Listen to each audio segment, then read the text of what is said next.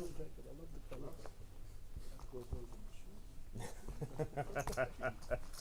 You got that party shirt underneath? Yeah, I love the D. Wow. Yeah. Come on, support your friends.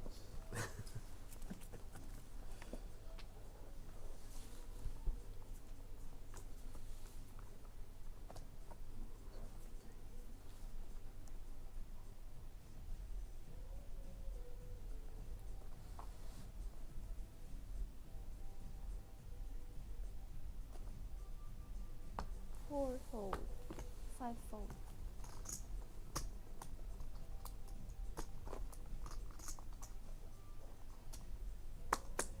Six raise, eight fold. Two calls. Heads up. Two checks.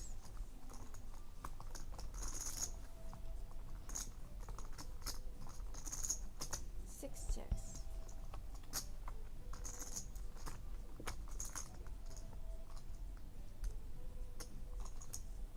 Two bets.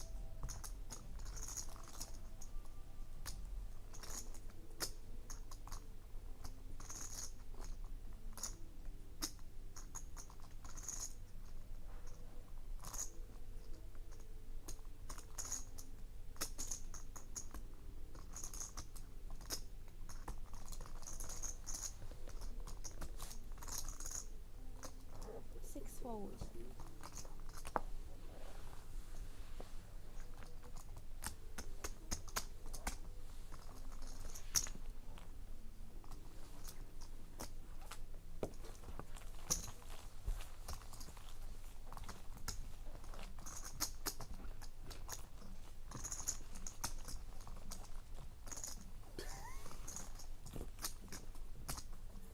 Well, the 1K is actually coming back in play, you reckon? I mean, unless the next level is like a 12K something, this doesn't, I don't know. I was asking this yesterday. 'Cause all the levels have been like 5. So Yeah. unless it's put like 12K ante, or 17K bring in 50-100. Let me try that.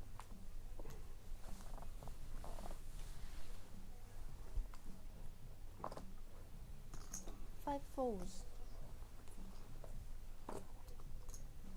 Six folds. Eight folds. Two raise.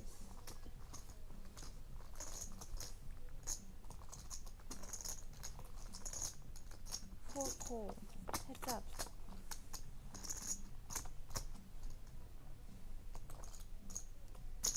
Two bets. Four call.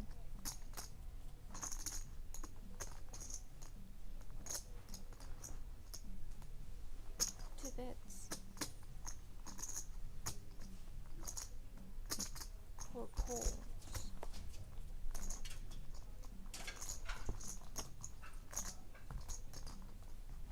Two checks.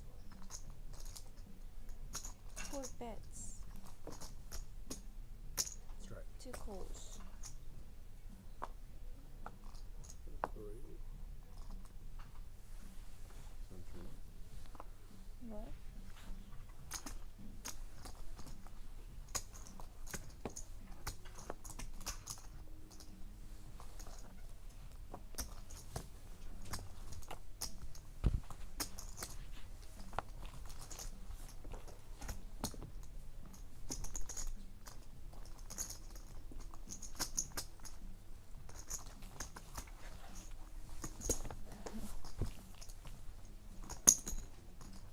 Shannon, other 1K is coming back in play. I think that's what he's doing There there. you go.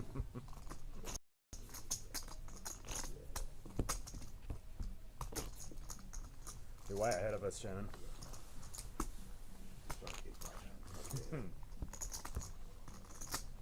Game's rest. Reds.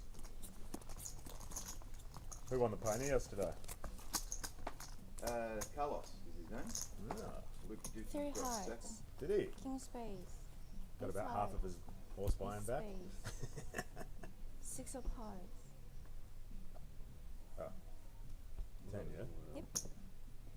Bring in. It's got complete. Complete. 40,000. 6 falls. 8 falls. 2 calls. 4 falls. Heads up. King club. 7 of diamonds. Bets. Calls. Jack of hearts. 9 of hearts. Hard to lose this one. Can't hit that. Yeah, go Jason. Ah, that's empty.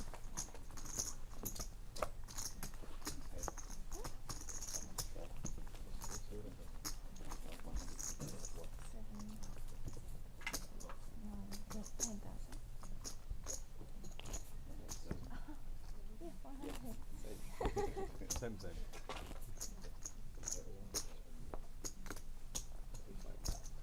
Take that.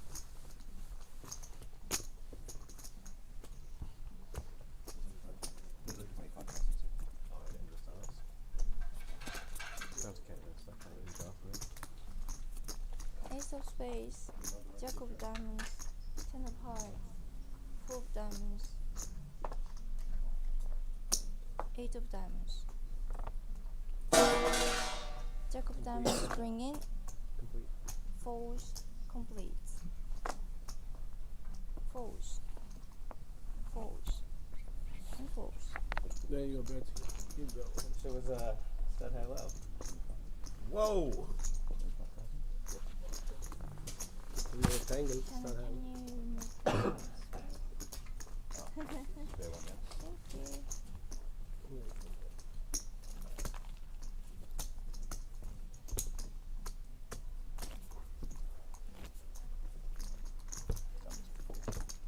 Absolutely done this before.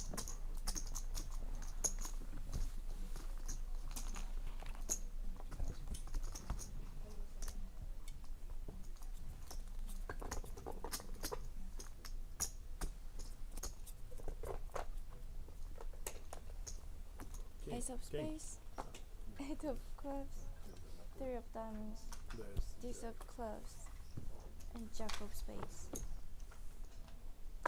Bring in. Falls, falls, falls. Complete. And falls.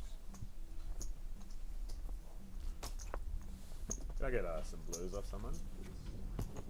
Can we race off the odd yellows, please, guys? Yeah. Clearance specters. 2, 5, 6. 10. Good pieces. Thank you. Last.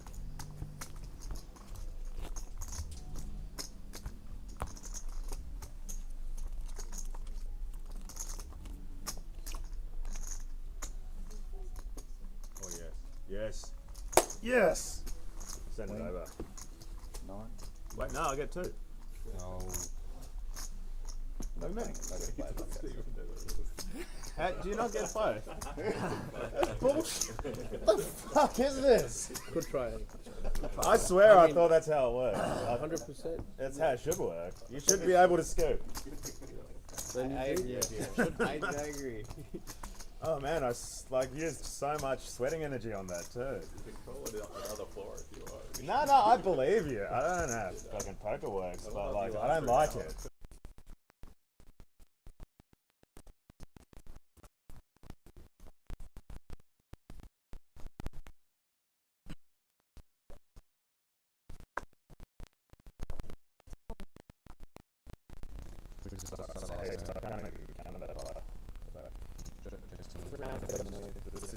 It's so much to 300, 340.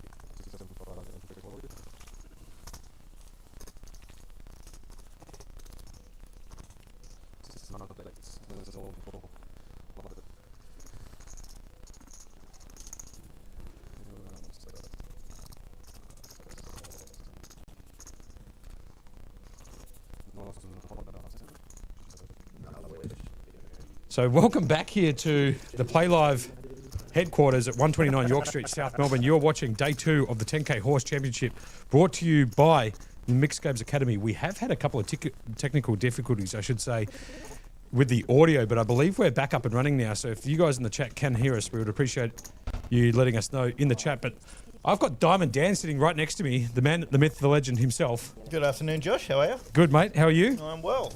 Excellent. So we're going to get back to the action here. We do apologise for all of those glitches at the start, but we've found a solution, and all of a sudden we are back on a 20-minute delay here, I should say, watching the Prince of Poker himself put on the 10K Horse Championship. Now, you came 8th in this event, is that correct, Dan? I played this event and went out in 8th place last night. It's a great event to be a part of. And, lovely to see it up and running here in Australia. 10K mixed game for the first time. Yeah, I think it is the first time, right? I believe so, yeah. We, what would be the biggest mixed coin? We've certainly been a lot of 2500s. Yep, for sure. Good shout. Yeah, in terms of actually like not a private game, but an organised, event stop somewhere. Yep. I don't think we've had over 2500 mixed game. Maybe like long ago in the early Aussie Millions days. In a time, it might have been like a 5K mixed event somewhere. Not sure. Star Wars thing in a time, long time ago. Yeah. Sure. But definitely in the last 10 years, I don't think there's. And usually, like the mixed game over in the WSOP, and now I know you go over to Las Vegas to play in the WSOP most years. So even when that 10K like horse championship gets up, it doesn't really get much. Well, I played the 10K horse in the last WSOP. Mm-hmm. Got a touch over 200 runners. Right. Okay. Sure. So it is one of the bigger 10K mixed fields. Yep. On the other hand, like on the other end there, the 10K pure stud tournament is probably one of the smallest, and it gets closer to 100 Sure. each year. Okay. But it is a special thing. The PGT mixed series, which is actually going on right now, event 1 just wrapped up this morning. Junarium won it. Mm-hmm. They had a 5K horse to kick off. They got 100 runners in that. Beautiful. Last year, they got 150. So, Okay. Yeah, we're not at Vegas numbers yet, but this is a great start. No doubts about it. And shout outs to Shannon Vandenberg for putting on this Mixed Game Academy 10K Horse Championship. He's done a tremendous job actually getting the players to come in. A lot of them also from interstate, including yourself, I believe. I flew down from Canberra yesterday morning to play this event. Melbourne's always been, I think, the heart of the mixed game community in Australia. And Sure. So you get the most locals coming from Melbourne. So it's a good place to host it. But yeah, it's lovely people have travelled down. Gary came down from Sydney. A few people, Oliver, Tim, and others from Queensland. Yep. That's great to see. We just raced off the yellow 1000 chips. Beautiful. So chip sacks are a bit easier to see now. Still 5-handed. I believe we were playing stud high Yeah, we because just went James. through an orbit of Raz. Yep, there you go. And now we're at stud. Yep. 6 hands of each until we lose one more player, and then we'll go down to 4 hands per game to the remainder of the tournament. Now they are on the bubble here. They are. It is a $55,500 money bubble, 2.5x buy-in, so not insignificant. Yep. There was, before play started, I heard Shannon ask, is anyone interested in a ICM deal? And Hank just shot that down straight away and said, no, this is the most fun part of the tournament. Let's do it. Typical Hank format too, just quietly shuts that run. Yep, it had to be unanimous, so that just ended that conversation before it began. But I think it's fine. Like, none of these guys should, be worried they're going to miss their next mortgage payment if they bubble this. So Good call. we'll be right. Not paycheck to paycheck, guys. No doubts about it. All of these guys have got some big coins behind them, including James Ops there on the screen with over 5 million USD Yeah. in Hendon Mob I mean, results. both Ash and James got big scores at last year's World Series. I was there on their rail for both of them. James took down. He won the 10K stud. That was the year before, actually. Nonetheless, he's got over 5 million USD in tournament winning, so he's a bit of a crusher. And Ash got 3rd place in the Monster Stack for 600,000 USD Sure. last year. So Yeah, that was hilarious. I don't know if you ever watched that stream, but Yeah, I three was side, on three the side, rail, dot, dot, yeah, dot. I was on the rail. Oh, were you? Yeah, you'll see me, Ash, high-fiving me at the start. Oh, of that right, stream when okay. when So he you won saw it the- live.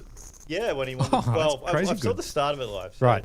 I was there at the beginning, and Ash had a hand early on when he got it all in. I think pocket 8s versus pocket kings. Right. And he spiked an 8 to Oh, win beautiful. that. It was all in pre-flop, and so got the high fives on that rail. And then I had to go off to play the aforementioned 10K horse tournament that we just spoke of. And so I missed live the part where Ash was squeezing that three side, dot, dot, dot, dot. But it's a great highlight of the clip if anyone was to look at it. Any baccarat player would know what he means there. Yeah, squeezing up the Yeah, three yeah. side, dot, dot, dot, dot. Yeah. Also known as pocket 8s. Yeah. Good chance to get the small tiger too if you like prop betting on the side bets. Yeah, if you don't like losing your money slow point baccarat, do the side bets, you can lose it fast. Absolutely. Great call from Diamond Dan here. Joining me, we've got Daniel Mayer in with Josh Monk, bringing you home on day 2 of the 10K horse, brought to you by the Mixed Games Academy. Shannon Vandenberg himself and his crew, in conjunction with Playlive Melbourne at 129 York Street, South Melbourne. As I believe the game is now changed to stud high-low. Stud high-low. I see 2 lines on the game park there. So Yes. It must be stud high-low. Great shout out there. So this is hand number 1 of stud high-low. As we might ask the guys down in the studio, if possible, to bring up the chats for those people who might be in the chat. And if there's any chance of getting the table audio to work, that would be awesome. Yeah. As we are a little bit... Sounds like me and you were just having a conversation we in are, the we're booth, just yeah? chewing the fat. And I mean, I've known you for a while, Josh. You're Yeah. always fun to hang out with, so No we doubt. can do this. But it's not what the audience is here to see. They want to hear our thoughts on these great card players. No that they're doubt. watching. James Ops was forced to make the bring in with the 3 of hearts. He's Yeah, got but 3 cards to the wheel though. Forced to make the bring in stud high-low is not always a bad thing. If you get to play the bring in a stud game, you want this one.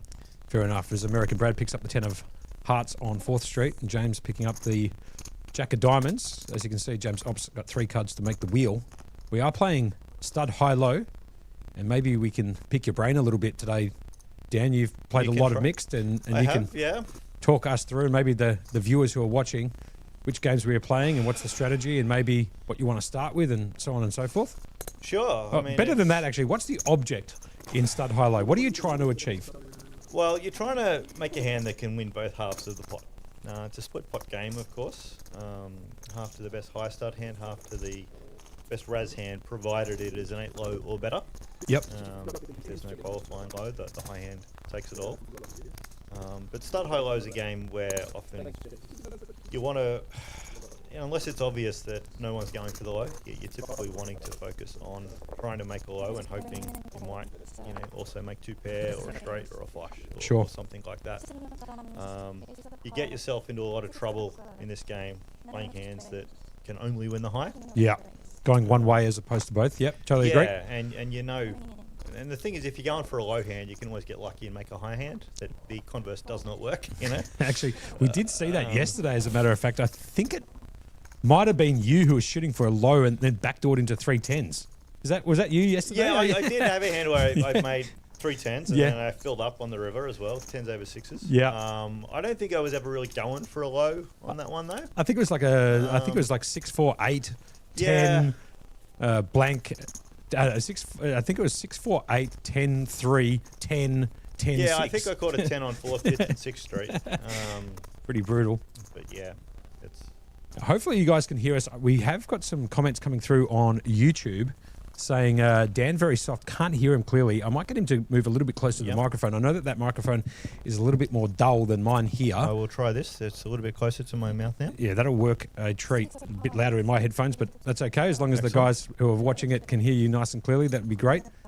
And Razzie133 saying sounds are muffled.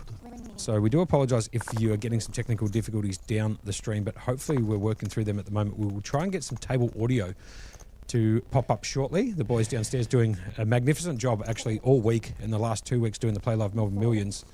They're working through some difficulties this morning, hence the reason for why we came on a little bit later. Well, Dan?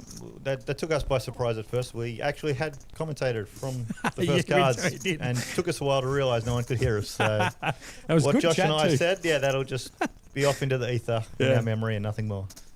What happens at Playlive stays at Playlive, huh? That's it. As But- Ali Mustafa comes in on Facebook Live. Welcome back, Ali. He's been there railbirding all week. So shout outs to Big Ali, and Camilla's also in there as well. So now this is a hand where Brad, with the wide jacks, is hoping James keeps catching high. And so Brad's going to be happy James has got a 9 and a queen, because now Brad doesn't really have to worry about what we would call getting free rolled in this game, which is when you have, a high hand like pocket jacks or something, and your opponent has made a low. So with the jacks you can only ever win half at most.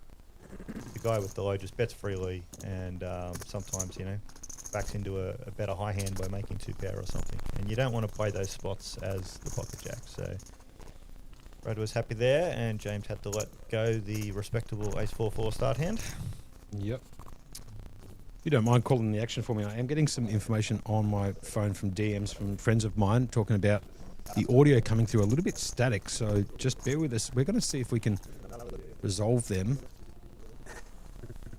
in the interim. Smirking at a comment in response to what happens at Playlive stays at Playlive. And CK Lifetime 88 said, well, no, hangover from the staff party last night followed me home. They did have a big staff party last night. I actually saw CK this morning. We did have a little bit of a chat with him. He was going to come in and join that combox, but they decided to put Diamond Dan himself, the man, the myth, the legend, in the combox with me. And so he's decided to get some lunch and go home, maybe have a sleep. Sleep off that most likely hangover as we get back to the action here. Yes, we have 2 playable hands here. Jason actually let go. He's 3 to an 8. That's a respectable but tight fold.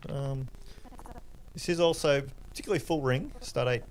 Trying to play 3 to an 8 low, you can get into trouble because you can make your 8 low and often it doesn't end up as the best low. Short-handed, you do have to open up your range a little bit more. But the other issue with a hand like 3-6-8 that James had there is it's very hard to win both halves of the pot. Yep. 3 and an 8 is a 5 gapper. You're not going to make a straight those. Yep. Something like 8-6-5 would be better. But playing 4-handed, 5-handed, you can't be as picky as when you're playing 8-handed. And also James has a healthy amount of chips in front of him and is well served by playing aggressively, and using that chip advantage to his advantage. Correct. He does know how to do that in No Limit Hold'em. Mm-hmm.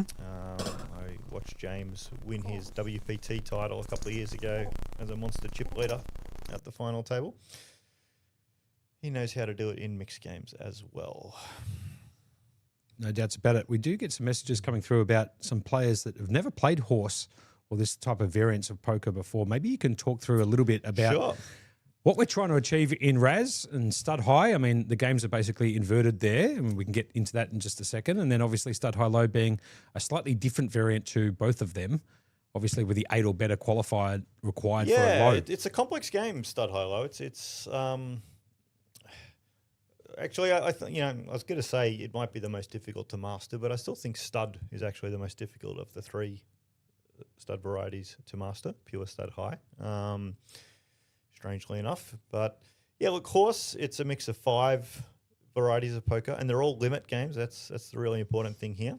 So for those used to playing Pot Limit Omaha or No Limit Hold'em, this is much more structured betting. Yep. It's you can choose to, fold, call, raise, or lead out and bet. But if you are going to bet or raise, you can only ever do it by a set amount. You have no discretion over what that amount will ever be. And those set amounts, as you can see up on the top left-hand corner of your screen, it says the limits are 40K, 80K, and that's a 10K ante, just so you know, which would also mean a 10K bring-in. Yeah, and so what the 40K, 80K means there is in the first 2 streets of betting in each game, it's 40K increments. So any bet or raise is in increments of 40K. Yep. And then in the remaining streets, which is the last 2 streets in Hold'em and Omaha, the last 3 streets in these stud varieties, because they have 5 streets of betting, it's 80K units of, raising, betting. And so the tournament is typically structured in a way that the average stack has about 10 big bets. Yep. And so right now, 80K, 5 players, there should be roughly 50 big bets or 4 million in chips on the table. There is actually 3.4 million in chips on the table because Yep. we had 17 runners Yep. at 200k each. So that's about right, and that kind of gives you a sense. People that are used to thinking no limit hold'em, where most tournaments are structured, that might be 20 to 25 big blinds is the average stack. Sort of like 10 big bets is the equivalent here. That said, it's easier, I think, to nurture a short stack in limit poker than it is in no limit hold'em. Totally agree. If Good you've shout. got 5 big bets in front of you, you're by no means dead, and you can still afford to be patient and wait for your spots. Now we're on to limit hold'em. This is a game compared to no limit hold'em where things like suited connectors go down in value because you don't have the big implied odds if you hit a monster and you win 200 big blind pot. High cards go up in value. Often you will find people betting and calling down with ace high, betting ace high for value on the end in spots that you wouldn't really get that in no limit hold'em. Just quietly here, there's been a Yeah, raise big from American Brad, been called by Jason in the big blind. Yeah. Jason's flopped a set of 4s. And now The bottom set. could either raise here, or he has raised, or he could just call and get the check raise in on the next street. But I think he's trying to protect that equity. Looks like it's He's just worried about the 3 spades. Yeah, I believe it's gone just bet call No, on the flop. I thought I saw No. Jason put out 80k, but no, you're right. He Yeah. put out 1 orange, 3 blues. Yep. So, it So- was check from Jason, bet from American Brad, who continued his story with ace 10. He does have a flush draw 10 high. Brad, He's going to go check on the turn. Here comes the Brad river down found the the dirty. right check there. And have a look at that run out just That's- quietly. Yeah, Jason has filled up. He got the 1 spade that Brad caught the 1 spade he did not want to catch, the 9 of spades. But I think Brad's also conscious that he doesn't have a huge spade. Yeah, good There call. is the paired board. Brad is not going to raise here. He will just call and see the bad news. Jason's going to Yep, and there it is. lead into him for 80k. Brad's going to call, obviously, with a 10 high flush, and Jason's going to take that And I one think down with both full players house. played that well. I actually would have expected Jason to check raise the turn, had Brad bet, but Brad correctly found the check back on the turn. Yep. And then, the river, it was sort of automatic after that point, and Jason takes that pot down. Now, Maharaja in the chip counts Ash there is Gupta, Ash the man, Gupta. yes. He's the gentleman sitting in seat Yes, 2. wearing the lovely red jacket. The WPT Australia representing there. That's the red jacket that he came third for 600 lacquer Well, in the WSOP. he was wearing that at that event. It's Sure. not the event where he won the jacket. No, obviously, that you jacket know what I went mean. out to anyone who made a final table up at WPT Gold Coast back in 2024. Right. Won one of those jackets. Okay. Ash and I both picked up some jackets at that event, and there's a photo of us floating about in the Sovereign Room at Gold Coast Star wearing those jackets. It's looking like the Mario Brothers. But we're not going to share that on screen. We'll keep that to ourselves. Fair but enough. yeah, Ash wore that his whole deep run in the Monster Stack at Vegas last year, and so I think he wasn't wearing it yesterday. He put it on this morning, which I was going to say that must have meant he packed it for his travels in anticipation. But of course, Ash lives in Melbourne, so I'm sure he just went home and got it out of his closet. So just really quickly here, we aren't putting on a slow-mo effect here. As you can see, it looks like it's buffering at the moment. We are dealing with a couple of technical difficulties downstairs with the studio, getting the table audio up and going for you. So this isn't a graphic that you see, as now it looks like we've might have Almost slightly got caught it, there. almost got there. Now, as you can see, there are 2 dealers at this particular table. Obviously, one pitching the cards, and the other guy is Brad, also known as Goose. Yep. He's tracking the information on an iPad, so he's going to be tracking the up cards in the stud variants. He probably doesn't have a lot to do with the Hold'em and Omaha No, rounds as much. No, definitely doesn't. As a slow roll fold by James Obst here, as you can see, nice and slow. But I think on that, it's a great point. The effort in getting a live stream up that includes the stud variants is obviously a lot harder than Oh, just a absolutely. Hold'em event. So props to the entire team behind who worked hard to get this stream up for us to watch for this event. Yeah, good shout out there, Diamond Dan. Now, just talking about the payouts, I have got the payouts in front of me here. Yes. So first prize is going to get 68,000. Yeah, And then there's 40. I'm doing this off memory. Yeah, You can good. Correct me, Josh. Please, but There's yeah. 42 and a half good. for second, Yeah. 34 for third, and 25 and a half for Coming in fourth, clutch. For a total of 170,000. And Diamond Dan not missing a yeah, beat there. napkins for the next one out in fifth. So we are on the bubble as You can tell, and after Diamond Dan just there alluded to, so 4 Yep. places paid. So I played a horse event with Ash, the Aussie Millions horse back in 2019, which had an 8-player final table and paid 7. And we bagged with 8 left day 1. We came back day 2 on the bubble, just like this. Sure. Um, As Jason leads out and here. that was a 2-hour bubble that Ash ended up bubbling in 8th place, if I recall correctly. And that was about a 3x minimum payout there, so about 7,500, for the 2.5 buy-in. So for Ash's sake, I don't want to see him repeat that today. I would like to see him make the money. Jason just raised there from the small blind, and it was called by Brad. Jason flopped a gut shot, same as Brad actually, just inverted outs, 4 for Jason and a 5 for Brad, but the Queen High just made a bet from the small blind and Brad folded. Off to the next hand. But one of these gentlemen will be the unfortunate bubble boy. It could be any of them. Like, I know that some have big chip stacks at the moment, but limit poker is actually very high variance. You would be surprised if you don't play it that it can be quite high variance, and you can go from chip leader to out just from without even making mistakes. You just have a run of hands where your action.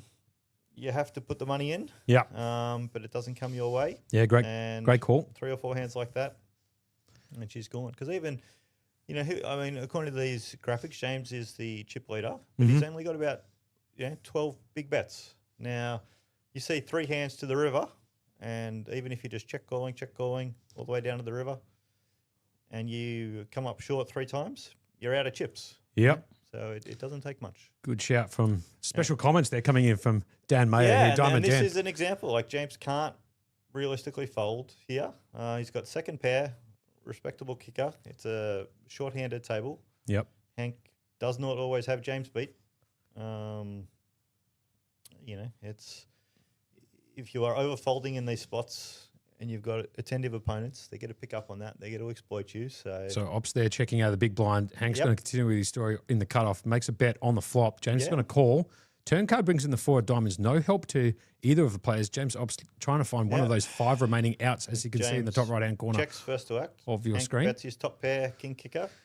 And James, you can see the pain on James' face. Like, he knows, so James has actually just said, Well, I'm Hank's going to actually put Hank all in. And that's, it's a bit different there. Hank was short. I don't think James would have raised if Hank had more chips behind him. so 9 or a jack, and Hank's gone. The 6 of diamonds doesn't help James Obston. Hank's going to survive back up to 420k now. Yeah, and James takes a hit. Yeah. And like I said, if, that happens to him twice more, he could find himself a bubble boy. hitting the showers. Yeah. I remember yesterday, actually, Brad was all in the stud high-low game. I think he was sitting at the table at the time when he spiked a 7 on 7th Street to pick up half the pot. I think that was after I busted. Right, I okay. remember watching that one on the stream. Yep, fair enough. But yeah, Brad had a lesser 2 pair. It was 2 pair versus 2 pair all in.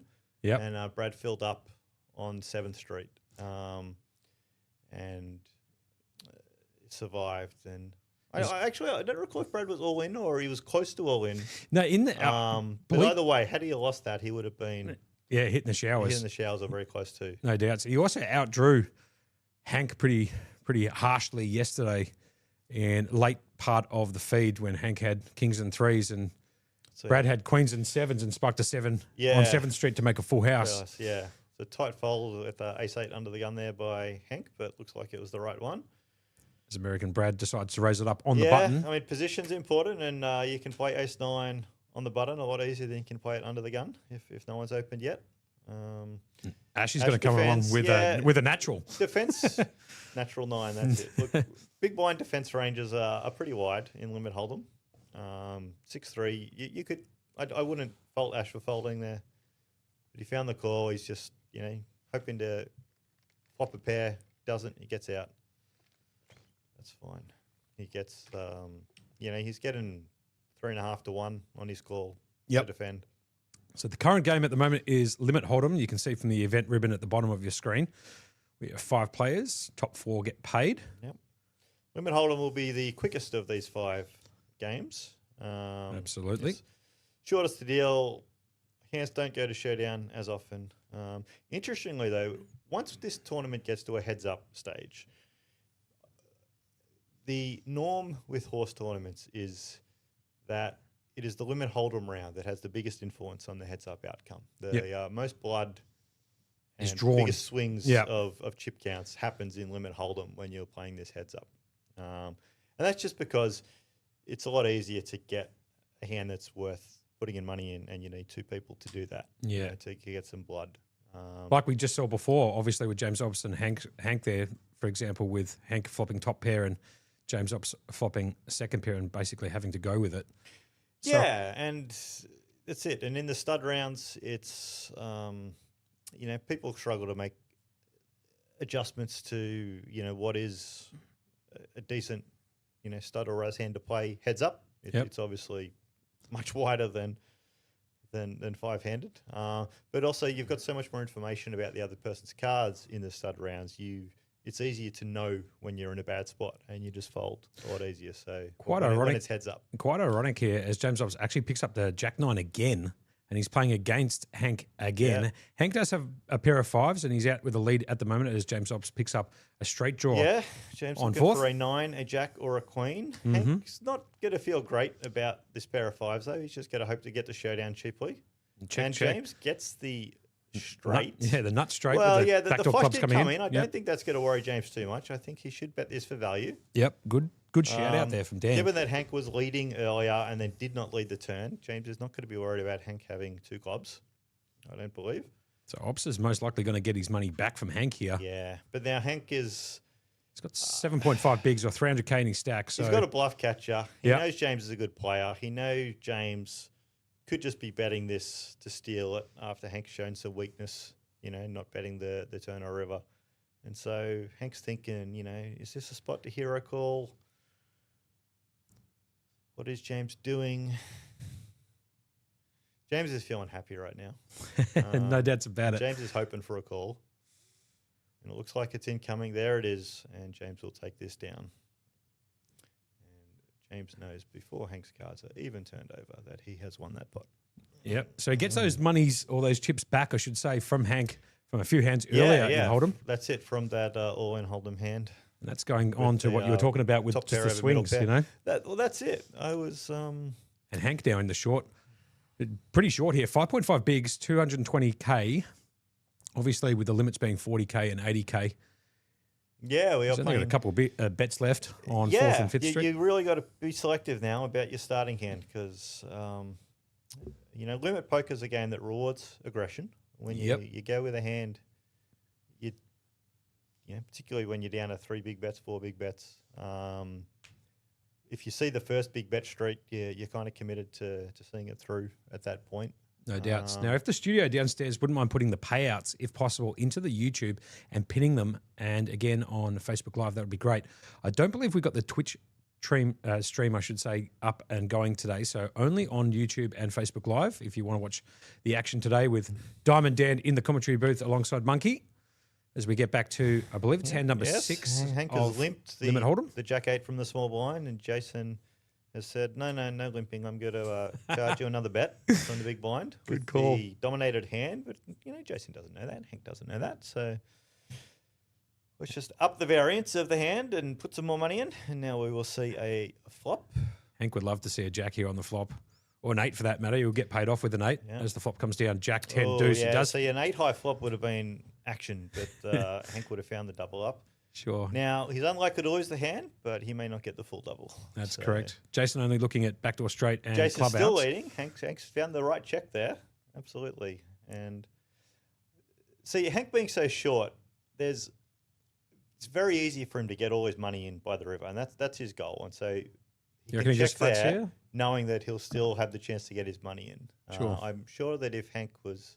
There goes the raise. Yep. So he's going to raise it up and make it 80. Jason, obviously, I can't imagine is going to continue with 8 Jason high will here. be out of this, and that's good. I mean, Hank doesn't know that Jason only has sort of, 7% to get a piece of this pot back, but Hank's going to charge him for it and Yep. try to deny Jason that little bit of equity by putting in the raise, and it works. And we're on to the next hand. Hank would Hank a little bit richer. Yeah, and Hank would have only had 80% of the next bet just quietly. Because Yeah, you had 60K out of 80K turn bet there, with the limits being 40 and 80K there. That's it. Diamond. And, I mean, assuming these chip counts we see are correct, and I have no reason. No, today they to are. believe they're We not. know that. No, we got confirmation That's from good. the studio downstairs. They Then- are correct. Yep. Yeah, Hank's 4 1/4. Big bets. As He's just looking for that. Dom hoping to Parker takes a find seat. Looks like we've changed the some game over numbers. to Omar High Low. If you can see the It does game look like placard. that. Yep. So A 2-liner there. So most likely Omar split High Low pot now. game. This is a good game for the short stacks. This and stud 8, because if you are going to have to get it in, you've obviously got a lot more ways to get some piece of the pot back. If you're looking at survival, Yep. so 4 cards. Now, aces are a premium in this game. The old adage for people learning the ABCs of this game is don't leave home without an ace in your hand. Not only that, some other, sort of high level, simple strategy bits. Cards like, 9s and 10s are not great. I had a hand yesterday, actually got dealt, I think, 5, 6, 7, 8 with one suit in this game, facing a raise. I threw it in the bin. Yep.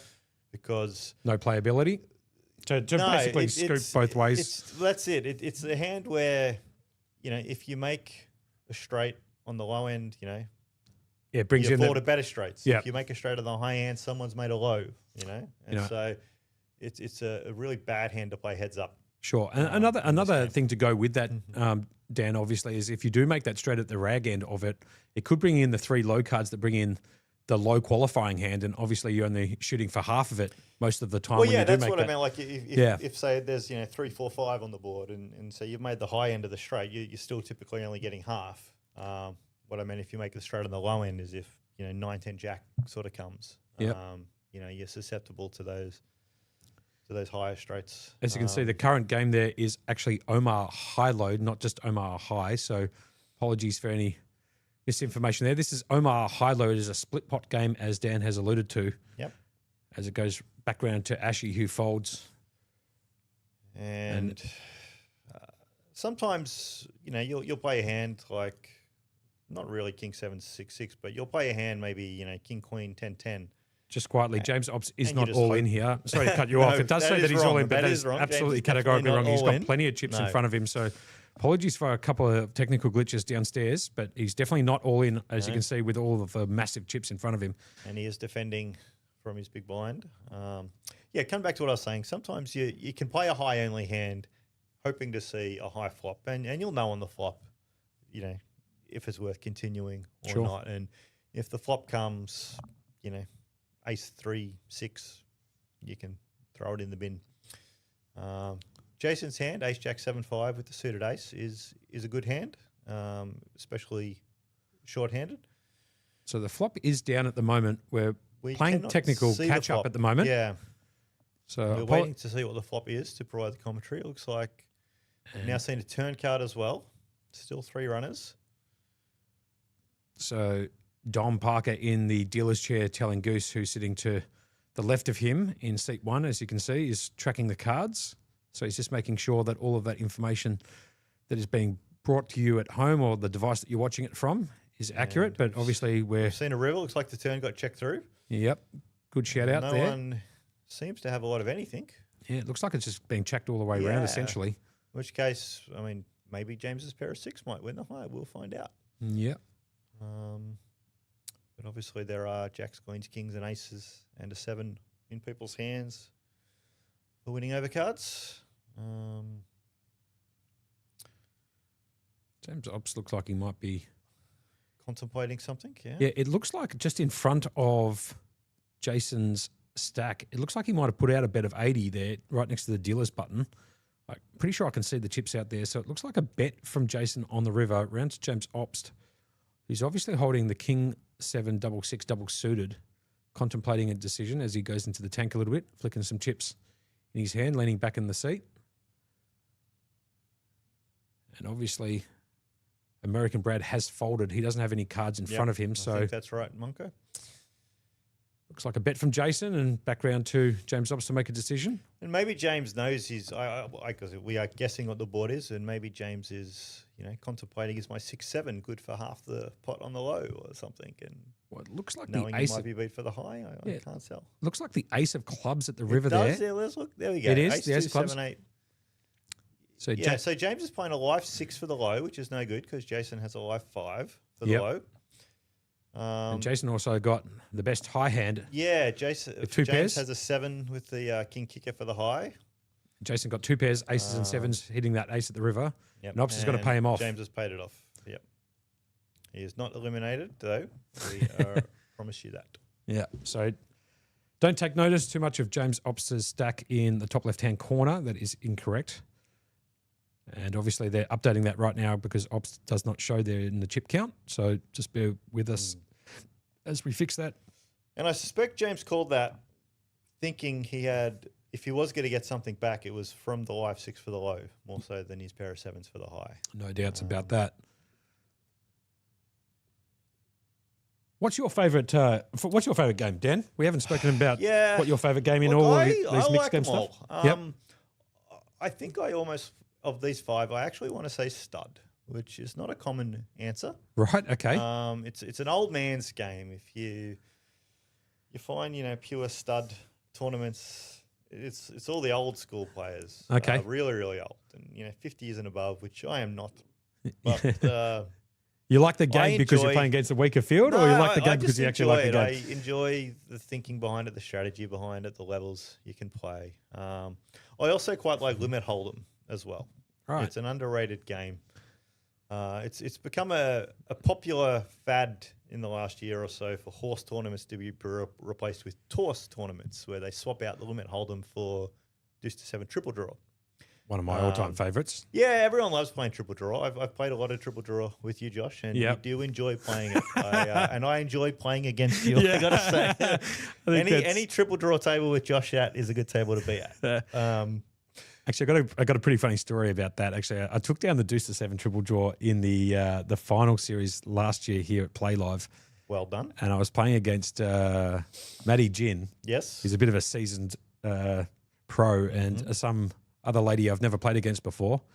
And I was in the big blind, and the blinds were 20 and 40. So, the blinds were 10 and 20. It was a 20-40 game.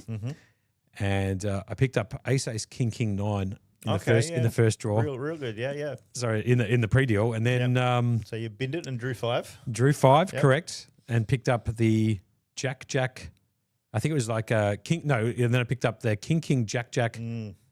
I know. 5? I think I know where this story's Yeah, going. picked up the king, jack 5, Yep. threw 4, Yep. and picked up Yep. the 7-6-3-2 Yes. whatever, and made a Yes. 76-5 Yep.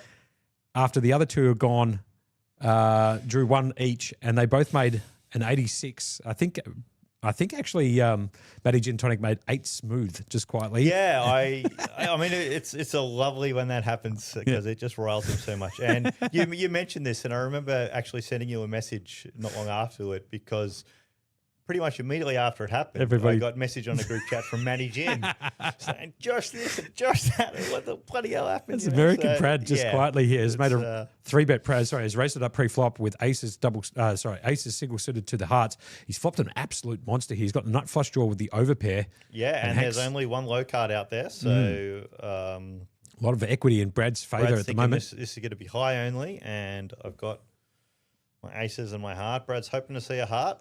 That's a great card for Brad there. Pairs the 3. No low possibility, as Diamond Dan has alluded to. You need to have 3 cards or more on the board, less than 8 that don't pair. So there's no possibility That's not now gonna happen.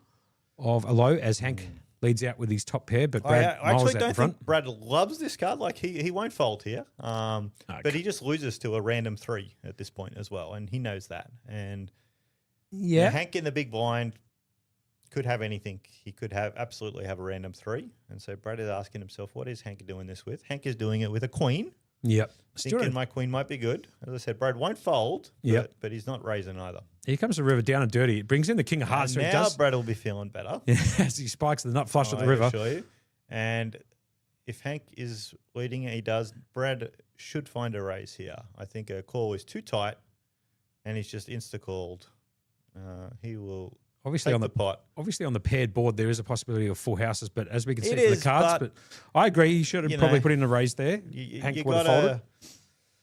Still gets the maximum there, I think. You though, can't to be fair. always see monsters under the bed. Well, that's it. Like, would Hank have called with just a queen? Probably not. Yeah, But probably not. Had Hank had, say, king queen, for example, or a naked 3, Yep. he absolutely would have called. you Good- know. So I good think call. Brad missed a trick there, but Brad's still sitting at this table and I'm not. So there you go. There's What do I Bridges. There's Bridges in the background looking at his phone. He's one of the owners here at Play Live, alongside Josh Abberty and a myriad of new international know? pros. Investors, Actually, yeah, investors there's came in. been The a few. Foxons and Abbey Poker. Yes. Jeremy Osmus is in there as well. So, and I believe there might be some more investors coming up in the future as PlayLive has put on a $4.5 million, roughly speaking, $4.5 million series in total prize pool during the PlayLive Melbourne Millions series that just concluded on Tuesday, a couple of days ago, before this Mixed Games It got Academy some great stuff got up. numbers, yeah. It did.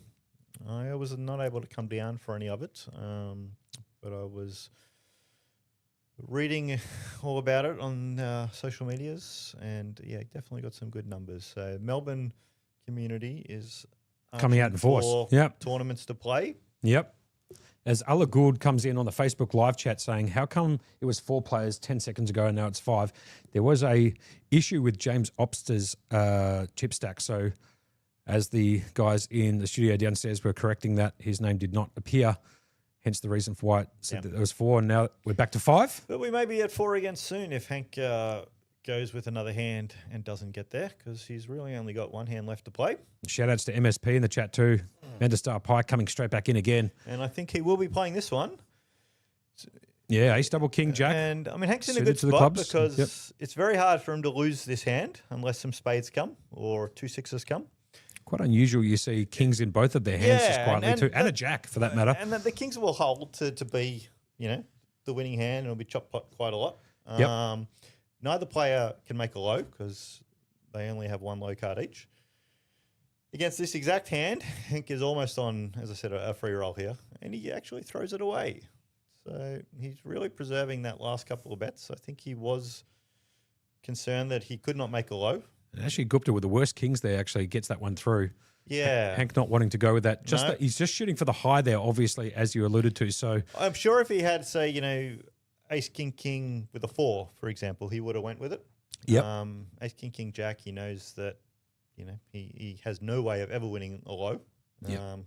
If he had saw Ash's hand, he absolutely would have went with it. And so in that sense, for anyone who has, read The Theory of Poker by David Sklansky, that says you kind of, you make theoretical money when your opponent does something different to what they would have done if they could have seen your cards. Ash got the better of that hand. if there's any chance for the studio downstairs to put the payouts also in the event ribbon at the bottom, that would be ideal for the people who are viewing it. Obviously, that might show up in 20 minutes' time because we are on a 20-minute delay here for those people who aren't aware, just Now to this protect the is- integrity of the game. 7-6-5-4 with a suit by Ash, and he just throws it in the bin. That was an example of what I was talking about before. It's a hand that isn't great in Omaha high-low. Mm-hmm. I'd much prefer 5-4-3-2 than I would 7-6-5-4. Agreed. And I would much prefer 4-3-2 ace over both of them. Well played. Hmm.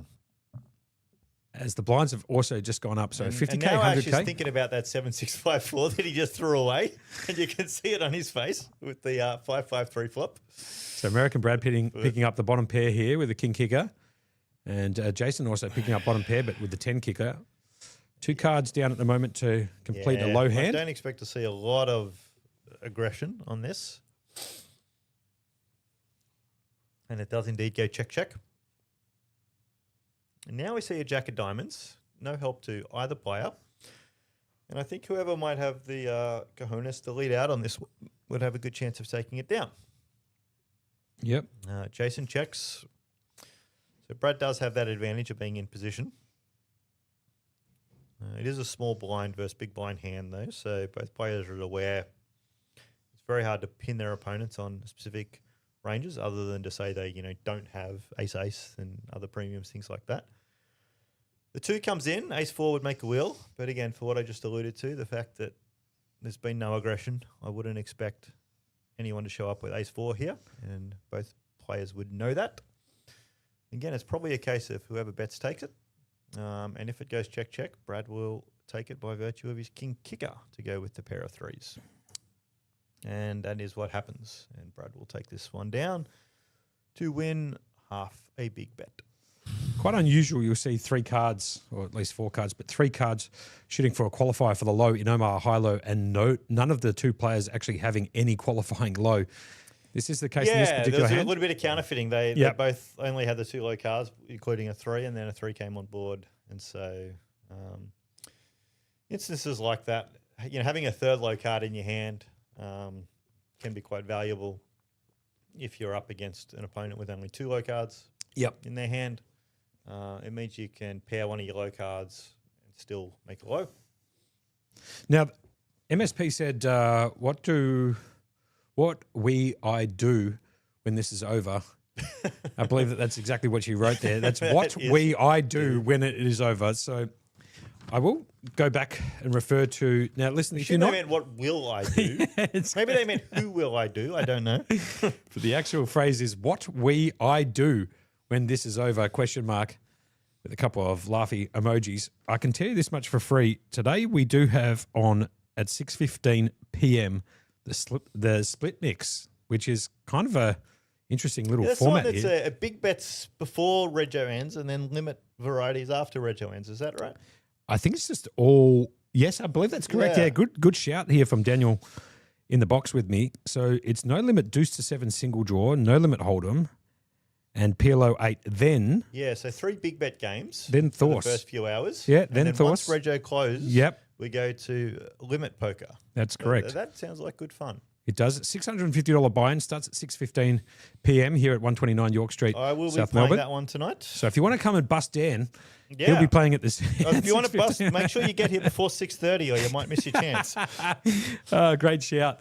As we've just changed the game over, I believe the game we are playing now is Raz, pardon me. So But I like that it's much better than if it was the other way around and limit first and then the big bets, because this way you've got a chance to gamble, run up a stack, rebuy if you need. It's very hard to double your money in the early levels playing horse because it's a limit, Yeah, very true. But for people who are happy to gamble and rebuy to try to run up a stack, to put themselves in a good position to run deep, those are some great big bet games to do it in. No Limit Deuce is a wonderful, wonderful game. It was almost the main game when they were choosing which would be the main event for the World Series of Poker and which game variety back in 1970. It came down to a choice between No Limit Hold'em and No Limit Deuce to 7. I did not know that. There you go. Did indeed, and they chose No Limit Hold'em. Bit of poker trivia from the big man Had here. they have chosen the other way, maybe that's what we would all be playing these days. It is also, I think, No Limit Deuce the easiest game for No Limit Hold'em players to pick up and learn if they want to get their feet wet in mixed games. Fair enough. As Jason picks up 4 cards to an 8 smooth. Yeah, they're playing Raz now after Omaha, and so Jason has a monster. James not going anywhere. Now, perhaps, obviously the 2 doesn't help James. Both players know that. The Jack is not great. And the fact that the Jack is just that little bit above the 10 James has got is going to give James comfort because he knows now, look, I'm still drawing to a 10. Jason has at best a Jack right now. So it goes check on 5th Street. Here comes 6th Street coming down. The graphics should appear shortly. And we do apologise if you're not getting any table audio, I should say, coming through. We are working on that downstairs at the moment. Both players improve. Jason makes his 8-4 hand. He's got an 8 smooth, just quietly. Yeah, and James is not going anywhere because James has a 6 draw. Yeah, with a 64 deuce ace at the moment. James is going to know Jason likely has a made hand better than a 10. So a 7-3-5. James knows he's always drawing live here unless Jason has a wheel, which is just not likely. James isn't even going to put Jason on having a deuce in the hole, given he's got 2 deuces in his own hand. Have a look at James opposite here just quietly. He has bet into Jason. So action back round to Jason, who has made that 8 smooth. And that's if Jason had paired the 3 or paired the 4. And here comes James would be good to bet. James bricked the river. He caught a 10, so he got a Jack actually. He got a Jack. You're right. Jack He of already clubs. had the 10. Yep. So and 9 for Jason. So as you can see, check mark next to Jason's name, who makes an 8 smooth. That is 8, 4, 3 deuce ace. I would expect this to go. Jason will bet, and I would be surprised if James founds the call. Oh, have a look at this. Doesn't Jason's matter. going to It's just gonna check go it. It'll go check. Can't imagine. There we go. Yep. James going to fire Jason another bullet. deciding his 8 just wasn't quite strong enough. And I think if the players were reversed, I think James would have found a bet there with the 8 smooth. Agreed. On the river. James, a very, very strong Raz player, one of the best. Has a bracelet in this event in Raz. As you can see, we are down to the stone bubble here, just quietly. So no money for 5th, but the payouts should be in YouTube, pinned in the chat, and also on Facebook Live. And if you want to hear it off the top of Daniel's head right here, he knows exactly what the payouts are. So go ahead if you don't mind. Okay, so it is 68,000 for first out of the $170,000 prize pool. It was 42,500 for second. So Yep. Nice and top heavy.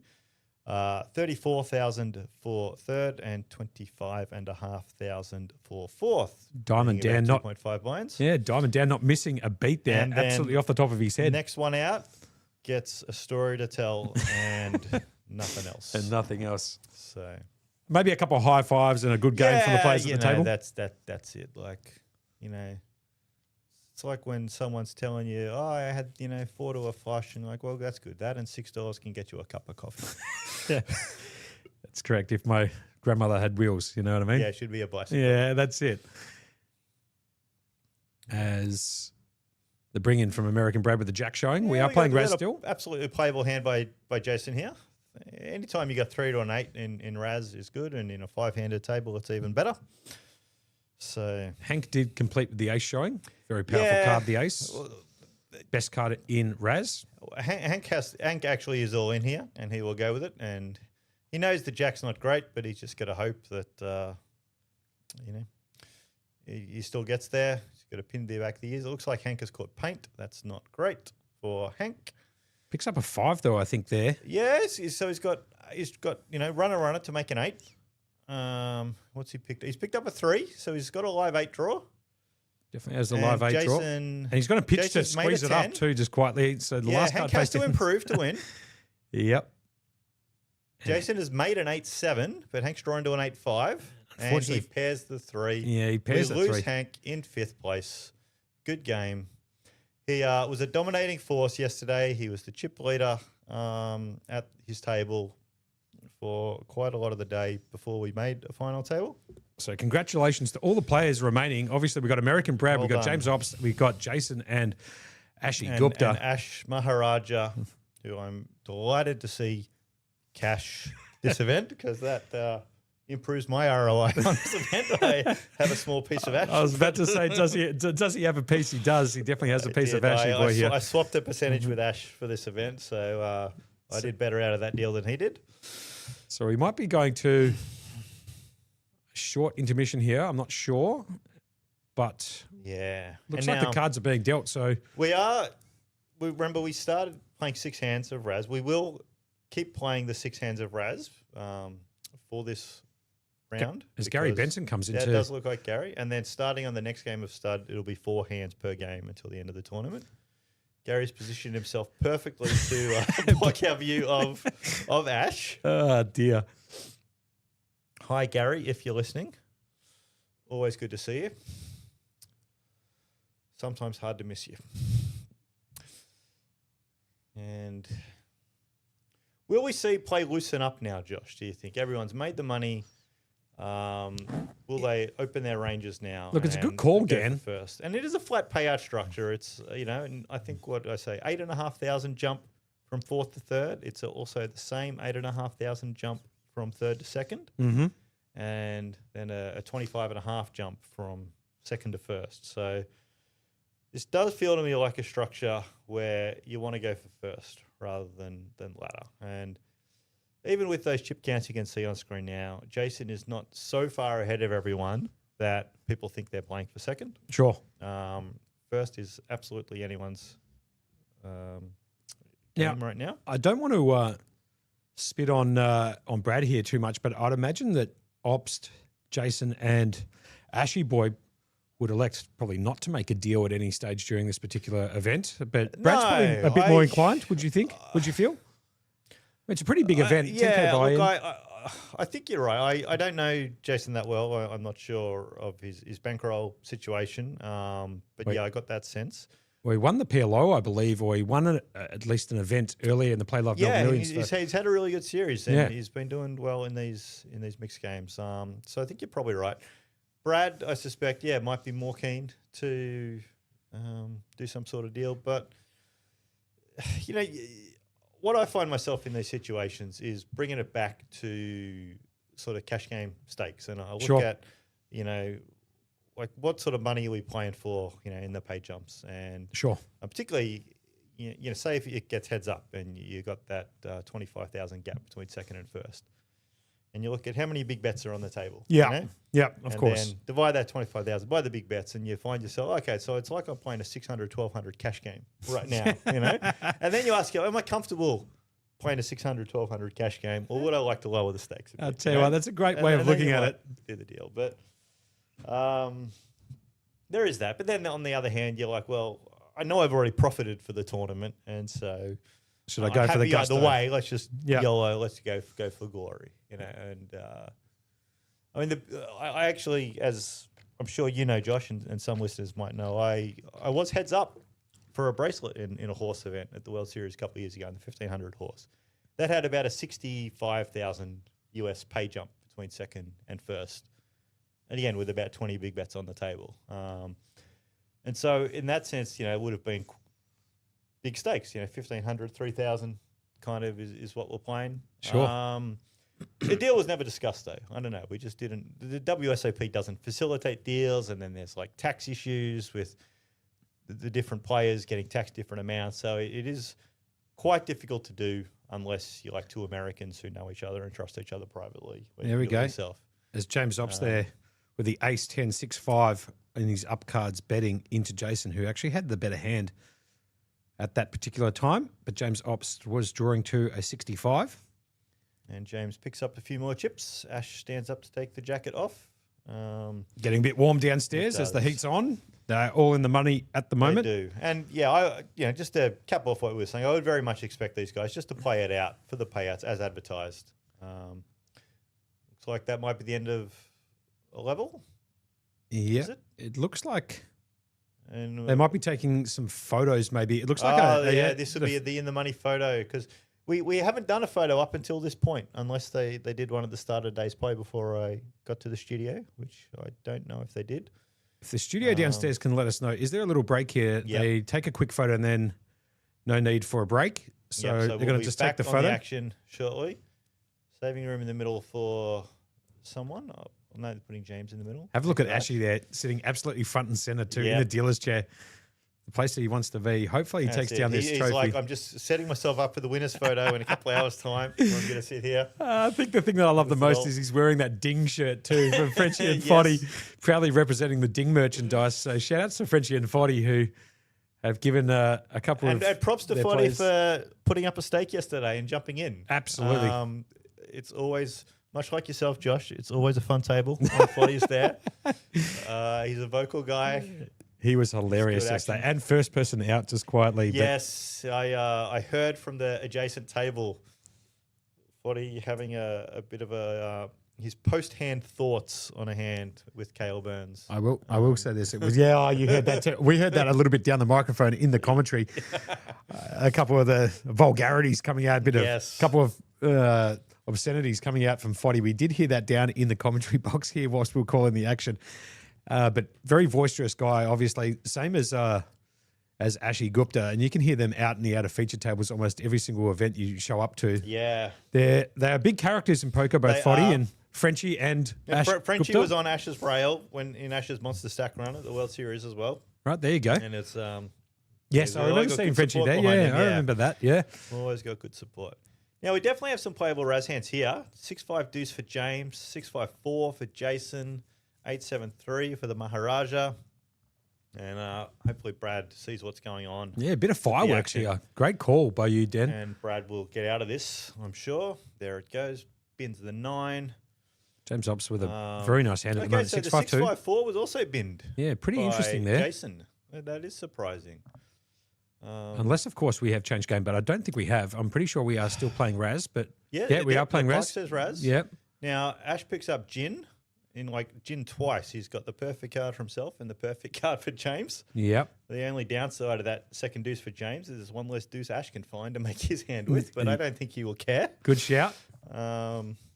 James has still got enough to continue. 3 out of 4 good cards. So bet from Ashy, call off to And Fifth off to Street. fifth. This is where the game gets real. And if you see if you call on fifth to see 6, you're usually seeing 7th. It's pretty rare people fold. As Ashy on picks seven. up the 4 Now, they of clubs both and the pick up 3. great cards. Wow. Now, What a Fifth Street there. so So they're both Ashy- going to be hoping the other pair. Neither did. Ash will be still feeling Ash has pretty made Ashes here has made an 87-4. yeah. And James Ops shooting for a 65 at the moment. Ash knows James doesn't have a made hand yet because of that pair. If James catches big here, it'll be all over. So here comes Sixth Street. Key card. What's coming? Looks like an And ace. James Is an ace he catches does. the Gin ace. Wow. And Ash pairs. And so now James has made a 6 low, which is a monster. And Ash is drawing dead. Number Cannot 3. win. Number He's got 3, a I mate believe. 8 drawn Yeah. to a number 7. Number 4, actually, 6-5-3 deuce ace. Is number 4 is Yeah. correct. Wait. Very good call. But either way, it is A monster. Agreed. And Ash is going to be spewing that he had a, made 8 in 5 cards against the open pair of deuces. But obviously, not looking get at there. James Obster's board, that Ash can see, obviously, the deuce, Yeah. 3 ace is a very Well, dangerous that's it. board. Ash knows that James is uncapped here. James could have a wheel for all Ash knows. Like, Mm-hmm. it's absolutely possible. Ash has the 2 4s, and so Ash might think, well, okay, I'll exclude James having a 4. He could still have a 6, and that's exactly what he has. Yep. And Ash is only playing that 8. James, against an ace 3-4-4 board, and James is leading into it. Ash should know that he's beat here, and I think he is good enough to find the fold. This would be the ideal time to Nope. get some table audio, but he Pays flicks it off. in. Yeah. James Off's going to take that down with number 4, as you alluded to, a 6-5, yeah, the 3-2 deciding ace. factor for Ash there just may have been that, well, this is James. He's a tricky player. James is good enough to bluff here too, Sure. Um, And they've played plenty of cards too together, yeah, I Obst mean, and they're Ashy. both old players in the sense that they're experienced. They've been playing a long time. They know each other well. And playing the man is absolutely a key part of this game. So funny. I was just looking at the gentleman in the back there. From the front, without the ponytail, got the Diamond Dan look just quietly, got the glasses on, boarding patch and the side thing. Look from the angle here with a beard going on too, just quietly. Yeah, that's Brendan Hedger. Is Yeah. that man that you're talking about? It's his name. Goes by Sonic. He's shown up for the time tournament cash game that's going to be starting a little bit later on. Obviously, you can't pull off those khaki types of shorts, I can mean, you? Brendan has quite the ponytail that I don't have. Yeah, sure. I Ever had long hair? Dan, not just- that long. Okay, fair enough. I had a long goatee for a while in You my did? 20s, I've seen a photo or two. You did have yeah. a long goatee back then. But no, never had hair long enough to put in any sort of ponytail. And now I'm just happy if I have hair at all.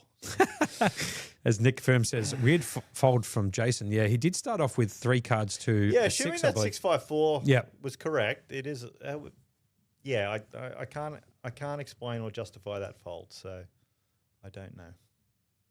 It might have been a card reader error. Who knows? Or, I mean, you can't even think Jason was playing a different game because Raz is the first of the stud games. He couldn't have had it confused. Not to mention the game placard is about 1.5 meters in front of him, Yeah, so it's that's very right. hard not And to it's know what you're The playing. only one with 2 Zs in it. It's hard to miss. So, Good call. Also known as Raspberry, as Ashy Gupta likes to call it. yeah, it's a tilty game. It is. Or Razzle Dazzle. It's the most mathematical, I think, of the 3 stud varieties. It's probably the easiest one for a computer to master, or to program a computer to play really well. Yep. But it is a tilty game because sometimes the plays are just automatic, and you still lose, even though you know you did everything correct. Yep. Similar to what happened to Ash in the last hand, you actually, with start the 87, four to for a example. monster, Yep. and you catch 3 bricks, and it just tilts you. And, you know, Great shout.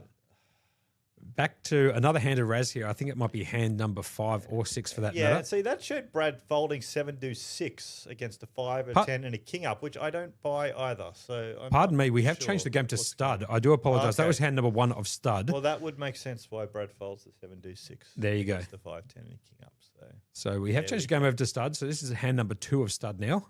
yep. Before Well, we, you're only playing 4 hands of each game. It will move quick. And so the low card now is to bring in for stud. Usually not what you want. and there you go. The guys down in the studio putting the payouts in the event ribbon at the bottom of your screen. First, Yeah. as you can see, 48,000. I think that's meant to be 68,000. So don't look at that graphic. It's 68,000 for first. And I just want to make sure that the information is correct there. I know that you've said it a few times. So it's 68,000 for first. It is Yep, it is 42,500. Yeah, that said 43,500, didn't it? So Yeah, that I might think be off by 1,000. on Yeah, that so payout. 68,000 for first, 42,500 for second, 34,000 for and 25 third, and a and half. 25.5 for fourth. Yeah, so we are off by 1,000 on second place payout on the screen, but Now that's you- fine. Whoever wins second place can show this evidence and get Play Live to give them another $1,000. They do get a trophy too, actually. I did see There is a trophy, yeah, Shannon, Shannon's clutched up and got some trophies. He has. I haven't actually seen what the one they look like for this series. But Yeah, they're like the- Shannon usually puts good trophies together. They're like a glass rectangle mixed game academy, Yep. kind of pretty sexy looking, to Okay, be fair. nice. So shout outs to Shannon for bringing some trophies in too. Yeah, and often winners of mixed game academy tournaments, as part of the trophy package, also get a toy bus from Andrews Airport Parking, a little Matchbox car style bus. Okay, that, there you go. Mixed Game Academy sponsor, Andrews Airport Parking, puts up. So There you they go. retail for $14.99 in the store in Canberra Airport. So there's good value there. Shout out to Andrew if you're listening. Sorry you weren't able to join us for the tournament yesterday. Oh, dearie me, that's too funny. Now, talking about trophies, have you got any rings or trophies or accolades in poker signified by a trophy or a ring or something? I do. Look, one of the ones I really enjoyed winning, the first Mixed Game Academy series, I got the Player of the Series trophy. Beautiful. They're back in, I think that was January 22 or January 23 or Okay. something. Got to love that. We put on, Shannon runs a cock of the walk Player of the Series point system thing each time with a trophy for the winner. I did get that one. My first major trophy I won was actually in horse. It was the Aussie Millions horse event back in 2019. Right. Okay. Not with a $10,000 buy-in. No, like that this was one, a but- $2,500 buy-in. Sure. And we did a deal 3 ways. Okay. When we got down to 3. That was the final table I was talking about earlier that Saturday handed with Ash, where Ash bubbled that after a 2-hour bubble. Talking about Ash, Eighth place. just quietly Um, picks up split kings here. Got He king queen in the does, hole. Yep, but he's the going to king get shot. no love, no action from anybody, and he'll just raise and take with the split kings. See, I wore that Aussie Millions ring yesterday, actually. I brought it with me as a card protector. My normal card protector is a little Pokemon Psyduck figurine about 2 inches high Okay. that we Yeah. bought for my daughter, my 3-year-old daughter. Who I believe And- might be listening to this stream because she knows that when- daddy's in the when box. she gets yeah? home from preschool today, I think Yeah, she'll okay. pull up the replay and listen to daddy on the stream. Good. But Gotta we love just that. moved house, as I was telling you before commentary started, Josh, and we haven't unpacked everything yet. So I couldn't find Psyduck when I was packing to come down for this trip to use as the card protector. But definitely did misplace the ring, yeah? Yeah, so I brought the ring with me instead, and I thought I could wear this for intimidation factor and also as a card protector. So, yeah, my horse ring, I was wearing that yesterday. Now I have to ask because I haven't asked you this question before. Where does Diamond Dan come from? Where's the nickname Yeah, Diamond come so- from? We have Rob Campbell to thank for that. Robert Campbell, well-known player in the Australian mixed game poker scene. Yeah, Robbie who- Campbell. Shout outs to Robbie. Yeah, he's retired now, it seems, from poker in about the last 12 months. But Robert, of course, won the WSOP Player of the Series a few years back. And, yeah, just playing, Robert, was the chairman of the high-stakes Sure. HOO game, Hold'em, Omaha high-low limit cash game that used to run a few times a year at the big tournament stops. And I started sitting in that game, and somewhere along the line, Robert Rob gave me the nickname Diamond Dan. Now, he even There wrote you a go. song about it. Robert used to be a stand-up comedian, actually, before he was a poker player. And Actually, he's still, it's actually funny you bring that up. I was actually speaking to Rob probably a month ago just to go Yep. on with the stand-up comedian stuff. So I asked him about poker and I asked him about his esports team. He said he sold his esports team. Doesn't play poker all that much, if not at all, these days. And he's working on doing stand-up comedy, Yeah, like proper, going like getting back to it, yeah. getting like a routine together and stuff. So well, that would be great to see. If he gets a gig going, I would hope we hear about it so we can go and support him because he's an entertaining guy. he does have that dry sort of humor too. He's a bit dark, but Yeah, he's it's a very deadpan yeah, sort of humor. agreed. But yeah, he's got a jingle he put together that started with like, Diamond Dan's gonna get his man, and that man, it could be you. And it went on and on for Right, a few verses okay, and there you go. stuff. And so there's a recording of it on someone's phone somewhere. There's a complete here from Jason with Kings in the Hole. James Ops coming along with Deuce 4-7. Right, okay, so we're playing stud high low. So obviously James Ops here shooting for a low hand and Jason shooting for the high at the moment. Yeah, although James won't object to making 3 deuces, I'm sure, and just winning the high only. But, Agreed. the Good. nine's the worst card. Nine's one of the worst cards in start high low. It's the Doesn't worst help you of for the the high low. cards. Yep. It's not a low card. Yep, agreed. It does nothing, James Ops is so- still going to keep betting at this. Well, he's got one pair, and he's probably read Jason for a pair by now, obviously. James Ops. James gets the low draw now. He can also catch an ace to make, aces up, which beats almost all other 2 pairs, well, except for better aces up, of course. If you make aces up in this game, you're usually winning the high. Quite So- an interesting card actually for Ops here, who's betted all the way out with Jason having Kings in the hole. Yeah, and Jason is just praying now because Jason knows James could have the low already with 7 deuce ace on the board. And as you can see, Ops Jason absolutely could be like, whiffing. I'm getting free rolled here. Yep. But of course he's not because James had the pair of deuces. So they both picked James up a queen on breaks. 7th, Yeah, just quietly. and Jason's going to be delighted to find out he wins this pot. And James got to check. checks. And Jason got to check behind for sure. And see, James can't even bluff there. That's the thing because, Yeah. put yourself in Jason's position. And if he sees a bet by James, he might just think, well, James had a made low. James knows I don't have a low. James is just betting 100% of his lows. Yep. You have to call with a pair of kings Yep. quite often, quite wide there. James Ops with a And- bit of a smile on his face there after James that. knows Jason knows that. Sure. And so knows a bluff's never going to work. Yep. James is handcuffed. He just has to check and concede the pot. Yeah. This is one of the toughest games to bluff in for that reason because your opponent is often going to call correctly, Yep. And somewhat in- priced in, in a lot like of times too. 100% of the time in weird spots. And so it's just impossible to get a bluff through. Where you can bluff in stud high is when it's a 3-handed pot. And you might know that player A has the low Yep. and player B has the better high hand than you do, but no low. Yep. And you could still lead out as player C with the second best high hand. Sure. Trying to get the best high hand to fold. Understood. And that can work Yeah. sometimes. I've been in that squeeze yeah. position a few times against you, Dan, to be fair.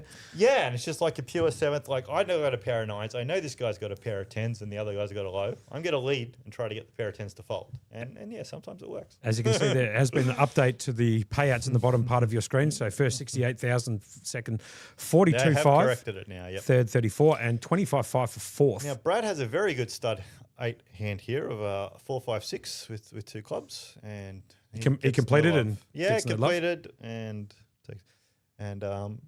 yeah, that's a great hand to make lows, make straights, make flushes. Things like 4-5-6, ace 3. They're nice hands in this game. And so we must be close to moving back to Hold'em. We've probably got maybe 1 or 2 hands of stud 8 left. And here we go for another deal. These players are settled in, ready to make some money over the next few hours. And it's a good hourly return from this point. If you can make 60 grand for 3 hours work, you can't sneeze at that. Now, this is interesting. There's 3 ace flush deuce for jack, Jason. all clubs. Yeah. And 5-3-6, all clubs for Brad. Funnily enough, Brad's they're both going to shooting be for- very happy with that. Yeah, they're both shooting for clubs. but they're both only seeing one club that's not in their hand on the table. So, they'll feel their clubs. Well, they're spades, actually. They're clubs or spades? They're clubs, yeah. It's a little hard to see in the graphic. But, of course, the spades come up as black, so they must be clubs. There you go. American Brad has completed there, and Jason's coming along. Now, they've both got good low draws, 3 to a good low. Brad's paired his 3. Jason shooting for the wheel. Yeah, Jason will be like, I'd like to make a wheel here. Check on We'll 4th expect Street. to see some betting on 5th. Coming on down what to comes 5th. there. Here we go. And what do we get? Brad makes 2 pair. Brad will be, and Jason picks up his gin low card, the 4. Yep. So Pretty dangerous. Brad has to bet this, and Jason will have to call. Pretty dangerous board, actually, for American Brad looking at Jason with a 2-3-4 up. It does, but also Brad's got 2 5s. Yeah, of course. And a 6, Yep. Jason can see Brad's got 2 5s. Sure. So he's going to call. He's not going to raise, but I mean, Jason would obviously love to catch one of the remaining 5s, but I think he would be quite content just catching a 6 or a 7 as well. So Or bet by American Brad. And he does. He finds one of the 2 5s. There we go. So he's made the stone wheel Does. enough to win the high and the But low at it's- this point. It's like it's not disguised. Like there's a 2, 3, 4, 5 there. Sure, but Brad knows at this point, I think, that Jason has the straight because pretty disgusting card, to be fair, for American Brad Yeah, here, considering Pitbull- he's got a couple of 5s in his hand, and Jason obviously got the stone He wheel at does, the and bottom. Jason has an ace in the hole a lot here because the fact you're in the hand at all says, I've often got an ace. Yep. And now Brad's looking, I've got 2 outs for a boat, 1 3 left, 1 5 left. Brad could find a fold here, and it would be a very good, well-disciplined fold. think he if should does, fold. And he does. Yeah, he does. Well done, Yep. Brad. Props to you. Jason could also have a 6 in the hole too, you Of know course, what I mean? but So that's the same position for Yep, Brad. Like yep, he's still correct. getting 0 of the pot Yep. unless he finds 2 outs, he has found 2 outs before, like I He had does. made a He comment has, about yeah. before. Kings and 3s versus the But Queens why and 7s. push your and- luck when you don't need to? No doubts about it. So for you guys just logging in right at the moment, you guys are watching the conclusion of the 10K Horse Championship, brought to you by the Mixed Games Academy, Shannon Vandenberg himself, the Prince of Poker. This is day number 2, just the qualifiers only for today from last Yes, night's play. 17 17 entries in this tournament. 5 Correct. came back for day 2. Yep. And Hank, the unfortunate soul who was in that 5, who is missing now, bubble boy for the tournament. We are in the money, top 4 paid. And action is on the Maharaja.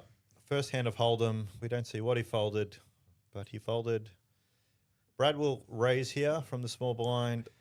James will look down at a suited king and will call. And we're off to see a flop. It's King Queen of Hearts versus the King Deuce of Diamonds. We are playing Hold'em, obviously, with the 2 cards in play. And flop comes down James Jack 3. has got to be happy 4. with that. Flopping the flush. Can't see it on his face, but that's part of what makes him a good poker player. Must be nice for James Ops as he does. flops the King High Flush. And American Brad probably can't continue, but you never know. He might be able to float one more and see if he wants to peel off the may King or float Queen. one more. He's getting 5 to 1 on the call. Has no He's diamonds got in his 2 hand, overs though. to the board. Yeah, he's going to fold though. Oh, Brad is playing tight. That's a good fold. It James is. Ops throwing in the King Deuce of Diamonds there after flopping gin. Second nut flush on that board. No bomb pots coming up next. Nope. So if you guys play cash games somewhere else or home games, usually monotone flop like that would indicate a bomb pot next hand. But because this is a tournament, we won't be doing Cash that. games have a lot of weird rules that tournaments don't have, don't they? No doubts about it. Playing poker itself is not fun enough. Let's do something else to up Yeah. the gamble and make it more fun. Yep. No doubts about that. I actually remember Ashy one time, a long time ago, probably a couple of years ago, making quad queens on one board in bomb pot. And the other guy made quad kings on the same board. And Wow. yeah, it was pretty dirty. That's rough. I think Yeah. actually Ash turned it. It came to like king 4 queen, queen on the turn, and then king at the river. And it was quads versus quads. Pretty brutal, Yeah, obviously. particularly if it was a double board thing, and then like you still lose the second board, a pair of kings beats the pair of queens. Correct, Like, exactly. It's just rough, yeah. But, Anyway, 10-8 versus king 9 here, naturals, all round. So oh, and the king 9 flops 2 pair. sure, that'll work. Ash's natural 8 loses to the natural 9. Yep. As it does in Baccarat too. Yeah, I know. Like, Quite funnily. Don't you hate that feeling when you peel your natural 8, you throw it down on the table, and then the other hand gets opened. And Yeah. It's going to fold the natural. You're gone. Jason flopping top 2 pair, an absolute monster in Hold'em, especially four-handed. Oh, definitely. Top 2 pair on disconnected board like that. That's going to get the job done for Yeah, Jason. well. So we're down to the final 4 here. Diamond Dan, Yes. who's in the box with me, Josh Monk. Long to go, I think. It Shout should outs. be only a couple more hours. We might have a winner. Yeah, I believe that's pretty accurate. Maybe a bit less than that. So 4 players left in this 10K Horse Championship brought to you by MGA. Mixed Games Academy. Shannon Vandenberg himself, the Prince of Poker, is in the room. That's right. You have to ask yourself, why didn't we do this last year? We got Shannon said, I'm going to run, build it, and they will come. I'm going to put on a 10K mixed game event. Yeah. There was a lot of speculation amongst the community on how many runners there would be. I think 17 is a turnout we can all be happy with. Couple of big runners in the field too. If you notice the 17 players, I know you played in this event, so obviously yourself, Lukey Durante was out there, Yes, Lukey Dookie Lucas was out came. there, Yep. Foddy was out there. I saw Frenchie walk in the room, but he doesn't know how to play Hold'em. No, Frenchie didn't play. And he said he doesn't want to donate 10K, No, even though he's got plenty of and, 10Ks. Simon Wahesh played. Wahesh, yeah. Um, Cale Burns was out there. Cale Burns, yeah. Gary Cale- Benson. Cale's been getting into the mixed games more in the last year or two. Mm-hmm. He gave it a shot. Gary came down and played. Gary Oliver was Gill, always a Tim lock for Masters. this event. Yeah, Yep. Ollie and Tim. Couple of some Who else? absolute crushers out there, really. Yeah, it was. Oh, it was a tough field. There weren't easy spots. There were not many easy spots, but you wouldn't expect that in an event like this. And it got James, away from the tennis court for a couple of days to come play as well. A 2K event won't do that for James right now. Doesn't tickle his fancy a 2K event? No, I mean, I would love to see James get back onto the regular poker circuit once he chooses to retire from tennis. Yep. I think he's great for the game. It'd be good to see him more. But no, for now, it's you sort of need a 10K or above offering to get James out of his bed and come down to the table to play. But it's looked like it's a good decision for him because he's in the money and definitely got as good a shot as any of the 4 left to run really deep and take this down. There you have it. So the game has now changed. We are playing Omar High-Low, my favourite game. As Why Ash is would call this it. your favourite game, Josh? I'll be, I can tell a little bit of a story about this actually. I used to play online when I was much, much, much younger, just fixed limit Hold'em. And I met an Aussie Hall of Famer when I was probably 18, 19 years of age dealing cards at Crown by the name of Van Marcus. Van Marcus, Yeah. yes. And Van Marcus used to play on PokerStars and he used to play Omar High-Low. Okay. And he used to play the 75, 150, 30, 60, all of that type Yep. of stuff. Anyway, I said, what's this Omar High-Low all about as we get back to the action here just really quickly. Yeah, some good flops there. Jason picking up 2 pairs with 7s and 4s. Yeah, Brad picking up the ace-3 low draw, the backdoor diamond draw, and the 7. And James, no, not a lot for James. And I think James knows that. We'll see what happens. So Jason leads, Brad calls, and James throws it in the bin with his naked pair of 4s. There is the queen, and James just threw away queens and 4s, which would have been good at the moment for the whole pot. Check But from let's see American what Brad comes. here with the best low draw possible out of these 2 players at the moment. Yeah, And Jason out in front at betting the his moment. 2 pairs with 7s and 4s. Yeah, and good rightly shout. So there is no low yet. Jason knows that. Got to charge Brad to bring that low draw in. Brad can obviously chop with a low coming and still win with an ace or an 8 coming.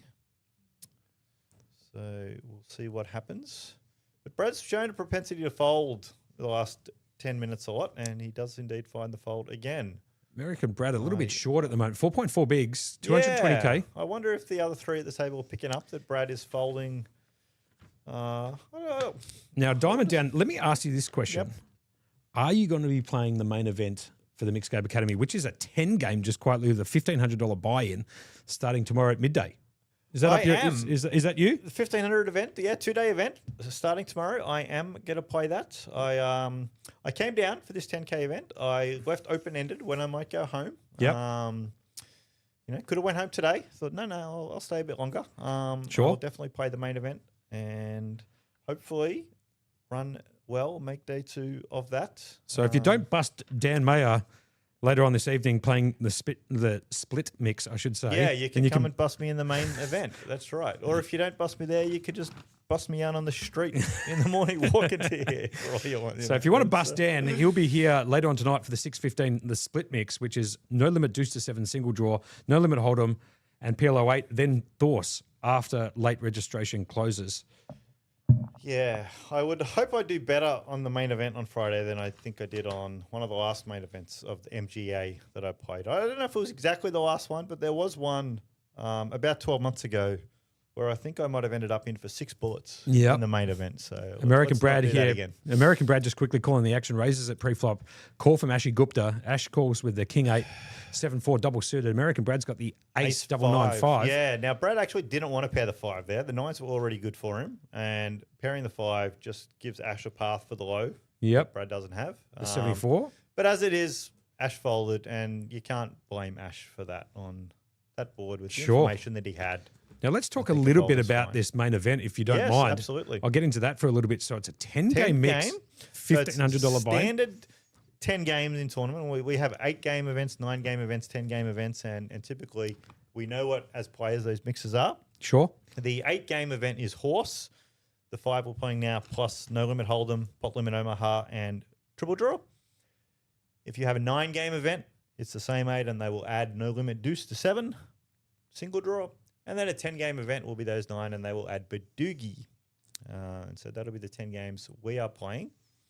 It's a mix of big bet and limit. And I'll give you those games, actually. So it's Deuce to 7 triple draw, Omaha 8 or better, also known as Omaha high-low. No Limit Hold'em, Stud, Raz, Stud 8 or better, also known as Stud high-low. No Limit Deuce to 7 single draw. Now, that's a absolute monster of a game.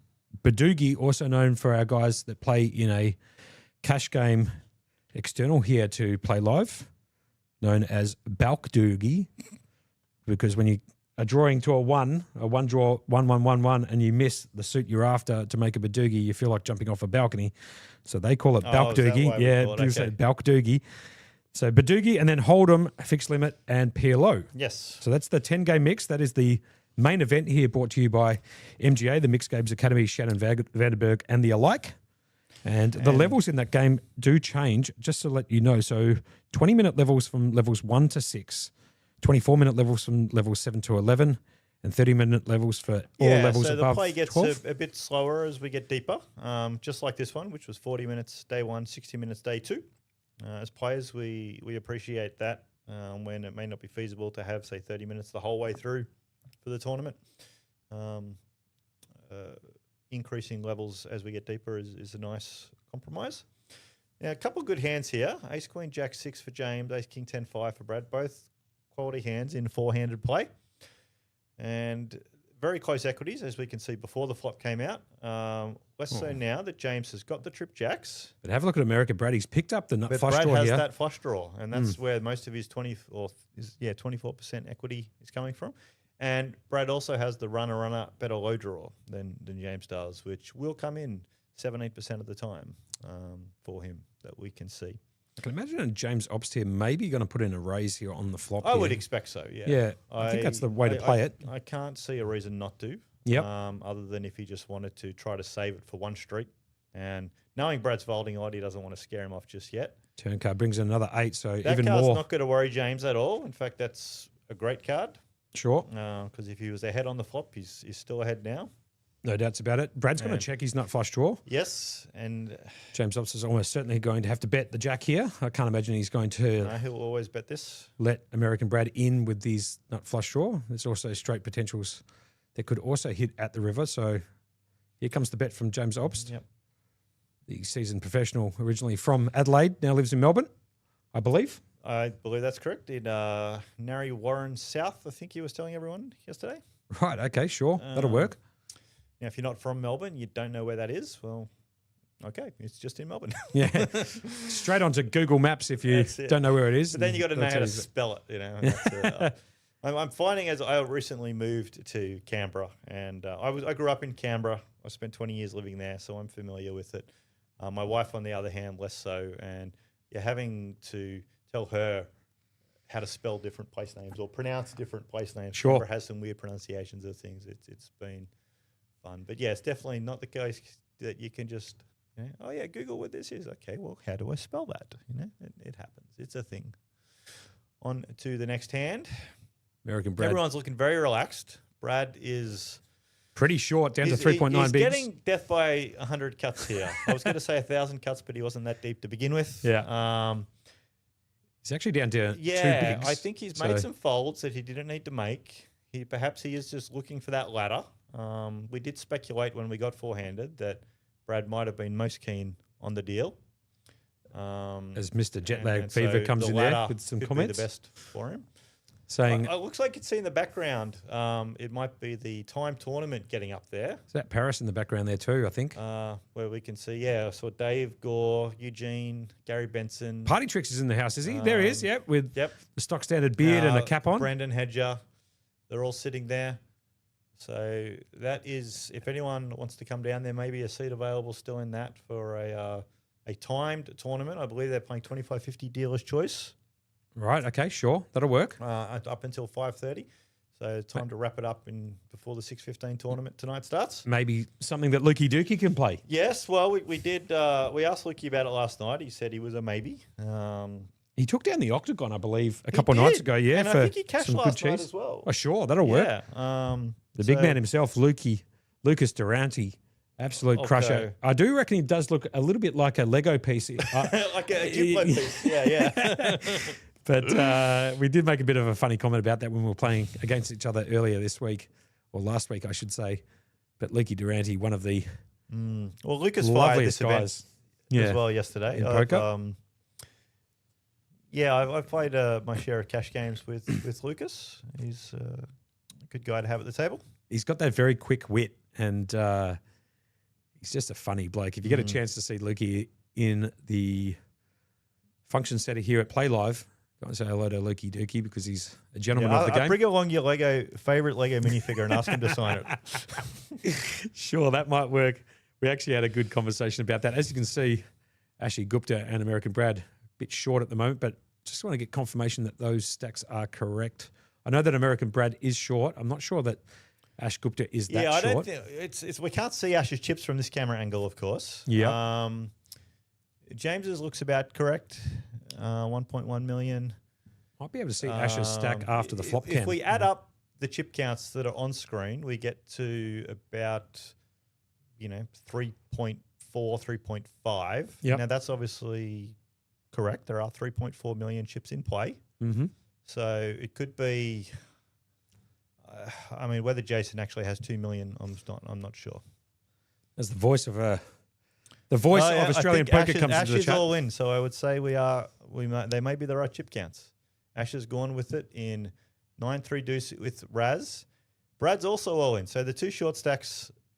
One of them is going to get that little double. One of them's going to be going home. I'll be honest with you, Ash does run very pure, so I wouldn't be surprised that he runs down Brad here. Just Looks knowing like Ash that caught a 3, which paired him, and Brad caught a 7, and then Ash caught a 5, and Brad pairs the ace. So Ash is drawing alive. He's drawn to a 9-5. it looks He like caught a 10. Looks yeah, a 10. looks like a 10-9. But Ash gets it. And Brad and paired the ace and then bricked the queen on the river. Have a look at Brad's up cards here. Ace 7, ace. Yeah. Absolutely brutal for Brad as he gets Brad eliminated in fourth drawn position. 4 to an 8 on 5th Street, and then Just going to count down. 6, brick 7. Just going to count down stacks here 4 to to make an 8 sure on that 4th Street, actually, Brad had, and then he bricked 5th, 6th, and 7th. So unlucky Brad. He might have crumbs left, though. He may have had Ash covered by a tiny bit. He hasn't stood up yet. Yep, that's so a I good call. He's got some crumbs left. Great call. As the voice of Australian poker jumps into the YouTube chat, Braden Jinx, what a guy. Absolute superhuman. Shout out to Braden. Does a lot of commentary on different streams. Yep. Say hello to Luke. He will love it. So shout outs to Lucas Durrani, Lukey Dookie, as I like to call him, the Lego man. Loves playing mixed. I believe he plays in the old man's game, I believe, almost every single week for, Not an for old man, years. but does play it. Yeah. So does Eugene and Dave Gore, who are sitting up in the table in the background. Lucas is the favourite for the player of the series for this series right now after, 2 cashes from the 3 events we've completed. Not surprising for Lukey.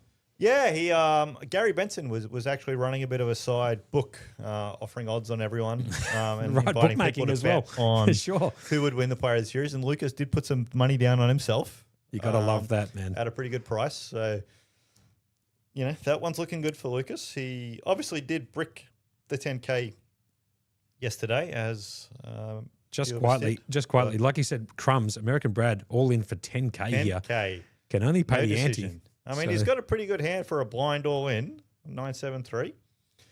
Ops is James is trying to isolate.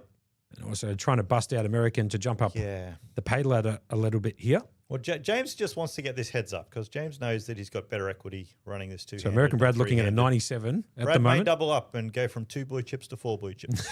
So, well, there'll be more. He wins the antes too. You know, I was playing a hand with. We were talking about Eugene in the background.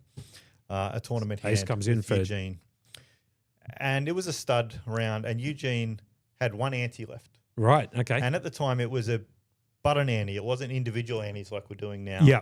Shannon prefers running button antes.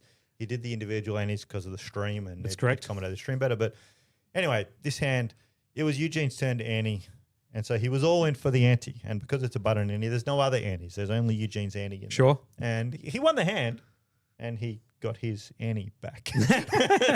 As American Brad, just quietly, American Brad there making an 87-second smooth with the 8-7-4-3-2. and makes the double up. And so then, you know, on to the next hand, Eugene did not actually chip up, despite being forced all in and winning the hand. But at least he was able to then see an orbit of hands without having to put in a forced ante again. Now, just out of interest, like, what do you prefer? Do you prefer the big blind ante, or do you like the ante up from all the players? For running the game and the smoothness of the game, the button ante it's equivalent to a big blind ante. It's a rotating ante. It's just quicker. We do it for the same reason instead that you do big blind ante in Hold'em now. Sure.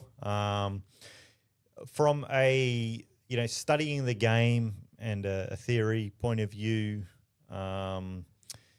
you got to make some adjustments, particularly when you get short-handed, because same as in Hold'em, if it's a fixed ante size and it's paid by one person, then whether you're 8-handed or 4-handed, it's the same ante. But if it's individual antes and it's 8-handed versus 4-handed, different amount of ante in the money, different odds for what return am I getting if I complete here to try to take it down on Third Street. So you make adjustments for that. But overall, for all the reasons that a big blind ante has become popular in Hold'em and is a good thing for the game, I would say the same is true in stud. It also allows us to keep the chips a bit simpler. You can race off the small denominations earlier in the tournament. Yes. If you have Sure. button antes, then I'm more of a guy who actually likes the everybody pays their ante, to be honest, like they're doing here on the stream. It's kind of a bit more of the old school pure way of playing stud and all of that before the big blind ante came into play. Obviously, like you said before, the big blind ante just does speed up the game a little bit. But I'm, Foddy did have a laugh at me when I said I'm a poker purist at heart.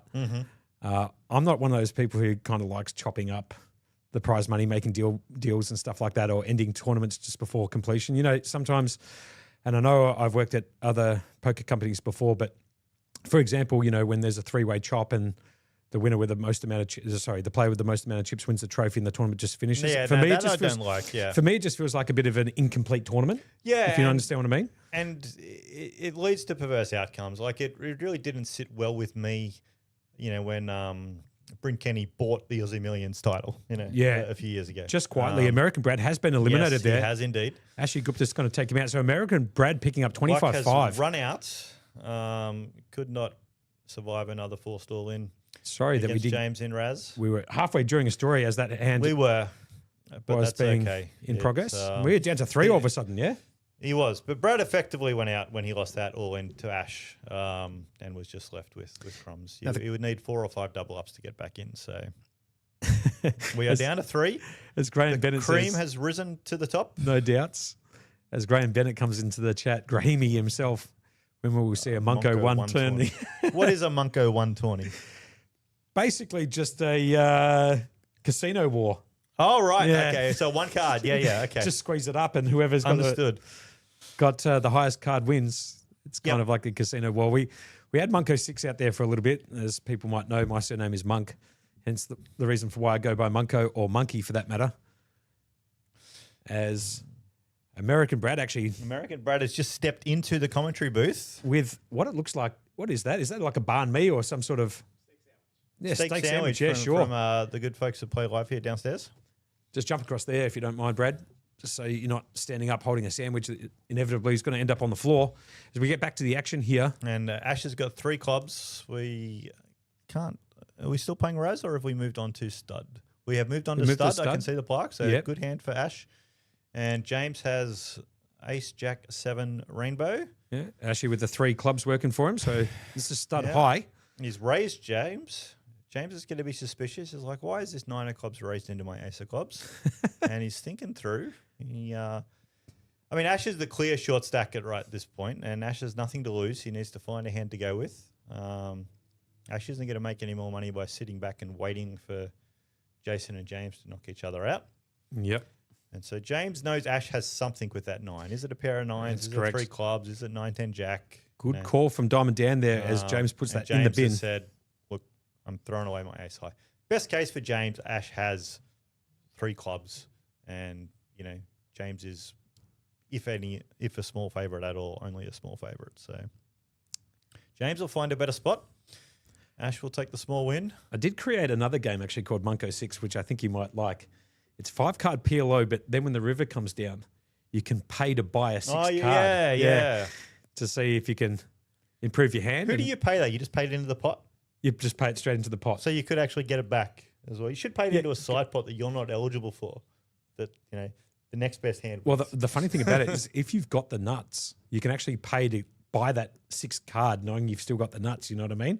To make people think that you're still right. drawing. Yeah, okay. So yeah. a little bit of a different mix. Maybe Interesting. Shannon Vandenberg might be able to chuck that into. I mean, at this point, One of why his even play dealer's poker? choice. Why not just install a casino war table or something? And Everybody who knows me knows that I like playing some pretty obscure poker variants. So, especially with the dealer's choice. Now, talking about a dealer's choice just quietly.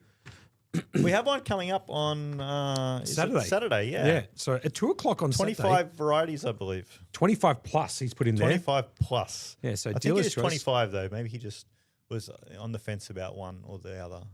Might be able to bring in the Munko 6 for that if I choose to play it. There's nothing in there that's too carnival-y, I got to say, which is nice. The World Series, for reference, has I think 20 or 21 games in their dealer's choice. Right. This has a few more. Archie. 777? 777's not in this mix, I don't think. Okay. I'm just trying to think of the 4 or so that are not in the World Series. Let's get back to the action real quick here. But just there's quietly. not many. They're still legitimate poker games, not too carnival games. So it's a good tournament to play. James Ops was the bring James with the split 3s. Any pairs, good hand, 3-handed. complete by Ashy, and Yep. Jason's going to come along with Jason's King got Jack 4 9 big ace. cards, 2 diamonds, 2 clubs. He should not be going anywhere yet. Ashy might find a fold, or he might decide, I'm so short, he does find the fold. Right. Jason, I don't think Decision? can go anywhere. No, Jason won't go anywhere just yet. He knows a lot of the time James' hand is a pair of 3s or maybe a wired pair. But he's got 4 big cards. He's found the pair of 9s, and Jace sees that and knows. I'm Jason throwing just this betting away. straight into James Well, Ops of there. course, yeah. Ops has And to fold. James just throws it away because he knows he's behind right now. Yep. He can see the pair of 9s in his opponent's hand. And we'll go on to the next one. 25-5 for American Brad there. So decent score. 2.5x. Yes. Only 4 payouts for this 10K event. So he must be pretty happy with himself that he made the money out of 17 players. Obviously, he wanted to take down the top prize of It was. 68K. but MGA employs a system Top heavy? of 10% plus 2 and then rounded to the nearest person. So there you have it. 15 runners would pay 4, 14 runners would pay 3. So 17 runners, 10% is 1.7, add 2, 3.7. That rounds to 4 spots paid. That is how Shannon likes to run things. Other tournaments do, 12.5% of the field or 15% of the field or whatever it might be. Shannon likes 10% plus 2, which for the numbers he gets of typically between sort of, 20 to 50 runners, Yep. Works pretty well. It's his system. If he starts getting 200 runners, he may have to address, but that'll be a very good problem for him to have. Comments from the super coach there, Diamond Dan. We are going on a short break at the moment to give the players a bit of R&R Yes, before they come back 15 to minutes, finish this I one would off. expect. So we'll be back in roughly 15 be minutes. We're not swapping out who's at the feature table during this break. I think it's still going to be these three when we come back. That is correct. No feature table swaps. We'll be back here in 15 minutes. You're watching the 10K Horse Championship live on a 20-minute delay at Playlive headquarters, 129 York Street, South Melbourne. This is the Mixed Game Academy 10K Horse Championship Day 2.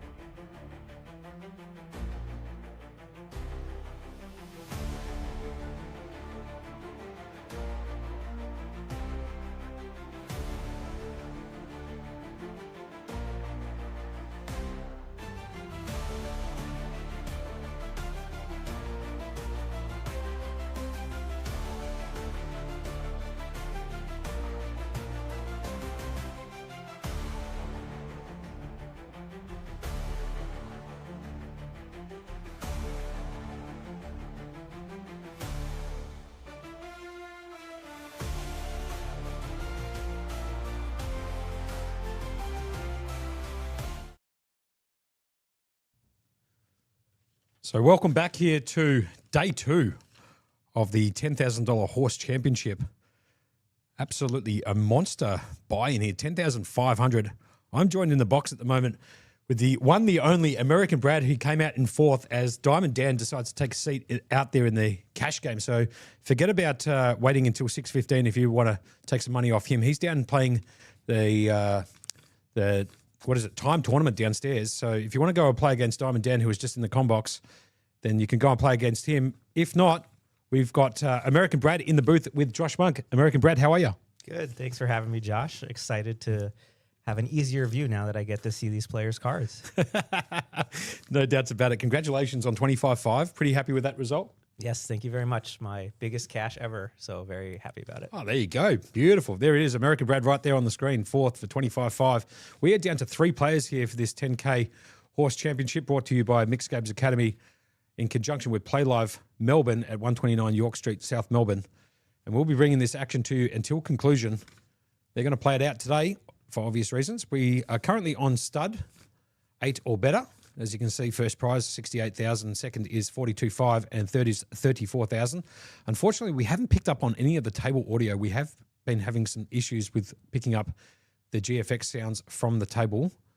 So apologies for those people who are viewing this and wanting to listen to Ash Gupta, James Obst, and Jason, for that matter, talking through their hands. But yeah, I'm going to obviously have the melodic sounds of American Brad in the commentary box alongside Monkey to call the action here, as I should say, James Ops does the bring in for 20,000. Background to Maharaja Ash Gupta. He's going to fold the king showing. Background to Jason, who's got the 10 deuce ace. He's going to complete to 60. Blinds have gone up to 60K, 120K with a 15K ante and a 15K bring in. American Brad, how have you found this tournament so far? You've enjoyed your time here? A lot of fun, great tournament. Got to play with some of the best players in the world and got to play with some people who it was their second or third tournament ever. So it was great to play with such a variety of people. Sure. So I believe James Ops has picked up another 9 there on 4th Street. He's just bet it, and Jason has to put the ace queen in the bin. Didn't help his hand whatsoever. Probably looking for a diamond or low card because we are playing stud high low. Doesn't pick it up, has to fold. And James Ops there actually having 3 of a kind 9s. He had 9-8 in the hole, 9 showing, and then a 9 on 4th. Yeah, pretty standard hand. Jason's going to race an ace there all the time, and James can't fold a pair of 9s, 3-handed in stud 8. Yeah, 100%. Now, how do you felt you played during this particular event? Were you comfortable with your play? Did you feel like you found the right spots to get your money in and got away when you thought you were behind? I think I did all right. I certainly wasn't the strongest player at the table, but was trying to hold my own as much as I could. Sure. Now, we did make a comment, Diamond Dan and I did make a comment earlier, that if you had got down to 3 players or maybe heads up, would you have made a deal, or were you going to play for all of the chockies? Well, I think there are certain players at the table that didn't want to make a deal. Yep. And if there were players that were, I would have offered that up, but was fine to play for the whole shebang. No doubts. As we cross over to Hold'em now, ace deuce 7. It was a raise by Jason with his pocket 8s being called by Ash Gupta, who does flop middle pair here. He's going to put in a raise, so Jason's bet out. So it's gone check, bet, raise. And Ashley's going to move it all in. He's got the jack 7 at risk. He needs to find a jack or a 7. 5 outs, top right-hand corner of the screen. Pardon me, speaking too quickly for my own benefit. Turn card brings in the 8, and that's just game, set, match for Ashy Boy, who's going to be busted in 3rd. Well, good game to Ash. Great player. Not much you could do on that hand when you've got middle pair and limit hold'em with a few bets left. No doubts about it. And we are all of a sudden just like that, bang, heads up. Yeah?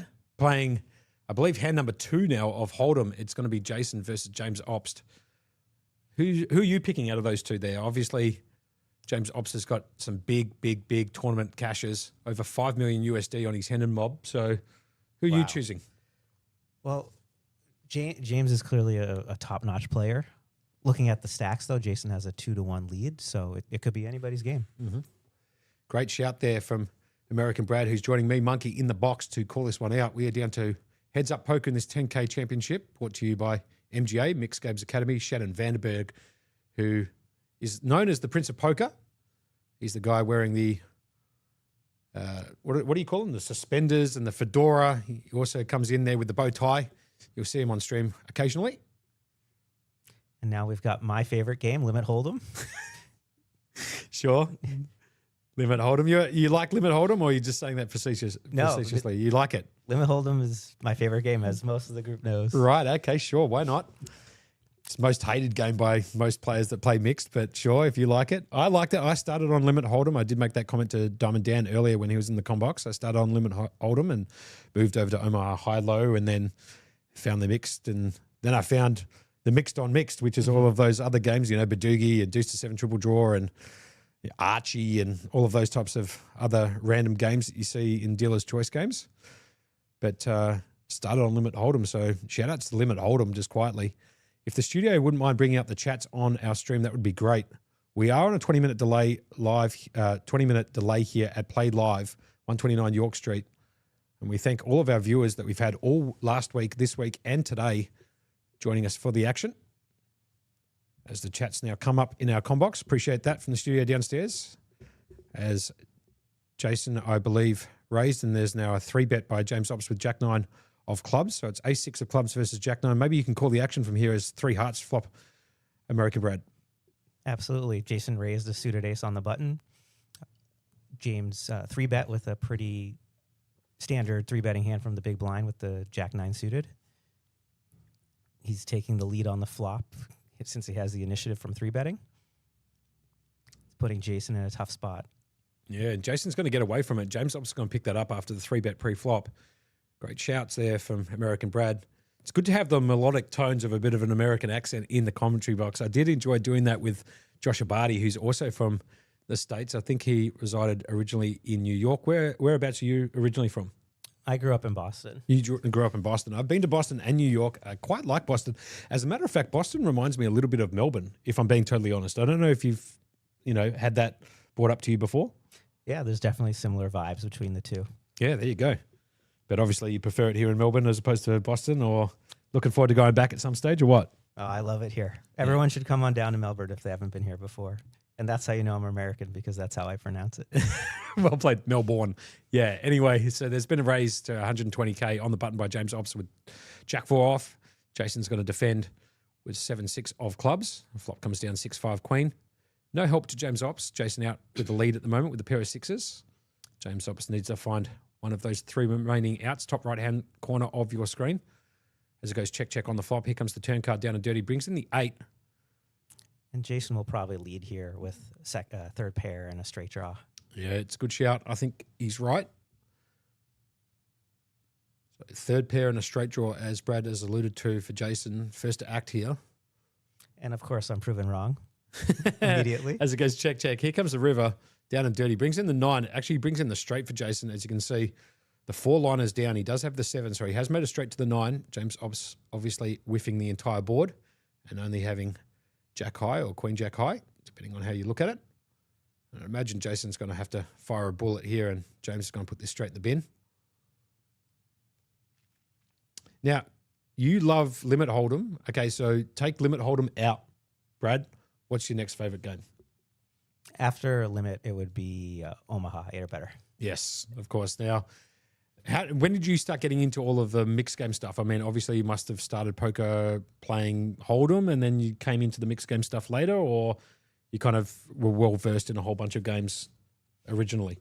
No, you hit it on the head, Monk. I started playing Limit Hold'em. They spread a lot of Limit Hold'em games throughout the U.S., just straight Limit Hold'em. Live or online? Live. Okay, fair enough. And then in some of the casinos that I was playing at, they would start to have a horse game. Yep. And wanted to play with some of those horse players, and then expanded from horse to the circus games and the dealer's choice games. The circus games, I love it. As we have now changed to Omaha High-Low, Brad's second favourite game, King Jack 9-5 for Jason, and King Queen Jack 5. Very similar hands here, only differences in one card's the Queen and the 9. As the flop comes down, Ace Queen 10. So no low possibility at the moment as James Ops flops the absolute nuts. Same with Jason, just quietly. They've both flopped it. So it's going to go bet call, maybe even a bet raise here. Jason does have the king of spades, so he could represent some spades in later streets if the spades come down with that nut blocker there, American Brad. Yeah, it should be interesting, given that they both have the nuts, and now we have a low draw that comes in, so they might play it a little more cautiously. Yep, I'd imagine that Ops is just going to bet his nuts. Obviously, he's betting into the same nuts that Jason has, as you can see with the cards at the bottom left-hand corner of your screen. We are heads up here in the 10K Horse Championship, brought to you by Mixed Games Academy and Shannon Vanderberg, the Prince of Poker himself, as the deuce of spades comes in.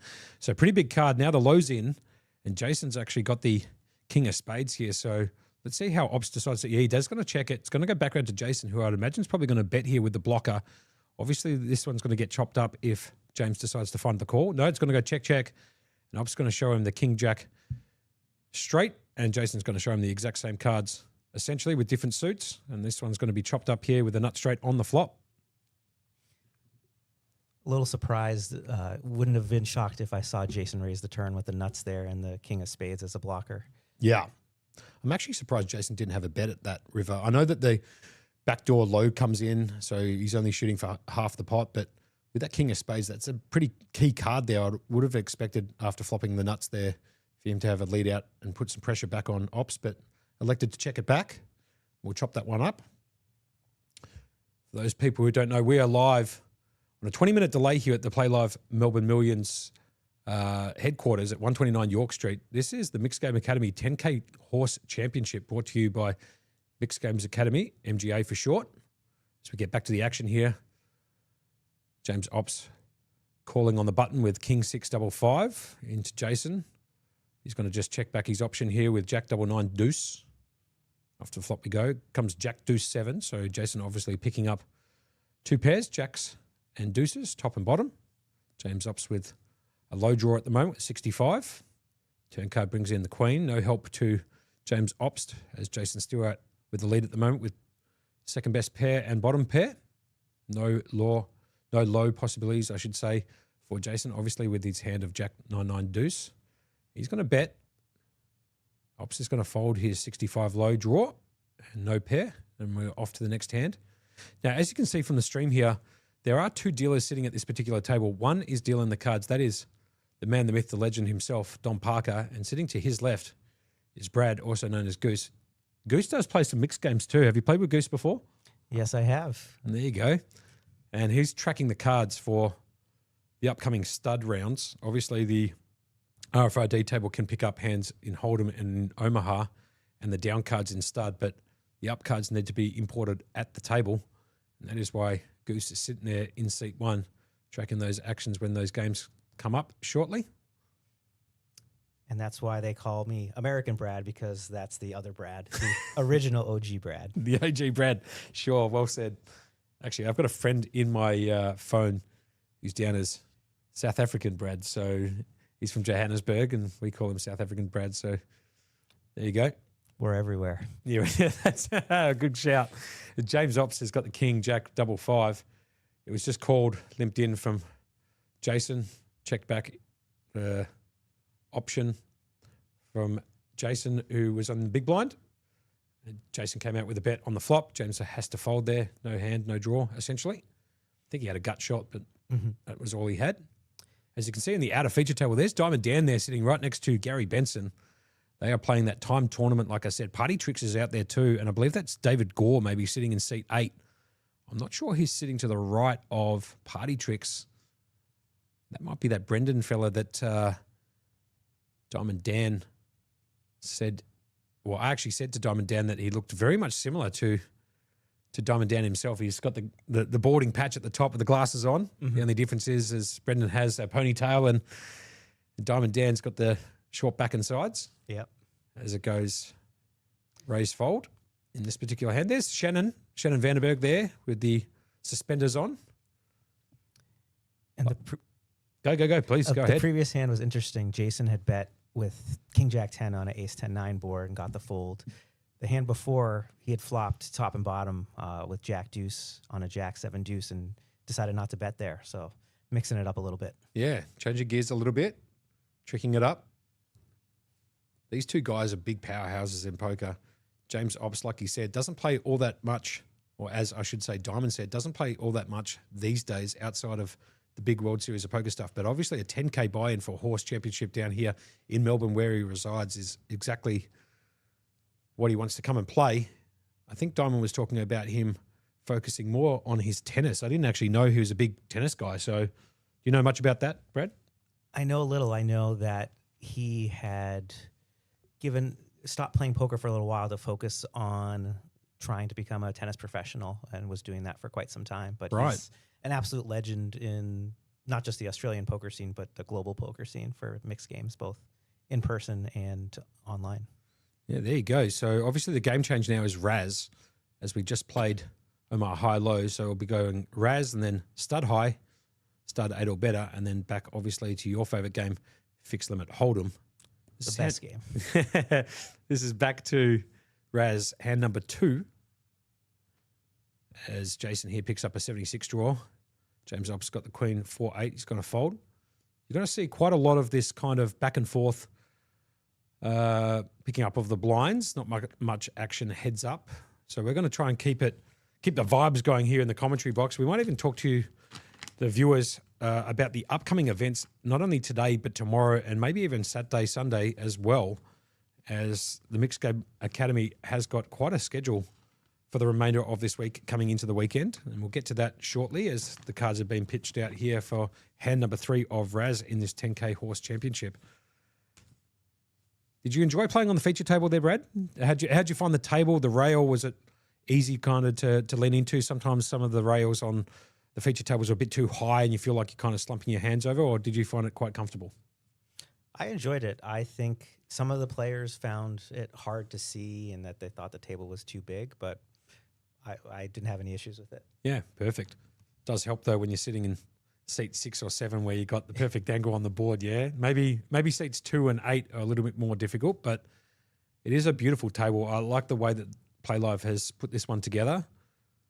They bought it probably about a few months ago, and it got delivered 3 days late, believe it or not, to the Playlive Melbourne Million. So they were unfortunately unable to stream the first couple of days of events that they had on during their Playlive Melbourne Millions schedule.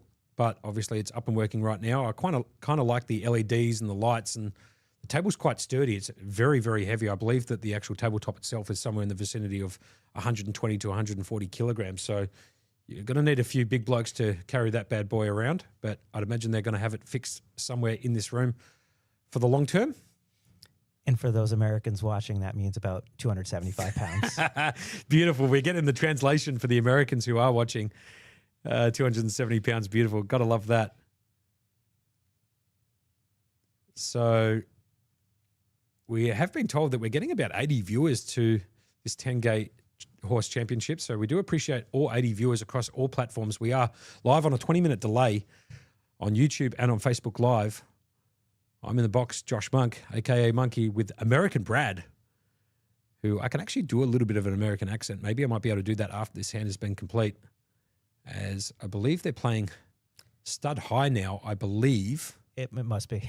Must given be. the action. Given the action, as Ops picks up split 3s, and Jason's got split 9s. So 10-9 in the hole with a 9 showing, and King 3 in the hole for James Ops with a 3 showing as his first up card. I believe it's gone check on 4th Street when the Queen and the 8 peels off. We're now on 5th Street with a 6 of diamonds and a 10 of clubs. 6 of diamonds for Jason. Picks up a backdoor flush draw, and James Ops picking up a 10. Doesn't help his hand at this stage. It's going to go check on 5th. Maybe you can call the action here on 6 and 7 if you don't mind, Brad. Sure. So on 6th, Jason will act first. His board getting a bit scarier now with the Queen Jack 9.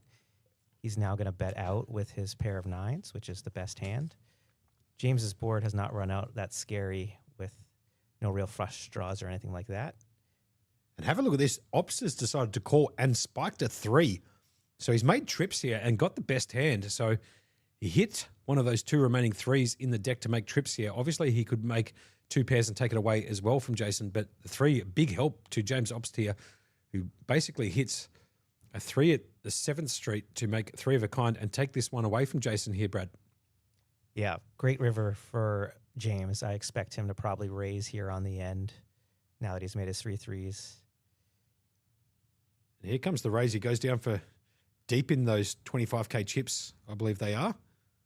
And there comes the raise to 120. To 240. Background to Jason, who has to pay a big bet if he wants to call it off here with a pair of nines. Yeah, it's a tough spot here. I think he knows that his nines are no good, given that James has raised here on the end. I think he'll get away from it on the end here.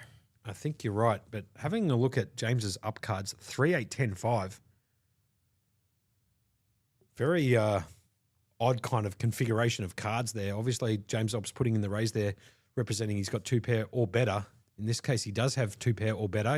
He's got 3 of a kind threes. He found that second 3, or I should say the next 3, the 2 out 3 there at 7th Street to make trips. And I believe Jason did call for 120. He's going to show that his nines are beat by James Ops, who did pick up that 3, like I said, with trips. He's going to take that one down, and all of a sudden, pretty close to even chip stacks here, Brad. That's right. We've gone from Jason having about a 2-to-1 chip stack advantage, and now they're about even. So anyone's game, really. it is. It's definitely tilted in James' direction now. I think James is probably the more experienced player, particularly in these heads-up situations. There's Ash Gupta there on the phone, wearing that WPT Australian jacket. That he also picked up 680,000, I think it might have been, in the $1,500 no limit tournament in 2005 last year at the WSOP with the three side dot. It's become a little bit of a meme. I have used it a few times here in the combox for any time any of the players pick up pocket 8s. For those people who aren't aware, as MSP in the chat says, the 3s are hot today. I would agree with that comment. And we certainly can't forget about the Do You See the Composure from Ash? Another classic. Another classic as James Ops here picks up kings in the hole. Jack 5-10 for Jason. So Opsy going absolutely nowhere here as he elects to put in a raise, and Jason's just going to fold the Jack 5-10. Kings in the hole there for Opst, who's pushing closer to the chip lead. They're only separated there by 1 bet, I believe. That's right. The big bet now is 120,000. Okay. So they've each got about 14 big bets left, which is a pretty decent amount for a final table. So I know you've given him shout outs, but shout out to Shannon, for the Prince of Poker, for running this great tournament. No doubts about it. Good on you, Shannon. We appreciate what you put on here at Playlive and all the other games that you put on externally to this venue. Absolute gentleman of poker. As you can see up in the top left-hand corner, the limits are 60, 120, as Brad has alluded to, with the 15K. That 15K, meaning the ante in the stud games, also the bring-in amount, just in case those people are logging in now to see the conclusion and not sure why the blinds are 60, 120, 15. So the 15 is relating to the ante in the stud games and the bring-in amount. And these two are essentially playing a $25,000 heads up, sit and go. The difference between first and second. Yeah, absolutely. And no talks of deals, just quietly. So Jason going to go for the jugular against James Obst, and Opsy obviously going to be playing for the same money, 68,000 up top, 42.5 for second. So some big money at play. Obviously, we had 17 entries into this event. Foddy Fatakas, shout out to the big Foddy Fatakas who went out first in this particular event. And shout outs to Lucas Durante, who I believe max late regged it, which can't say is the most EV decision to make in this particular format, but whatever. He went out a few moments after Foddy, I believe, and then jumped into the game last night, which was the Shetland Pony, which was the mini horse. It was a $650 buy-in, and I believe he picked up some cheese there too. I'm not sure of what the payout was. I might be able to find that information out, or maybe if Lucas, you're listening, you can tell me what you got paid last night for the Shetland Pony run that you had. But we're going to get back to the action here. Queen's in the hole for Obster. He's just gone kings into queens a couple of hands later. Obviously puts in the raise. Jason can't continue with the Jack 4-10, and that hands over too. As James Ops now taking a little bit of a lead, 1,765K against 1,635 in chips. James getting several strong hands in a row in stud. I believe Lucas came in second yesterday in the pony. Did he? Yeah. All right. Okay, sure. I did see him when I was walking out of the poker room here at Playlive 129 York Street, South Melbourne. And I think there was like still 3 tables left. So good on Lucas Durante for coming in clutch and coming in second. He did take down the octagon a couple of nights earlier. So having a bit of a run at it. And we've got James again, third hand in a row. He gets pocket jacks in the hole. He has completed to 60 with the jacks, and Jason's deciding to come along. Got a funny feeling we have changed game now to stud high-low as James Ops picks up the ace of clubs, big card for him. And Jason's picked up a 9, so he's now shooting for backdoor straights and the low draw. We are playing stud high-low at the moment. An 8 of clubs coming in for Jason. So now he's picked up the up and down draw to go with these 8-7 low. Option on James Ops is going to check his jacks in the hole. No improvement on 4th or 5th Street for him. Jason's going to come out with a bet here. There it is. And what's interesting here is Jason has a 10 as a big out and probably not one that James is expecting if he hits it, so he may get paid. Great call, great shout. I believe that 10 has come in. Looks like a 4-sider, so it could have actually been the 10 here for Jason. No, it's another 9, so he's Paired picked is up 9, which is a good card as well. good card as well. Totally agree. So Jason now pairs his 9, still drawing at the low. Be interesting to see what Jason does if he doesn't hit a low or pair on 7th Street.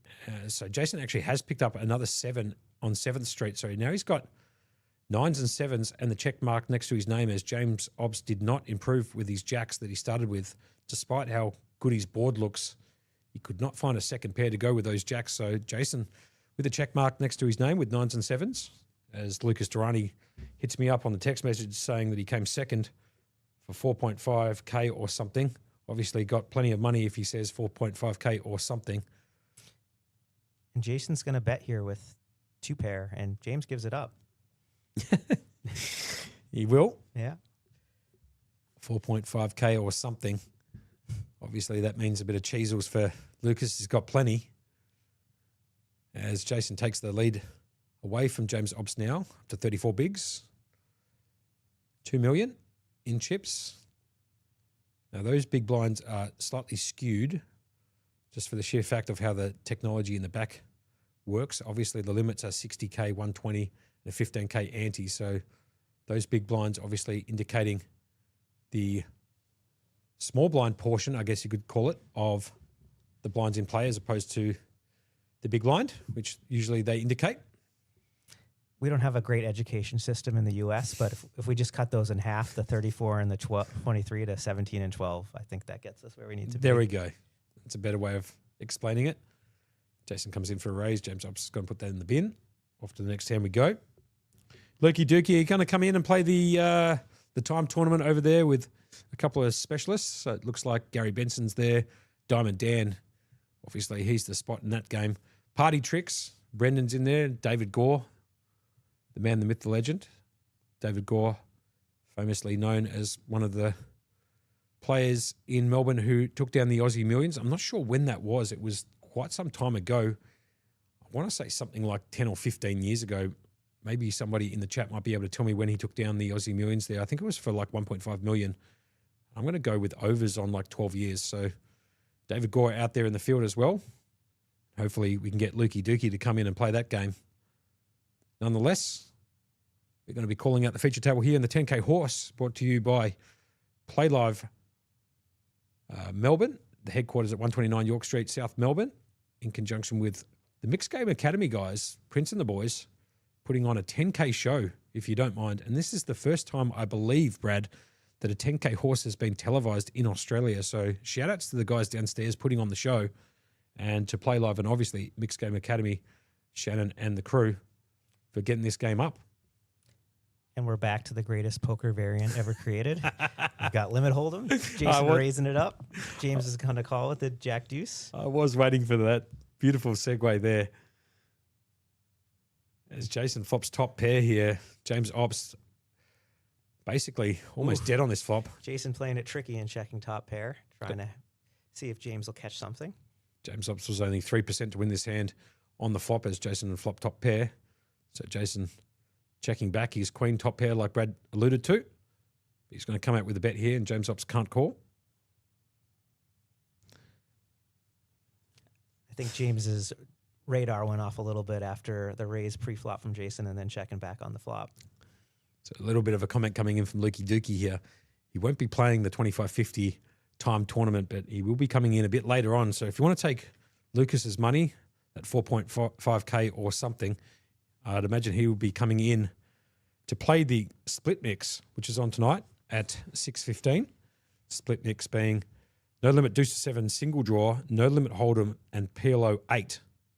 Then Thorse after the late registration, which is triple draw, fixed limit hold'em, Omaha 8 or better, Raz stud 8 or better. That's a $650 buy-in, 20-minute levels starting today at 6:15 if you want to come in and get some of Lucas's money. Back to the action here anyway. Been raised by James Obst with Queen Jack. Jason decided to come along with 10-7. Flop comes a couple of deuces and an ace. James Obst going to lead out. Jason's going to fold. Off to the next hand we go. It's got to be a little bit boring heads-up poker here, especially in this particular format, but If you're here watching Josh, I'm giving him a look saying that limit hold'em heads up is boring. I strongly disagree. it's boring in the sense that, look, you know, It might hard. not be for the viewers. Yeah, it might not be for the viewers, but obviously I don't mind playing heads-up poker. Actually, I have said this a few times before. You put me in any heads-up Omaha high-low variant, and don't want to give myself too many props, but a lot of people have told me that I have said before that I might be the best in the world in that format, and look, I'll take it. Self-confessed, by the way, just quietly. I do love my Omaha high-low, especially high heads-up. So anyway, it's been a race here. Call by James Ops. Queen 3 versus Queen 6. Call the action for me if you don't mind, Brad. Sure. Flop, King 10-4. 2 spades. Jason has a spade. It's check. Or James is checked. Jason is on him. He raised pre-flop, so he might continue with the initiative, but decides to check it back. Turn is a 5. The 5 of diamonds. Shout out to my man, Adam Burke. His prop cards are 5 in some outside games that he participates in. So 5 of diamonds actually being his gin card. It's worth the most amount of money for the prop game and the side prop game. So shout outs to Berkey. Hope you're watching, pal. Miss you in the com box. But we do have American Brad here in with Monkey at the moment. Check from James Obst here. Jason with the best of it, believe it or not. Kicker does play. That's right. That 6 will play, so Jason will take it down. And Monko and I have definitely played quite a few heads-up limit hold'em hands, some heads-up triple draw hands that I'd like to forget about. Yeah, no doubts about it. I do like to trick my hands up. I'm a field player, as a lot of people out in the field do know. Not a winning poker player. Haven't been for ever since Jesus wore sandals. I haven't won a hand, or at least had a profitable year in poker ever, I would imagine. But do like mixing it up with the boys and throwing some cards in there, showing a bit of entertainment, table banter. That's what I'm in there for. A bit of create some memories there, Brad. And Monko can peel with the best of them. Yeah, he's got to give himself some more credit. He just won a triple draw tournament. Didn't you just win a PLO tournament? Yeah, I did. That's true. That's very true. I will take the accolades of those 2 wins that happened during the final series here at Playlive a couple months back.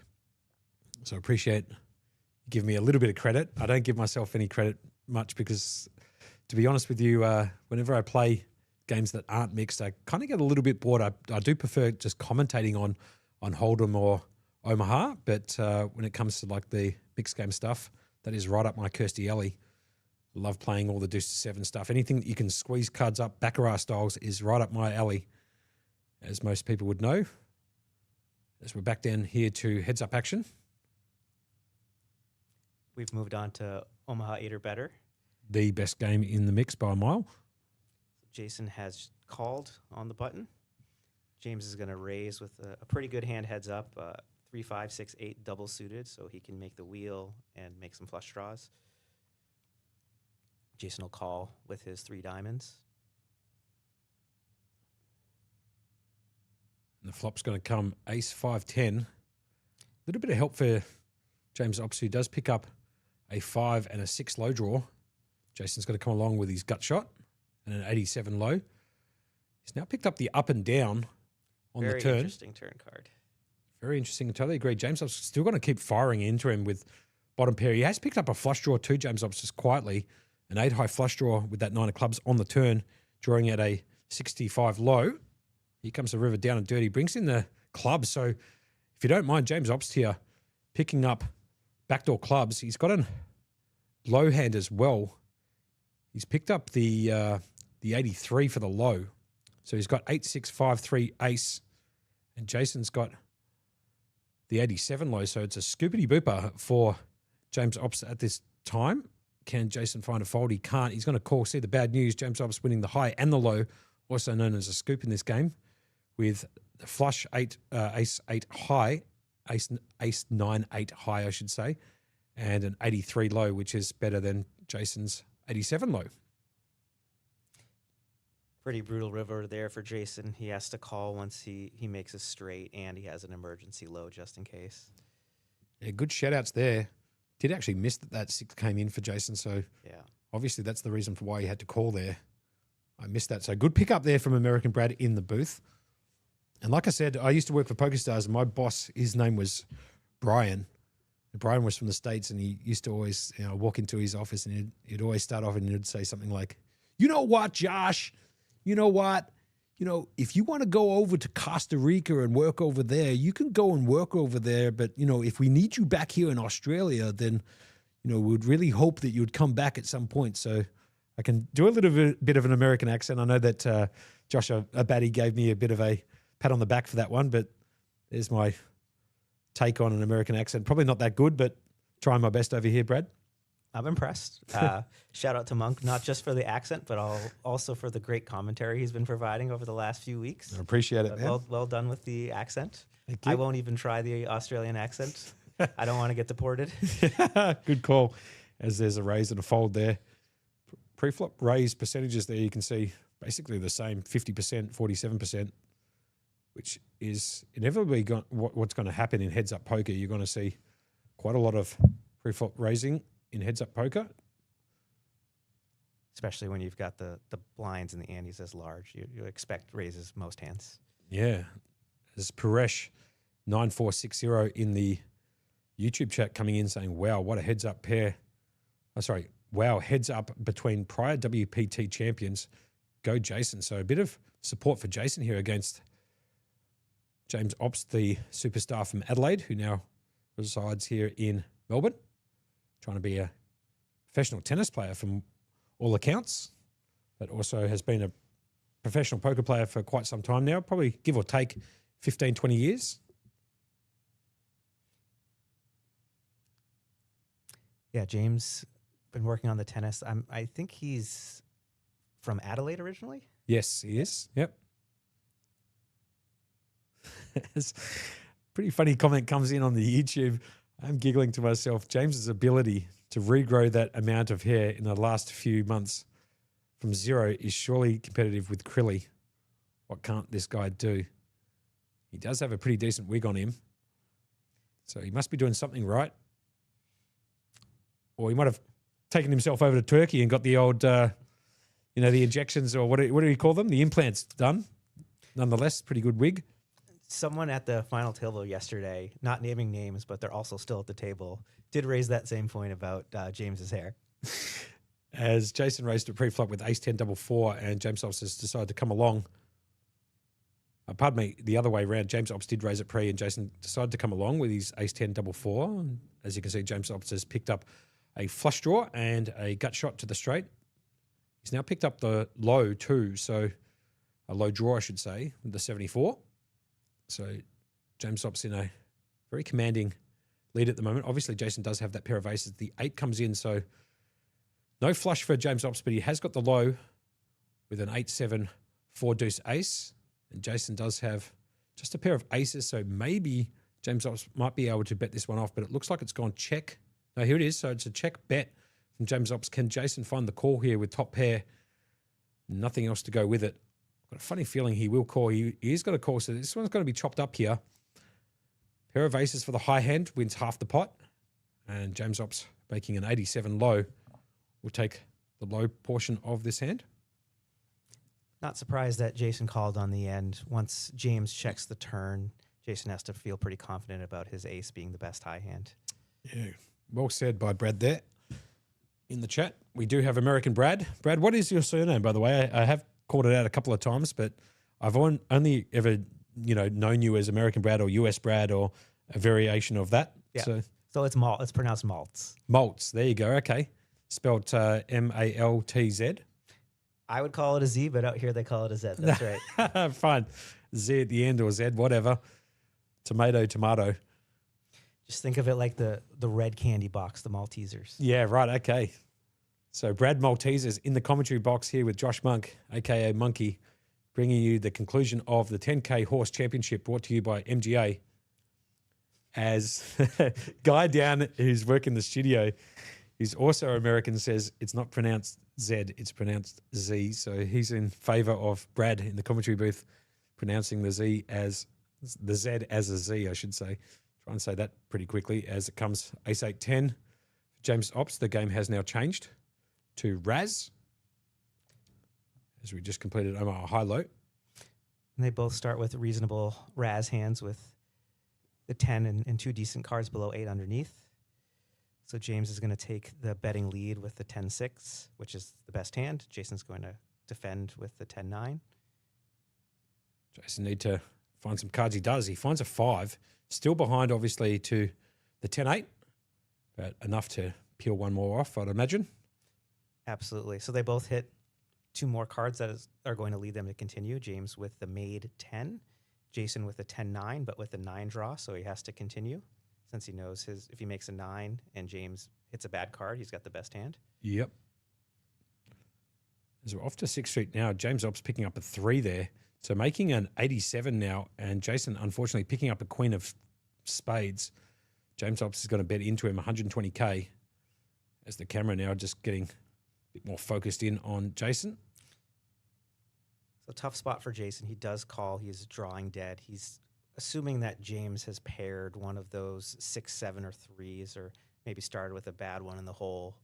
But he'll see the bad news likely when James bets out on the river. Jason obviously here with a 10-9, 10-9-5-3-2 to make his lowest hand combination, but behind obviously to Ops's 87-6-3 ace. So he's hit another queen on 7th Street. No help at all. Pretty tough for him to call here when James just needs 1 card in the hole below a 10 that doesn't pair him. So he might get away, even though this is quite a large pot. 870K in the pot here. So, like you said, pretty big pot. Monster pot, actually. He does give it up, even though he's getting 7 or 8 to 1 on the end. So well played by Jason to prevent himself from losing that extra bet. There's Ashley Gupta in the background with the Ding merchandise on. Shout-outs again to Foddy and Frenchie. I think it's a collaboration between the two, bringing out the Ding merchandise. It's commonly used in some games around Melbourne. The old dinger or ding, when you bink the card that you need on the flop turn or the river. And usually most people sort of say it quite loud. Ding, like that when they hit it. Frenchie does it best, obviously, with his French accent to go along with the word. So shout outs to Frenchie and Foddy, if you're watching. I wasn't familiar with the ding term, but that's probably because I never hit my card. Well played. Very good.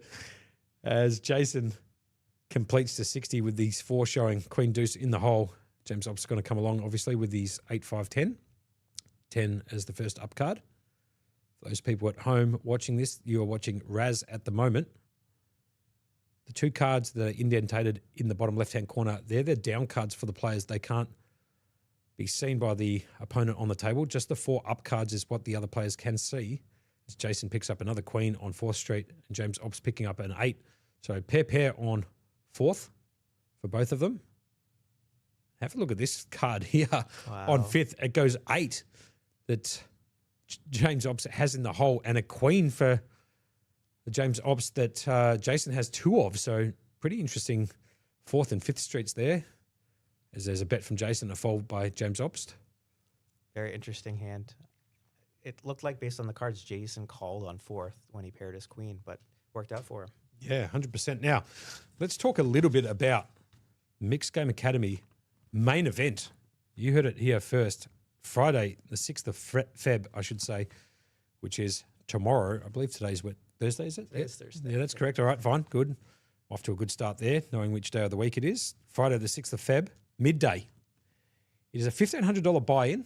The blinds do go up incrementally. I'll get to them in just a fraction, but it is a 10 game for those people who like playing slightly more than 5 games that we're playing here. Let's double it, make it 10. It is a deuce to 7 triple draw, an Omaha 8 or better, also known as Omaha high-low. No limit hold'em, stud, raz, stud 8. A couple of those games here shown on stream. No limit deuce to 7 single draw. Badoogie, also known as Balkdoogie to our people who play a bit of a side game of Badoogie around Melbourne, who call it Balkdoogie because when you are trying to draw one to make a Badoogie and you miss, you feel like jumping off a balcony. So we call it Balkdoogie, but also known as Badoogie. Hold'em, which is limit hold'em, your favourite game there, Bradley, and PLO. So if you're interested, that is starting tomorrow at midday, $1,500 buy-in. The blind levels do go up incrementally for this particular event. 20-minute levels 1 to 6, 24-minute levels from 7 to 11, and 30-minute levels from levels 12 onwards. Hopefully we didn't miss any action there, I'd imagine, Brad. You were following the action whilst I was calling the action there. Yeah, just a quick hand where Jason had a premium hand in Raz, 3 cards to a 6 he raised, and James had to fold since he didn't start with much. How many hands of each game are they playing? Are they playing 4 or? That's right, Josh. 4 hands of each until the end. There you go. Makes sense. We're still on. We're on stud, I believe, now. I believe this is now stud, given the action. Yep.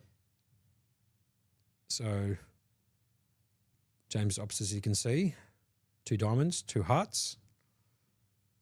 Got some backdoor straight potential, but Jason having a few of those outs, obviously with ace, queen, and the whole queen up. So he's got a pair of queens and also a 10 to block that queen 10 straight possibility. James Ops actually does pick up a 7 on 5th straight, so he needs to hit a 10 here to make it straight. But Jason's out in front at the moment with a pair of queens. Off to 6th street we go. It's gone bet call. Here comes 6th street. The graphics should appear shortly. James Ops picking up now a pair of jacks, but he is behind to the queens of Jason, who's going absolutely nowhere. And this is an interesting hand since Jason sees that James is betting out with the jacks, but Jason has the overpair with the queens, and he has an ace buried, so he might think that James doesn't have a pair of aces underneath. Yeah, no doubts. As 7th street doesn't help James Ops at all. He picks up, I believe it was I think he got the king of diamonds. King of on the diamonds, river. yeah, he did. And Jason obviously picking up the 9 of spades. So no improvement there for James Ops, who checks it. Jason with the check mark next to his name with a pair of queens. Queens obviously the best hand here. Queens over the jacks of James Ops. And Jason's going to take this bad boy down. He might come out for a bet here. He does. Going to put James Ops to the test to see if he can call with his jacks. Now, Opsy has an opportunity here maybe of even trying to steal this one away from Jason with his board showing ace, jack, 7, jack. He could try to represent here or decide to just flick it in the bin. Obviously, 3 options here, fold, call, or raise. Which one do you reckon he's going to go for, Brad? I suspect he'll fold, but I think if he does pull off the check raise, it will work, and Jason will fold the best hand. I would tend to agree there. He's in the tank a little bit. His board looking pretty good for James Ops to try and bluff Jason off the best hand here. So let's see what he chooses to do. It's also confusing a bit to James because I believe it checked through on 4th. So James probably thinks that it's unlikely that Jason has a pair of queens because he suspected Jason would have bet those pair of queens on 4th Street. Yeah, good shout out. Great commentary there by American Brad, coming in clutch with a bit of hand analysis. I like that. Whilst James Ops here is in the tank a little bit. James is also probably considering what Jason could be bluffing with a missed straight draw. He would need to have king jack, but James has 2 of the jacks and a king. So that's probably, I can't guess what's in James's mind because he's one of the best players in the world, but that might be something that he's thinking about. Just out of interest's sake, I mean, you played a lot with most of the field. He does find the fold here. Great fold from James Ops here. He puts it straight in the bin. Jason's going to take that one down now. Talking about this field, obviously we had a field of 17. Couple of unorthodox people entering into there, but giving it a go. Shout outs to Foddy, who doesn't really play much horse, but put up the 10K. That's the outer timed tournament table out there. You can see Jazz sitting in seat 1, Jared Bullock. And then right next to the big man from Sydney himself, that's Gary Benson, next to Diamond Dan, who was in the com box with me earlier. So if you want to come down and take some money from Diamond Dan, he's sitting right there. Looks like Brendan, the doppelganger of Diamond Dan. And then I think it's Party Tricks and David Gore. So if you want something to do before the split mix comes on tonight at 6:15, why don't you come in and play that game? Sure that there'll be a seat available for you. Definitely one for me if I choose to sit down, that's for sure. And without a doubt, it's the toughest mixed cash game going on in Australia right now. Great shout as James Ops picks up a pair of jacks in the hole, 7 up, ace of spades for his 4th card or 4th street. Jason coming along with 10-7 king 9, playing stud high, I believe, at the moment. Is that correct? I believe so. It makes sense. Obviously, these hands don't play stud high low, well, the jacks do, but obviously king 10-7 doesn't. Jason pairing his 7 on 5th street. No additional help to James, but he's still out in the lead with a pair of jacks. Brad? That's right. Jason will probably call here now that he's made a pair of 7s. He thinks that James might not have anything since he has 2 of those 7s. So that'll probably cost him unless he hits a second pair. So it looks like Jason's picked up a 4. Could be the 4 of hearts. He does. And James Ops obviously pairing an ace now on 6th street. He's just going to bet out and Jason has to put it in the bin. Cannot compete any longer after not making a pair after 6 streets, or actually, sorry, after 4 streets. He made a pair of 7s on 5th street. The 4 of hearts, no help to his hand, and he's going to put that in the bin with James Ops showing aces in his 4-up cards. Very difficult to continue there against that particular hand unless you've got an absolute monster holding in your whole cards. So James Ops, again, back up to the chip lead. So chopping and changing a little bit here, Brad. I was about to say, it seems like James is winning almost every pot with big pairs, but the chip stacks are almost even. So Jason is certainly holding his own. No doubt. As we're coming close to hour number 4 of this 10K Horse Championship, brought to you by the Mixed Game Academy. Shannon Vanderberg, Prince of Poker himself. Day 2 started today at midday, and it is approaching 4 p.m., so run time of approximately 3.5 hours thus far. We are hoping all of you who are logging in and tuned in to watch us on Facebook Live and YouTube are enjoying the chats we're having in the commentary box and the action out there on the tables. There's another event starting at 6:15. I'll get to that in a second, and maybe we might even be able to talk about Saturday the 7th of Feb, what's coming up there with a dealer's choice. Ooh, dealer's choice. Yeah, we'll get to that in just a little bit of time as we call the action here. Brad, if you don't mind, take it away. Looks like it was just a raise and fold, but maybe we can get into that. But we'll start off with what's happening tonight. 6:15 p.m. tonight, right here at Playlive, 129 York Street, South Melbourne. The Prince of Poker himself is putting on the split mix, which is no limit, deuce to 7 single draw, no limit hold'em, and Pirlo 8. Then Thorse, which is triple draw, deuce to 7 triple draw, hold'em, which is your favorite game, Omar high low, Raz stud high, and then stud 8 or better after late registration. It is a $650 buy-in, 20-minute levels, kicking off today at Playlive in conjunction with MGA at 6:15 p.m. As we get back to the action just here, I believe we are playing still stud high. Is that correct? I think we might have moved to stud high low. Okay. Apologies. So we are playing stud high low now. James Ops with split queens. Jason with split 5s. It's going to go bet of 60 and call. Off to 5th Street here. James Ops going to check his queens and 3s. He did make 2 pairs now on 5th Street. Jason's betting the 3 flush for his up cards. James has queens up here, so it's unlikely that he's going to be folding at this stage, especially when Jason doesn't have a low, and seems a bit unlikely that Jason's made a flush given that there wasn't much more action on 4th Street where he might have raised with his flush draw. Agreed. James Ops also got a blocker to one of that flush with the Queen of Spades. So there's been a bet from Jason and a call from James Ops here. 10 of hearts for James Ops. insignificant 8 of clubs by Jason, but he's going to keep firing this all the way through. And he's in a bit of a world of hurt here, Jason, if he continues this line, unless he can pick up a 5. He doesn't. He finds the king of clubs, so it's a pair of 5s for Jason. James Ops here picking up queens and 3s. Jason obviously going to have to check this one back. I don't think he can barrel again. What do you reckon, Brad? I think Can he barrel it again or not? he can, but I think it's tough given Yeah. that James has called. And there was actually a hand yesterday that a lot of action went in a stud high-low hand, and James only had a pair of 10s. So if Jason can think back to that hand yesterday, he'll probably, as he did, he decided to check and save himself that last bet. So, yeah, great shout. Good commentary from the super coach next to me, American Brad. As you can see, James Ops now up to 37 bigs. Just cut them in half because the big shown on screen, there is a slight technical issue there because they are counting the small blind as the bigs in play when it should be the big blind, I should say. So just cut them in half. But at the moment, it looks like James Ops with pretty much a 2-1 chip lead. So big swings now in James's favour. Jason had the 2-1 chip lead earlier today, but in this format of poker, obviously the leads can go back and forth quite quickly. So it's anyone's game still at this point, Brad.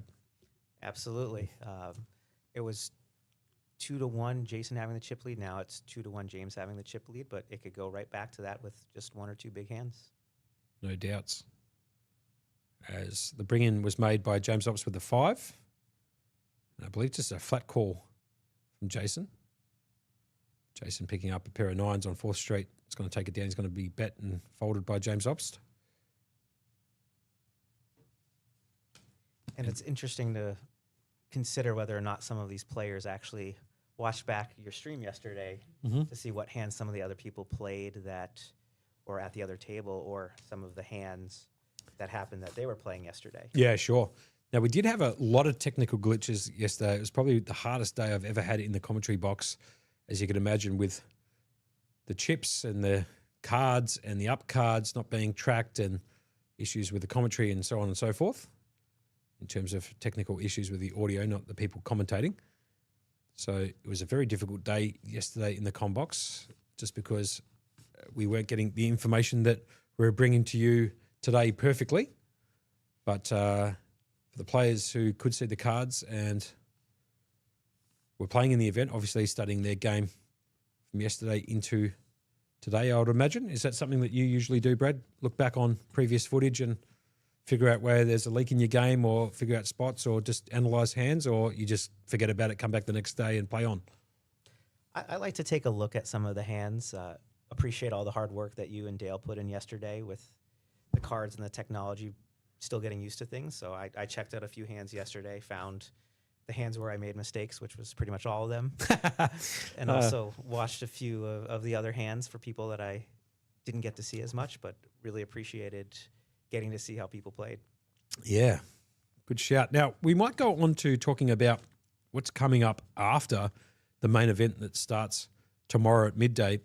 That 10 game, which was a $1,500 buy-in, like I said, that starts tomorrow at midday.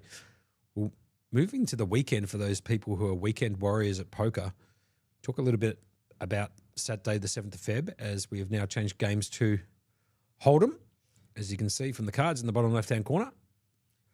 King 4 versus King 3. Apologies. Go ahead, Brad. And of course, Monko would talk over the limit hold'em hands, talk about the tournaments. As Jason's going to bet the flop here. James Ops can't go anywhere with second best pair, second best kicker. He's going to put in a raise, in fact. He's going to put in a check raise with middle pair. You see that quite a bit.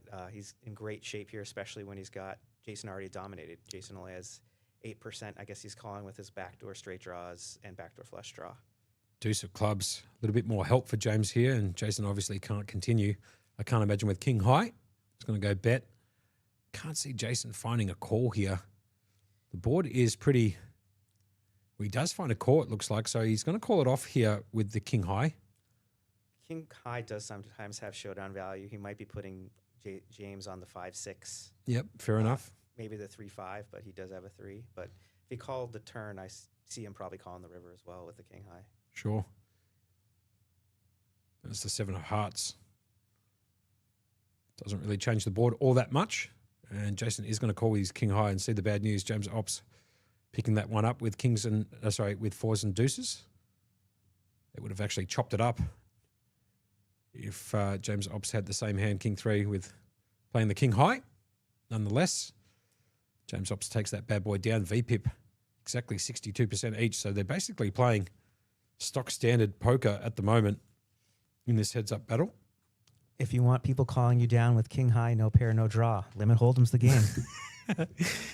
I'm an expert of doing that, so that's why I've got no chips in front of me and don't have a $10,000 buy-in to buy into the 10K Horse Championship brought to you by MGA here at Playlive 129 York Street, South Melbourne. Now let's talk about Saturday the 7th of Feb just really quickly. So day 2 of the main event will come back at 12 o'clock. That's just the qualifiers only. So if you want to play day 2 of the main event, you would have to play day 1 of the main event, which happens tomorrow at midday. It's the only mixed game event on tomorrow. It starts at midday. It's a 10 game, like I said, $1,500 buy-in. The blinds do go up incrementally, so 20-minute blind levels for levels 1 to 6, 24-minute blind levels between levels 7 and 11. Shout-outs to 7-Eleven. They do a pretty good Slurpee just quietly. And 30-minute levels from levels 12 onwards. But back to Saturday the 7th of Feb, if you wouldn't mind keeping your eyes on the action for me, Brad. So at 12 o'clock, they'll come back for day 2, the people playing in the main event. Qualifiers only, like I said. But at 2 o'clock, eat your heart out, mixed game lovers. The dealer's choice. It's a 25 plus, so more than 25 game choices you can choose from, or poker variants, I should say. It's a $500 buy-in, dealer's choice game. 20-minute blind levels, that's starting at 2 o'clock, so there's more than 25 different variants of poker you can choose from. And that's variety plus for those people who like to play more than 2 cards. Obviously, you can still choose no limit hold'em if you wish, but I'd imagine that game's most likely not going to be chosen very often in a dealer's choice game. Or limit hold'em. Or limit hold'em for that matter. I've confirmed with Shannon you can elect limit hold'em in the dealer's choice. Of course, but I'd imagine most people jumping into that dealer's choice game, 2 o'clock Saturday the 7th of Feb for the weekend warriors and the people who like the mixed game stuff. That's starting 2 o'clock, like I said, $500 buy-in, 20-minute levels, dealer's choice, 25 plus games there. And then at 7 p.m. on Saturday, this will be the game that I'll be sitting in. So if you want to come down here and bust me for at least 2 or 3 or 4 bullets, 7 p.m. is the draw maha rotation. Straight draw maha and then deuce to 7 draw maha. We can get into a little bit of the draw maha in between hands if you don't mind. So draw maha, for those people who don't know, you get dealt 5 cards. And the object of the game is to make the best 5 cards you can in your hand, playing for, it's a split pot game, with a board that comes out similar to that of Texas Hold'em and Omaha for that matter. So a community board of 5 cards. The object is to try and make a hand that can compete for both the board and in your hand, or shoot it one way with just trying to pick up the best hand in your hand, or the best 5 cards in your hand.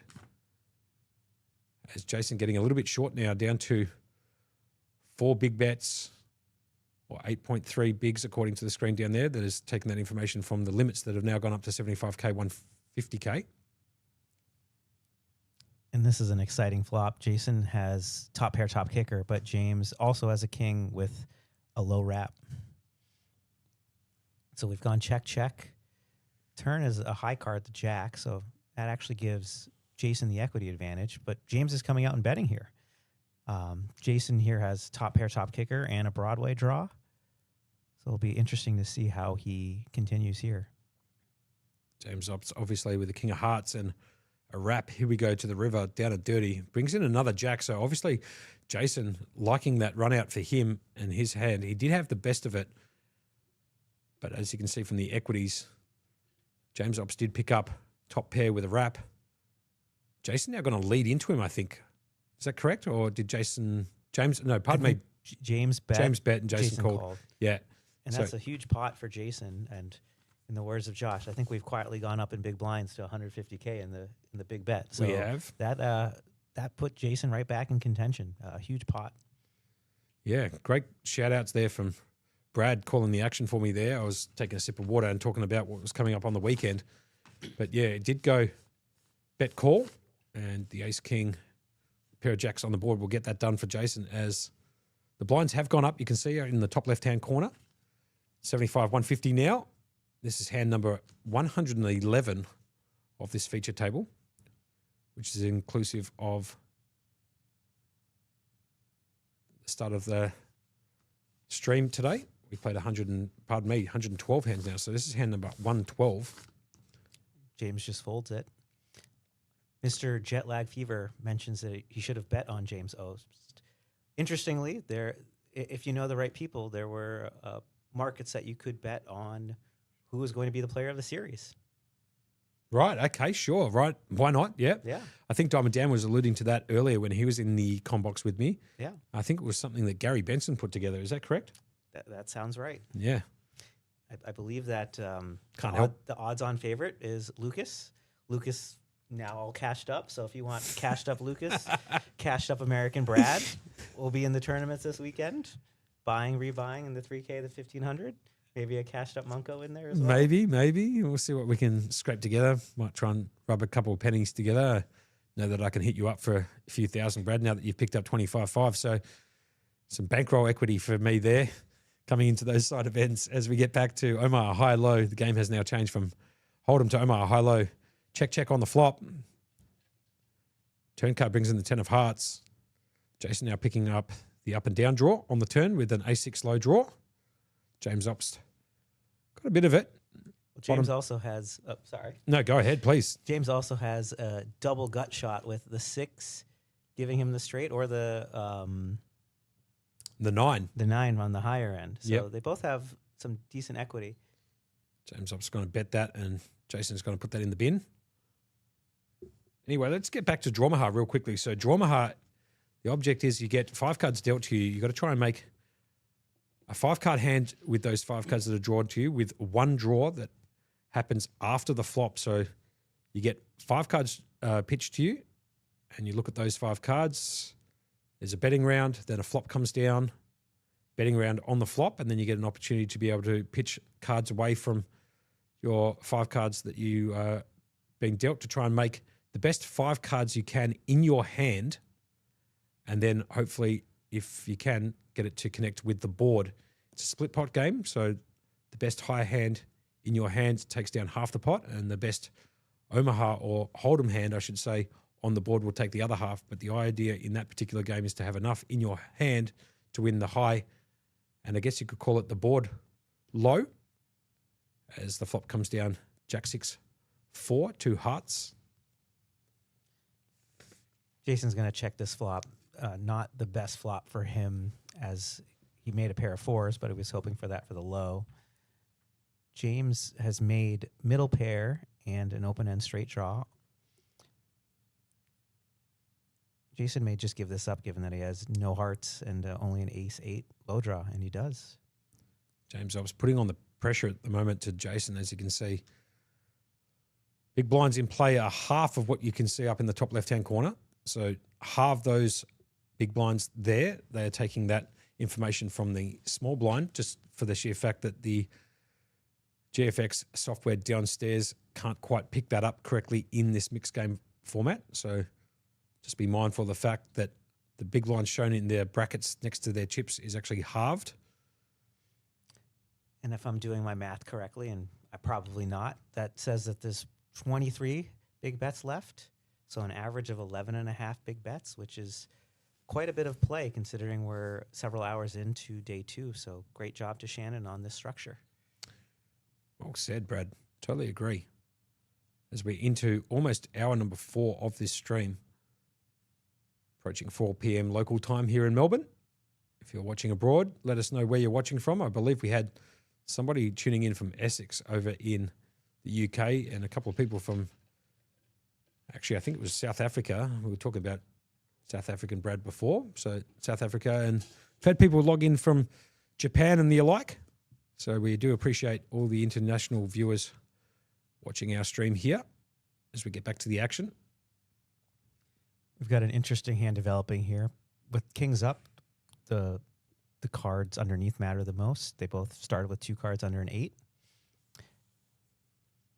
James now has a 9-8 draw. Jason has a 10-4 draw, so he's not going anywhere. We are playing Raz here as we just switched over from Omaha Load, just in case you're wondering what's going on in this particular hand. We are playing Raz, so object of this game is to try and make 5 of the lowest cards possible, with the wheel being the nuts. And Jason has now made a 10-5. James has a 10-9 showing, so Jason knows that he has the best possible hand. So he's thinking, would be surprised if he doesn't bet, since he knows he has to have the best hand here. Jason also shooting at a wheel. If a deuce can peel off, can obviously improve on his 10 with a deuce, 6, 7, 8, or 9 for that matter. James has to call. He still has a decent amount of equity if he makes a better than a 10 draw and Jason miss. And James was picking up the Jack of Hearts. No help to him. Cannot improve. So he's got a 10, 9, 8 for deuce. And obviously Jason picking up, like I said, he had a few outs working for him. The deuce, the 6, the 7, the 8, or the 9. He picks up the 7. Now makes a 75, 4, 3, 2. 4, 3 ace, I should say. So best way to look at this is you do it in a numerical value. So 75,431 is beating at the moment 10, 9, 8, 4 deuce, 100,000. So Jason is bet here. He knows he cannot lose the hand. He has a 7 low, which James cannot beat. James trying to think if there's any way that Jason might have paired and that his 10-9 is good. I don't think James is going to find the call here. I know it's heads up poker and 10 is usually okay, but he has the worst 10, 10, 9, 8. And he's looking down at Jason's board that has a 10, 4, 5 there. So Jason obviously only needing to find 2 non-paired low cards in his holdings, in his whole cards, his down cards, and he does elect to fold. It's a good fold from James, obviously, in my opinion. Yeah, I wouldn't be shocked if he called, only because thanks to the stream yesterday, James and I played a Raz pot fairly similar to this, where he made some call downs with the assumption that I was likely to have paired. Thankfully, I didn't. That's probably the only pot I won the entire tournament off of James. Great shout. Might see. I saw Brian Nguyen just then come in and drop off a coffee. If the studio downstairs can bring up a coffee. Do you want a coffee, Brad? If there's possibilities? I'm good, thank you. You're good? I'd love a coffee latte with one, if possible. If somebody can run that upstairs, that would be ideal. As the action continues here, heads up in this 10K Horse Championship, brought to you by Mixed Game Academy, Shannon Vanderberg himself, who's in the back there on the stream. Getting back to the action here, I believe we're still playing Raz, as Jason picks up an 86 draw with 8-6 ace showing. James Ops has elected to come along after Jason completed with his Jack Deuce 5. Patrick Russell in the chat there saying he'll fly me down a coffee tomorrow. Hopefully Paddy Russell's coming in tomorrow. That would be ideal. I'd love to see him again. One of the most biggest gentlemen in poker, Pat Russell, known as a TD, up there working for Kings. Shout out to the Kings boys. A little bit of a shout out. You know what? I might do a couple of shout outs. Why not? Shout out to the Kings boys up there. Natan and Mark Liddell. Natan obviously nursing a new kid, if you are aware of Natan. An absolute crusher in Australian poker. Up there with Mark Liddell in Sydney. They do Kings Sydney. And probably the biggest shout out I'd have to give to Robbie Dorosky from Kings Newcastle. He's also the owner of pokershop.com.au. So if you need any poker equipment, cards, tables, chairs, everything, PokerShop has got the lot for you. Full assortment of different poker equipment, cards and the alike. Jump onto pokershop.com.au and you can pick up everything you need to get a game going from the big man, Robbie Dorosky, up there in Newcastle. Went to showdown, 68%. So basically playing a very stock standard game of poker, heads up here. And I think we'll be switching over to stud high momentarily. No doubts. So anyway, that's the Drawmaha I was talking about earlier. 7 p.m. that is on Saturday the 7th of Feb. So you can't really forget that. 7th at 7 p.m. It's a $500 buy in 20-minute levels. And have a look at this here on Sunday the 8th of Feb. I believe you were talking to me earlier. The big game. PPC. I'm not sure what the players, what does PPC stand for? Do you know? I think Poker Players Championship. Poker Players Championship. Okay, fair enough. The big man coming in clutch what the acronym PPC stands for, but Poker Players Championship, I believe, is the official wording of that acronym PPC. So that's the big game. That starts at 11 a.m. on Sunday the 8th. It is a one-day tournament only. It is a 3K buy-in. Now, you've got 25.5 sitting there. I know you did pay $10,000 to enter into the event, so $15,500 in your back pocket in extra profits and or cheese for you. So are you going to shoot into that 3K? Oh, Cashed Up Brad will be in there. Cashed Up Brad will be in there. It's 30-minute levels. It looks like there's a few games going on in that one too, the big game. I'll talk about that in just a moment as we get back to the action here, as there's been a complete from James Obst. Jason's going to come along with King Jack 4-8. Yeah, I think we've moved over to stud. Both players have 3 to a flush on 4th Street. Jason picking up the 9 of hearts on 5th. And now picking up the King of Hearts on 6th Street. That gives him a gut shot to make the straight. He whiffs it, hits a 4 of diamonds. It's going to go check, check, check, check. Basically, Jason picking up aces and 8s now. As you can see, the run out on his up cards is 4, 8, ace, ace. And he has an 8 on 7th. So he has made aces up, the dead man's hand, aces and 8s. And it's going to go check, bet, fold. That's all she wrote. Yeah, I think that one checked through. It was tough for Jason. Was it check, check, was it? Yeah, it was hard for Jason to bet there when James has 4 to a straight on the board and he's got his aces showing. Sure. So let's get back to the big game here for the Poker Players Championship, the PPC. It's a one-day event. It's a 3K buy-in, 30-minute levels. That's on Sunday, the 8th of Feb. So this Sunday coming up is Deuce to 7 triple draw, Omaha 8 or better, also known as Omaha high-low, no limit hold'em stud, Raz stud 8 or better, no limit Deuce to 7 single draw, hold'em, that is fixed limit hold'em, and PLO. And I think they used PPC since that is the same 10 games that are the $50,000 PPC in Las Vegas that Bruno, who played in this tournament, played in last year as well in Vegas. Yes. Just a slight correction there. There is actually 9 games, just quietly. okay. So it's the 9-game mix, yeah. So Deuce to 7, Omaha 8 or better, no limit hold'em stud, Raz stud 8 or better, no limit Deuce to 7 single draw, hold'em and PLO, which is 9 games. There So you go. No Badoogie, no Balkadoogie, or whatever you guys call it. No Balk Doogie, but that's a delicious mix of games. The big game, like I said, Sunday the 8th of Feb, starting at 11 o'clock, early start, but it is a one-day event, so they have to start it early to make sure that they can get to conclusion in that day's play. As we get back to the action here, just a fold by Jason. Jason just folding the higher card, the jack there. You see that every now and then. Suspect that in most cases that the higher card and stud is going to raise, but with the 3-4 underneath, Jason elects to fold. Yep. I know I did that. You did earlier, do that. I saw that. I did see had that. a 6 and I just folded it against James's 2. So every now and then you've got to just hold it. T Law saying he's tuning in from Bikini Bottom. Pretty sure that's just a made up location. And then Grahamy Bennett watching all the way from Caroline Springs. Yeah, sure. Keep up the good work. We do appreciate that. So Monkey, you don't know SpongeBob SquarePants? That's the never bikini, seen it before. That's the Bikini Bottom shout. Right. Okay. Got no idea. I am 41 years of age and don't watch cartoons outside of South Park and or of that of Family Guy. So I've got no idea what you're referring to there, but maybe put that into the mix. Yeah. Oh, I don't watch SpongeBob SquarePants either, but I know that's where Bikini Bottom is from. That is the reference. Too funny. I would have suspected that SpongeBob would be up your alley. So maybe give it a go. Okay. As you can see, James Obbs picking up 10s in the hole, but Jason's got kings in the hole here. Sure. Why not? This could be a big pot here, given they both have big pairs in the hole. Just to bring in and a call. Oh, we're in stud 8, so it might actually not be quite as big. I see the 2 equity percentages, so still could be a big pot. Jason going to call the bet from James Obst. James representing a low with this board, but actually has a high.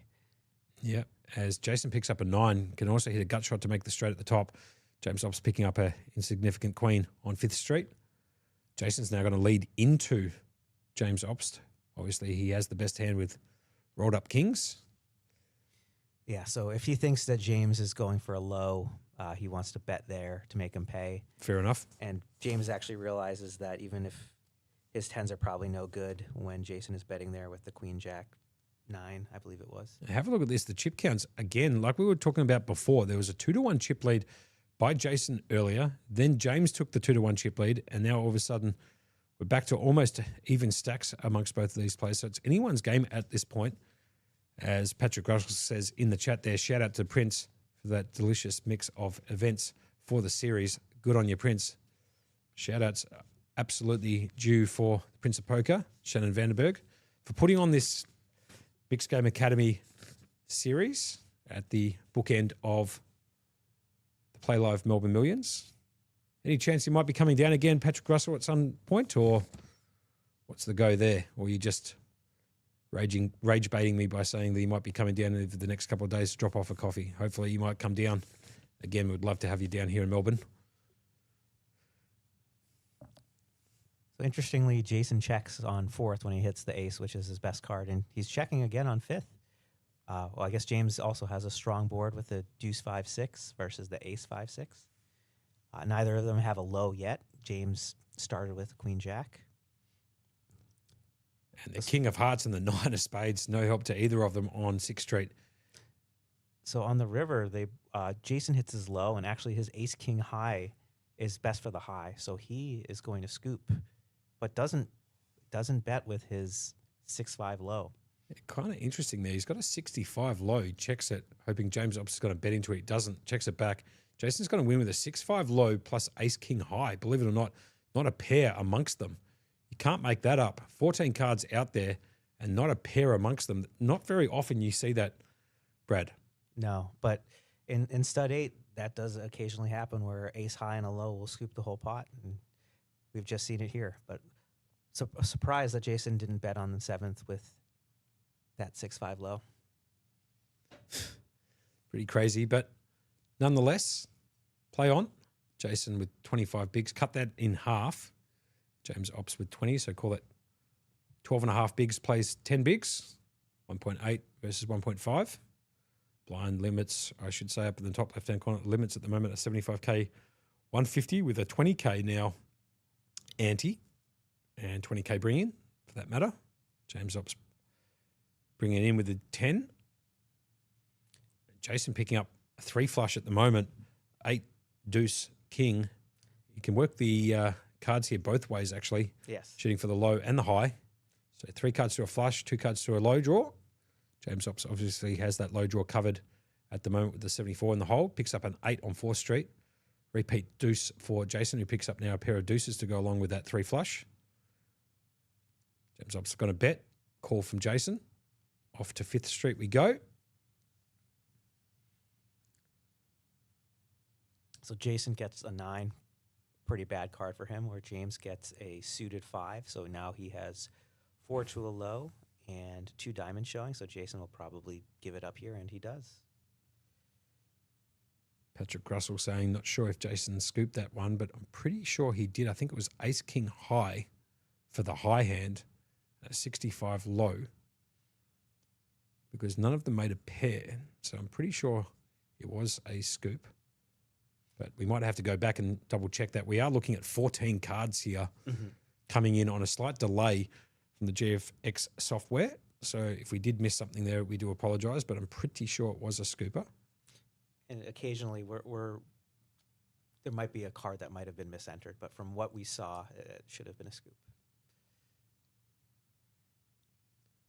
Jason now picking up the 3 flush. Jack 5 in the hole with the 10 of clubs showing. He's going to be the bring in, completed by James Ops showing the queen. He's also got queen jack in the hole, so split queens here for James Ops. He picks up a deuce of spades on 4th Street. Jason picks up a jack on 4th Street, so... And this could be a very big pot, given that James might not think Jason has a pair of jacks since he's got a jack. And these are both quite strong hands, heads up, in stud 8. Agreed. It's going to go check, check on 4th Street. Check from Jason on 5th Street, picking up that queen. Ops is going to bet out his queens. And Jason probably will call because he's got a queen, so he probably doesn't think James has the queen. There's a lot of interesting things going on in this hand. Jason picks up an 8, giving him a gut shot to the straight. James Ops picking up a 4 of clubs, no help to his hand. But can rep this if he wants to. He's going to come out for another bet. He's gonna. Hang on. Go ahead, please. Oh, he's gonna fire with his queens. He does have a 9 up, so makes it a bit less likely that Jason has a straight. Also, Jason would likely bet with his straight, so he felt confident that his queens were the best, and that's why James is one of the best in the world, getting value on 6 with his queens. Just quietly, both of them on 7th Street picking up an ace. Ace of hearts and an ace of clubs just quietly. Both finding the same card, different suits on 7th Street. And I'm fascinated to see what James does here, if he can find the value.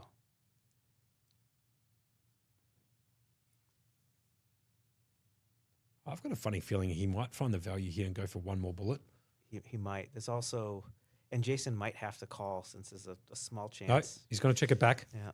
and take down the pot with the pair of queens. Jason missing the lot, a gut shot, 2 pairs, and another jack to make trips there.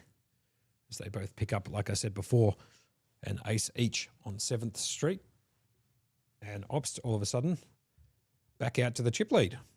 So they're swinging left, right, and centre here. It's like a kid's playground, back and forth until you will find a champion out of these two as the blinds will continually go up. I think they're coming back to 60-minute levels, is it today? Or Yes. is that correct? 60-minute levels Yep. today, 40-minute levels on day 1. Helps a little bit when you've played the event, Brad, so to know what the levels are. Well, I'm sure you'll be playing the next 10K horse we have here, so you'll know all the levels. Against this field, I'm a big chance, yeah? James Ops in the field, Jason out there, Gary Benson, Ash Gupta. Jeez, you have to be an absolute savant of poker to play against this particular field of players. And shout out to Jazz there walking in with the Schnitz bag. Schnitz, obviously, just across the road from Playlive. There is a discount, I believe, if you are playing at Playlive. I believe you get 5% off or maybe 15% off on certain days. But obviously, shout outs to Schnitz across the room who have been feeding some of these players in the late night stuff after the food, from the food and beverage package here, or the hospitality package, I should say, has been consumed by the players. They duck across the street and pick up a Schnitz or whatever else is available in the area. As we get back to Heads Up Poker here, we are back to Limit Hold'em. The best game there is. Jason starts with a premium on the button. He's got ace king of clubs. That's Great actually hand. James Ops, but that's okay. Oh, sorry about that. That's no James. problems. Jason actually had the A 4-5. the 4-5, the two side 4-5 for the back row players. Doesn't decide to come along with that. Is that a natural 9? I'm still learning. That is a natural 9. Yeah, it's a two side. For those people who play back row, and he peeled up the 4-5, which is the nuts in that game. Yeah, shout out to Schnitz for their, what we would call chicken parmesan. I don't know here, is that Parma or Parmi? Am I going to get in trouble for saying these things? And the Schnitz just is talking more about chicken that has been breaded. Mm-hmm. A Parmesan or Parmigiana, as they call it over here, actually has toppings on top of the piece of Schnitz. It's I believe the word Schnitz comes from Germany. They used to have a lot of chicken schnitzel over there. So a Parmesan is a chicken schnitzel, for those people who don't know, with some Napolitano sauce over the top of it, usually with ham and cheese. And they've actually got competitions here, believe it or not, Brad, for who can produce the best chicken parma in Victoria. And I think there might even be like an Australian-wide chicken parma contest that's out there. And I believe Skinny Dog in Kew in Melbourne has won that chicken parma challenge a few times. I don't know if it's the local one, the Victorian one, or the Australian-wide one, but there is like a internal Australian competition around the chicken parma. If you're a bit frugal like I am, shout out to Universal for the chicken parma on Lygon Street. Yeah, no doubt. Says Bam comes into the chat here. When will Playlive do a Baccarat tournament? With some laughing after it. Tell you what, if they do put on a Baccarat tournament here at Playlive, I will guarantee you I'll be playing that event. Don't care what time they put that on. If they put that on at 4 a.m. on Tuesday morning, I'll be rocking up at 3:30, making sure that I'm registered for the Baccarat tournament here at Playlive. Might have to go and talk to Josh and Bridges downstairs if we can. Not sure if we can do it, but you have to ask to find out the answer. So might ask him if we can do a Baccarat tournament. That would be hilarious. I know plenty of squeezes. Have a look at James Ops' hand here. Ace is double suited. We are playing now Omar high-low. So an obvious raise here with aces double suited. Jason's going to come along with Jack 6, 5, 3. He's picked up a bit of a monster here just quietly, Jason. Well, it looks like a monster, but he's actually going to be in quite a bit of trouble here. Yeah. From his perspective, he's got a monster. He's got the Jack High Hearts. He's got the Rat, but he's actually behind on both sides. Geez, what a card on the turn. The 9 of Hearts comes in. James Ops picking up the nut flush on the turn. Jason with 4th nut flush, I should say, on this particular board. He can't go anywhere, also shooting for a low himself, which is beat at the moment, as you can see with James Ops shooting with an 8-5 low. Here comes the river. It brings in the 3. What a card for James Ops. Nut, if you don't mind. He's now made the wheel for the low and also has made the nut flush for the high. And Jason has made The 65. Exactly. So it looks like a monster. It's going to probably end poorly for Jason here. Oh, wow. And James goes for the check. He's going to check, raise, and scoop. This is an impressive play. Dirty run Impressive out just read quietly by for James. Jason. Yeah, like I know he flopped it monster there with the up and down and the jack high flush. Here comes the raise and Jason's going to call and James Ops is going to show him nut just quietly. The wheel for the low, ace to 5 and the nut flush. That is a brutal run out for Jason just quietly, who does pick up a 65 low and a jack high flush on the turn.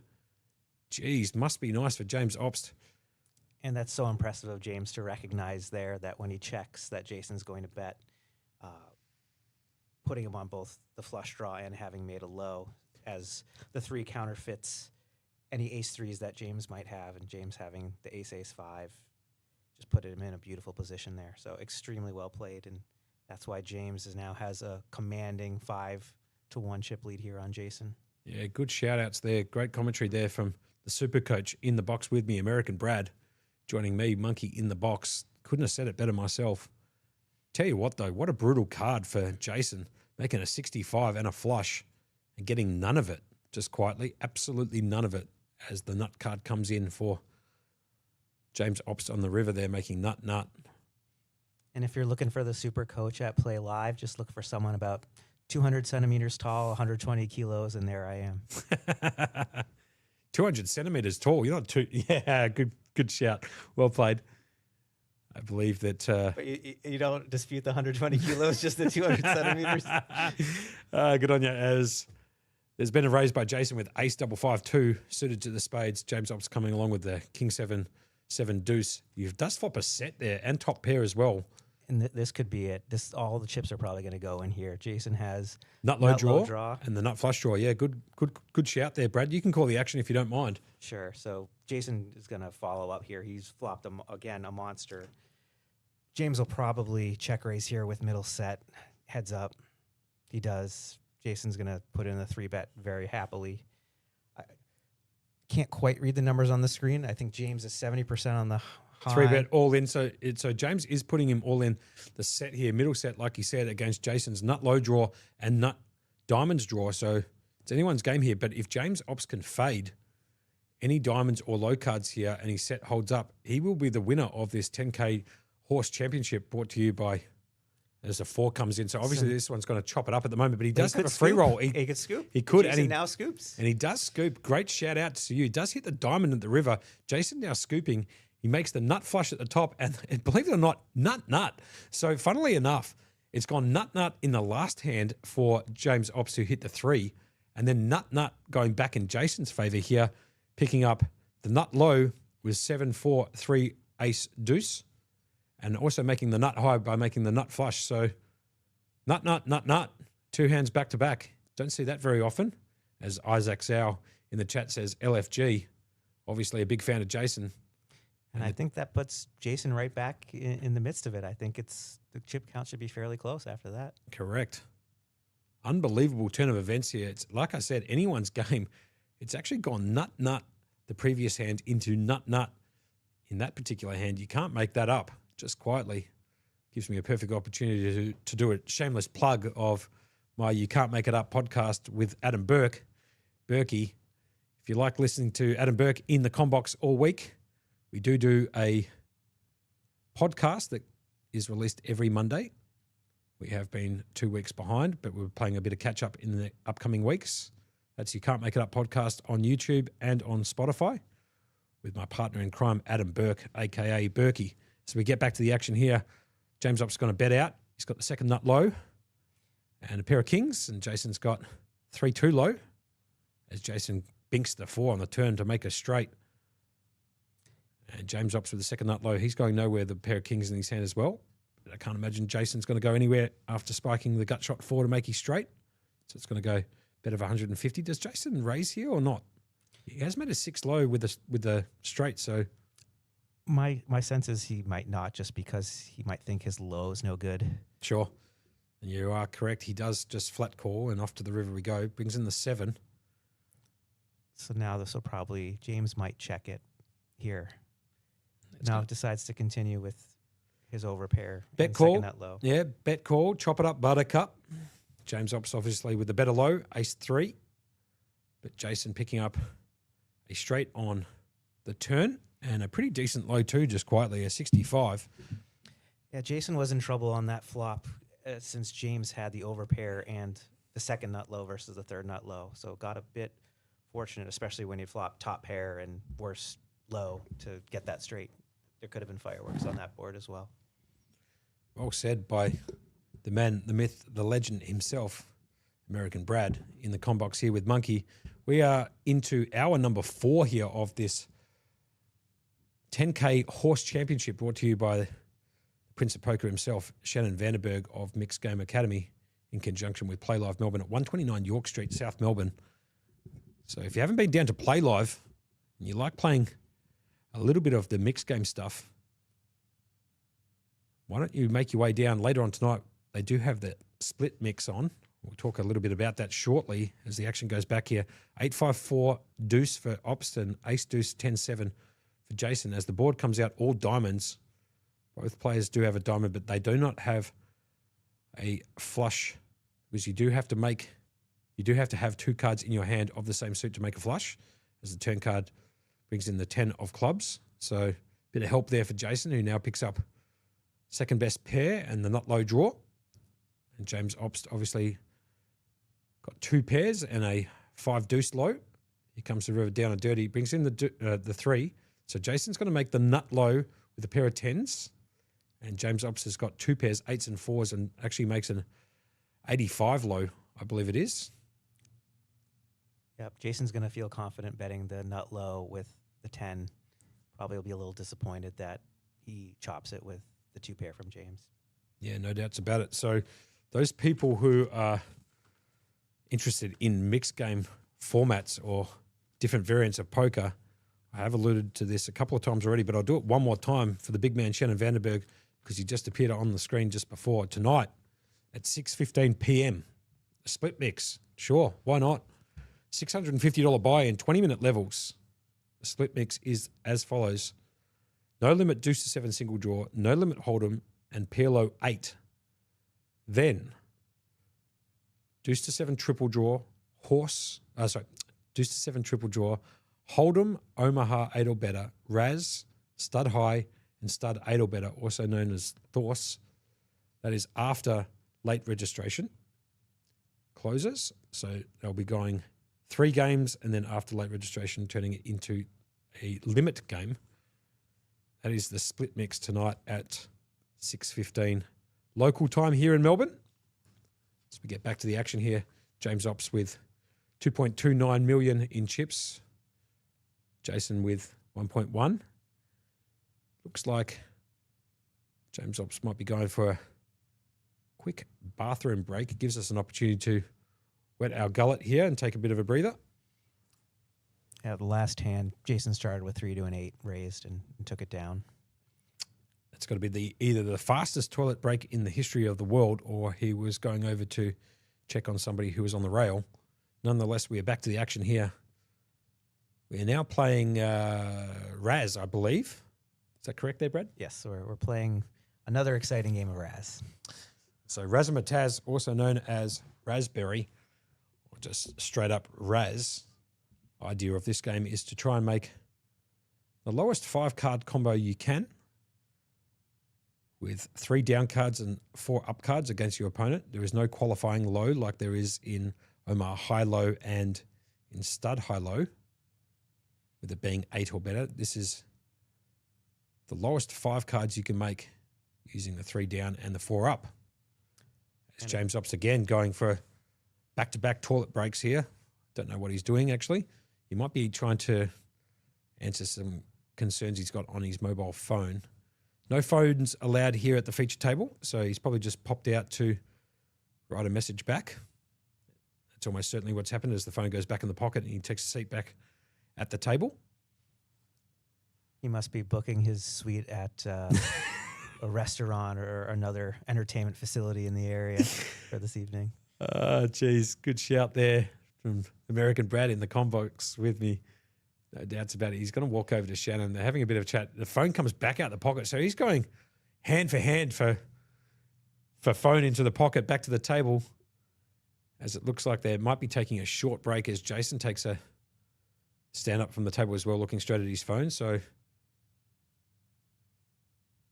okay, so from the studio downstairs, they're going to be skipping the next break. The players have elected to keep playing.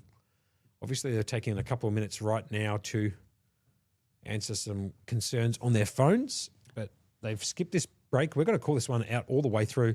Good idea to skip the break, to be honest. They have been playing for 4.5 hours, roughly speaking. They probably just want to get this one done.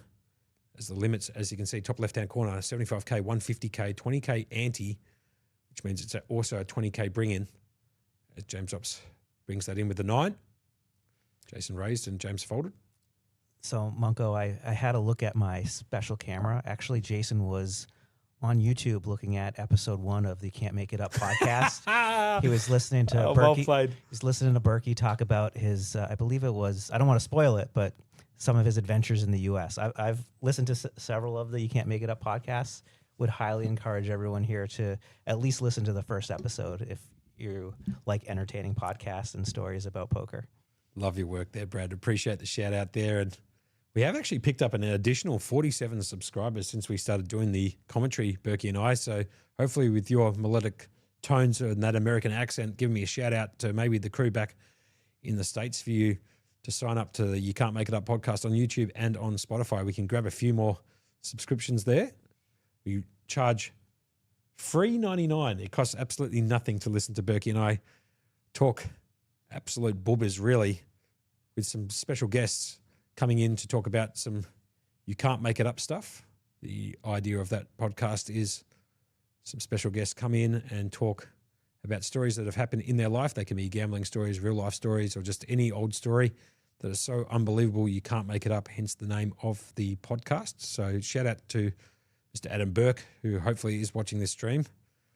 We'll be back doing more of those podcasts next week. And I believe we're bringing in the Shaheen brothers, believe it or not, on Monday after the Super Bowl. I'll be around doing some Super Bowl stuff with the Shaheen brothers on Monday. I think Berkey might be joining us. And then after that, straight into the combox as we go back to the action here, Brad. Yeah, we've moved on to stud. Jason raised the bring in with the pair of jacks. James called with his straight draw. They've both hit kings on 4th Street. Jason, of course, bet his jacks. James called. This will be interesting on 5th, so Jason is going to continue to bet his pair of jacks. James has now hit a 3 gut to a flush shot. with a gut shot, Yes, yeah. so he might be continuing here, especially since if he thinks the king is good for him and the 6 is fairly hidden, but decides that Jason has played it strongly and may have the pair of jacks. I have to say one little comment here. Bit of a shout out to James Ops's barber. What a perfectly manicured beard, just quietly, and a good wig of hair on the bloke too. So I don't know who's doing that for him, but it's always looking Mickey Mouse. He looks like a movie star, James Ops, a little bit. Brad Pitt, eat your heart out. Does have that green sort of army shirt on, as Jason is obviously wearing the hoodie. He's been wearing that hoodie all week long. If that's not going into the wash every 3 days, I'm not here. He has been wearing that hoodie or a hoodie that's yellow, just interchanging between the two hoodies, just little things that I pick up whilst commentating in the booth here. Given all the tournaments that Jason's won lately, I would hope it's a different hoodie and suspect it is. No doubts. He does have a few of them, but it's a very nice hoodie nonetheless. And he'll be able to buy a few more hoodies regardless of what position he finishes in this tournament. 68,000 up top for first and 42.5 for second. So they are playing for some decent cheese here. It is a 10K buy-in event, 17 entries, final 2 left.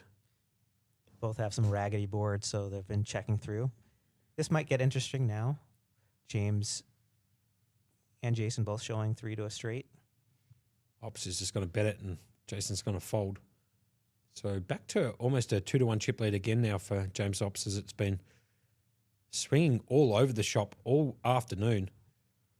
Kids' playground type material with the swing there, going back and forth and back and forth. But kind of the nature of the game at these limits, and especially heads up there, Brad. Absolutely. This match could be over in 10 minutes, or we could go another 4 or 5 hours. Well, hopefully it doesn't go for 4 or 5 more hours, because I might want to jump into that split mix. Yeah.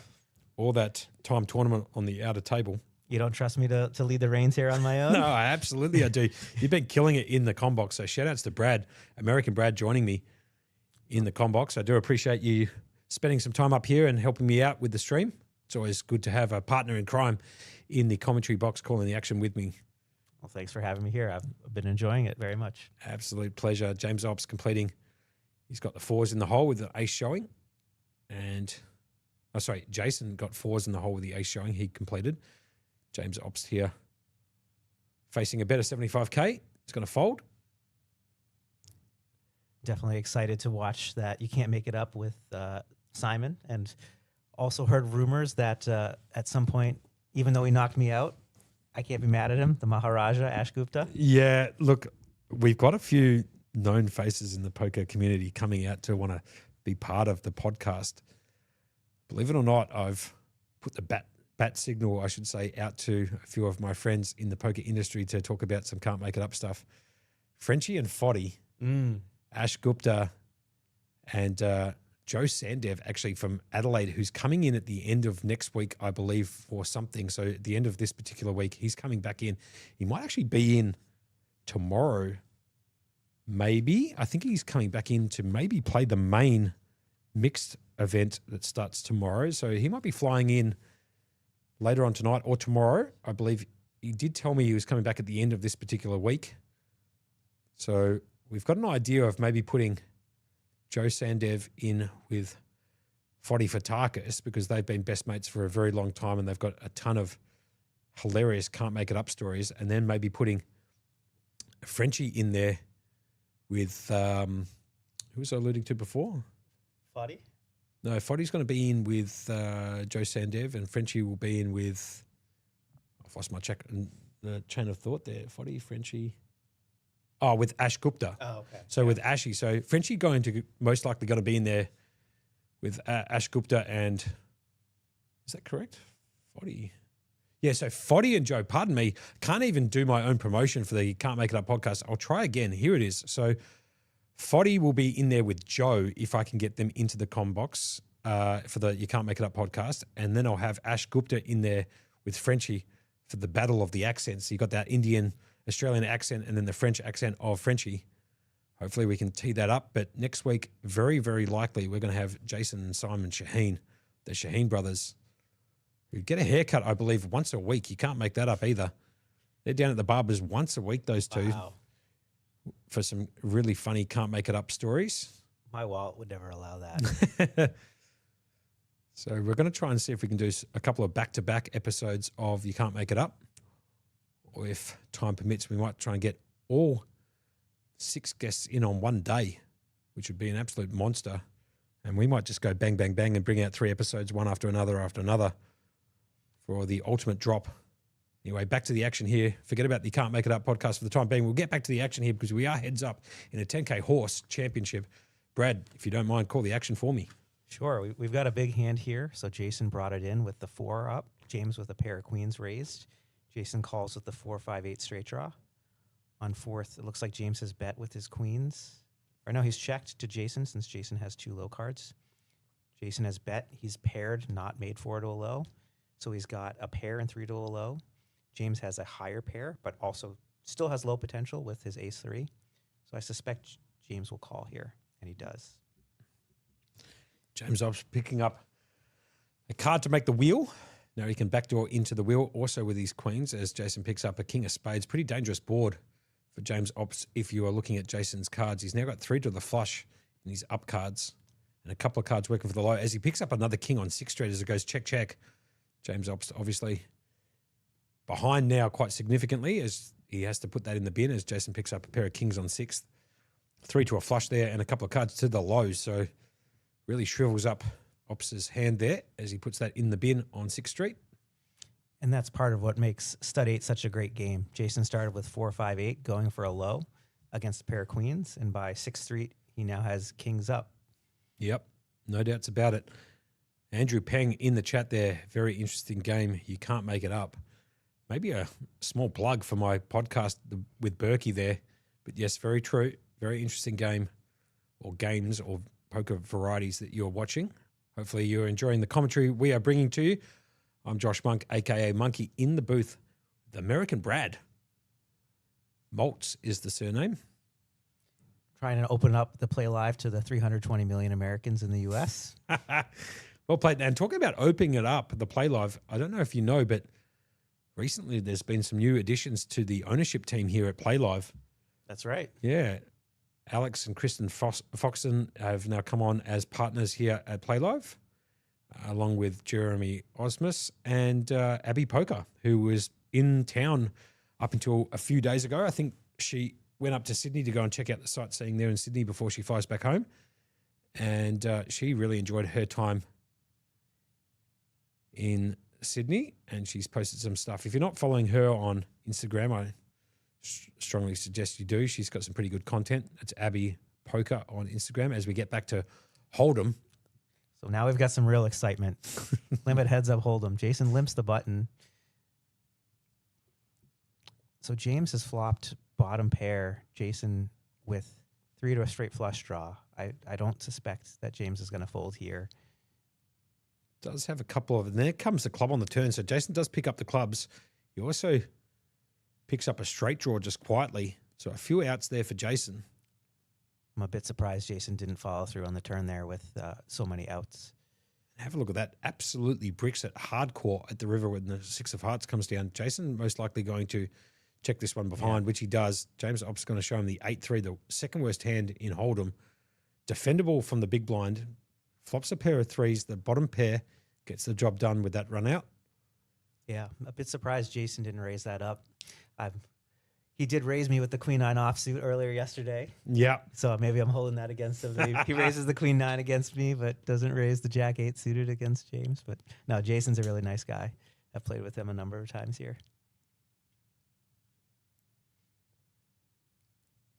But my passion for Limit Hold'em is like Josh's passion for Baccarat. Sure. Just so the viewers can understand. They know you well. Sure. This is their first time hearing my beautiful accent. There you go. JC Sydney in there with just the letter Z or Z. You might have converted me now to call it Z, but I'm going to go with Z because I'm Australian. Yeah, we don't want to get you in trouble. And here we go. Jason's picked up ace queen here, heads up. And surprising, this is typically a 3-bet hand. Jason's just calling here. You could certainly have 3-bet. And have a look at this flop here in terms of action. James Ops picking up the up and down draw. Jason flopping top pair with second best kicker. And I wouldn't be surprised if he just calls here. Bet from Jason. Call Probably from. try to put in the check raise on the And have a look at the 3. Oh, wow. James Ops just absolutely drilling the nut straight on the turn. And I wouldn't be shocked if it goes bet, check raise, 3-bet here. Sure, as good shout out to you, James Ops with the check mark next to his name. Cannot lose the hand. He did turn the nut straight with 6-5. Jason can't go anywhere with ace queen. He's going to call. The river card brings in the spades. Might slow James Ops down a little bit, but to be honest with you, he is a seasoned professional and he's probably going to find a bet here. It's very unlikely that Jason does have a flush here. So I'd imagine he's just going to bet his equity, which he does. You can see the bet right there. Yeah. And it looks like, Check, bet, call. yeah, check, bet, call is correct. Wait. And he's turned it over. I think Jason probably thought he had the best hand. No doubt.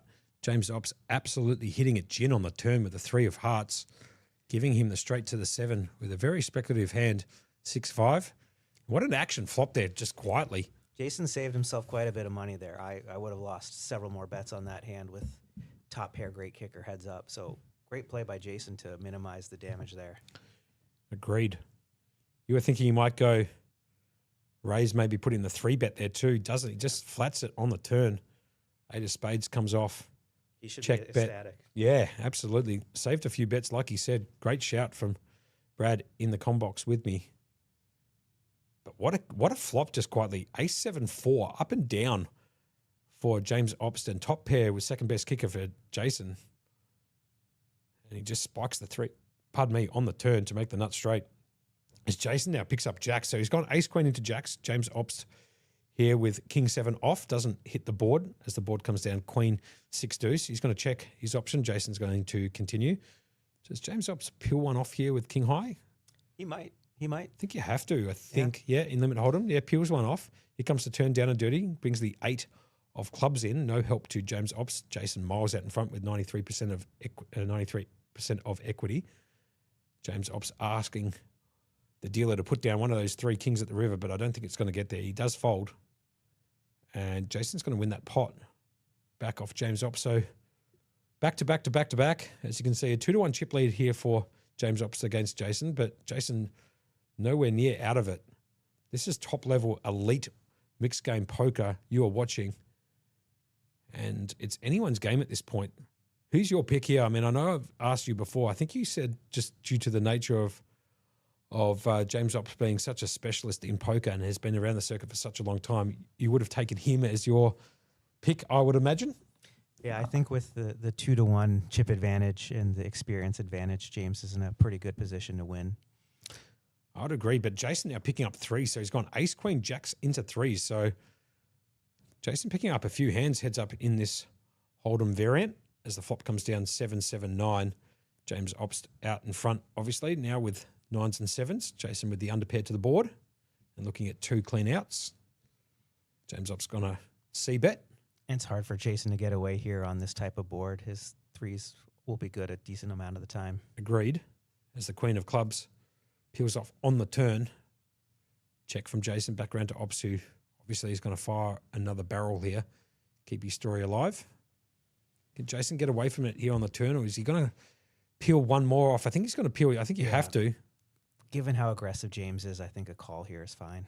The river card brings in the 8 of hearts. No help to Jason.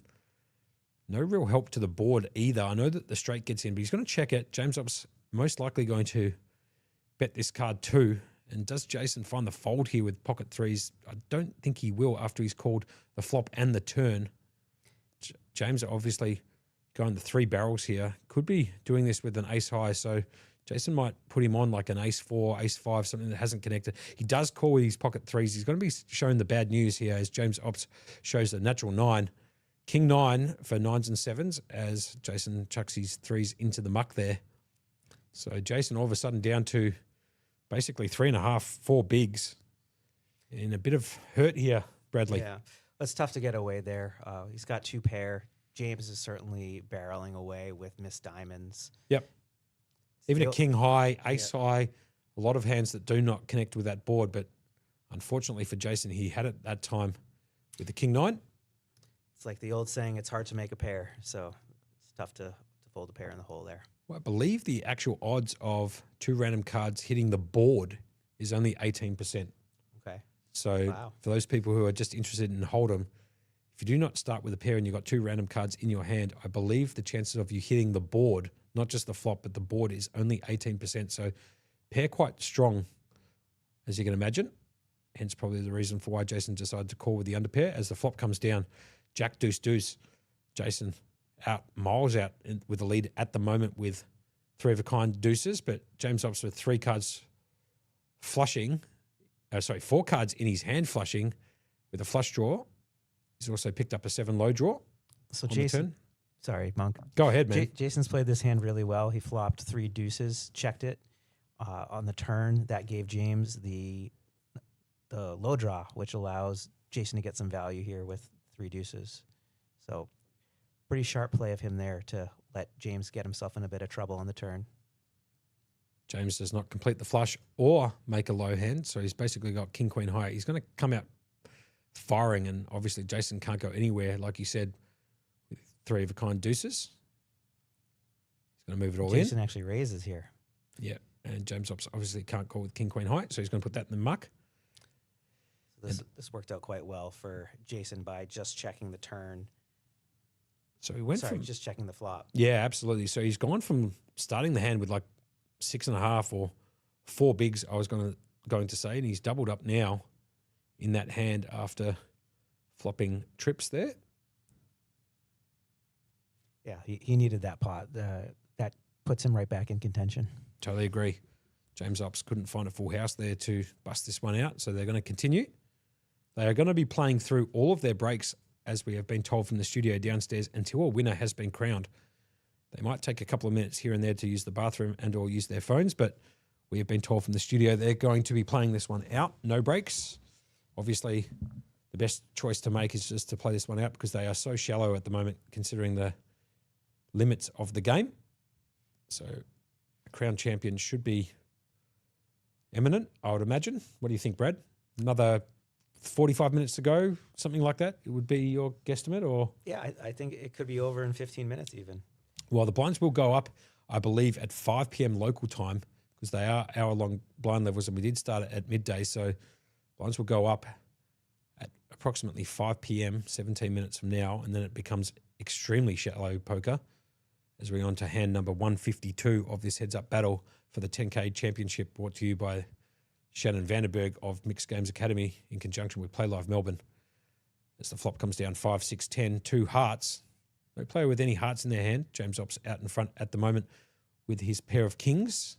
James Ops also shooting for an 8 low, which is dead, to Jason's ace 8 low. The king peels off on the turn for James Ops. He now turns a set to go along. He didn't really need it, but does help as Jason decides to check. James Ops obviously has to fire this card.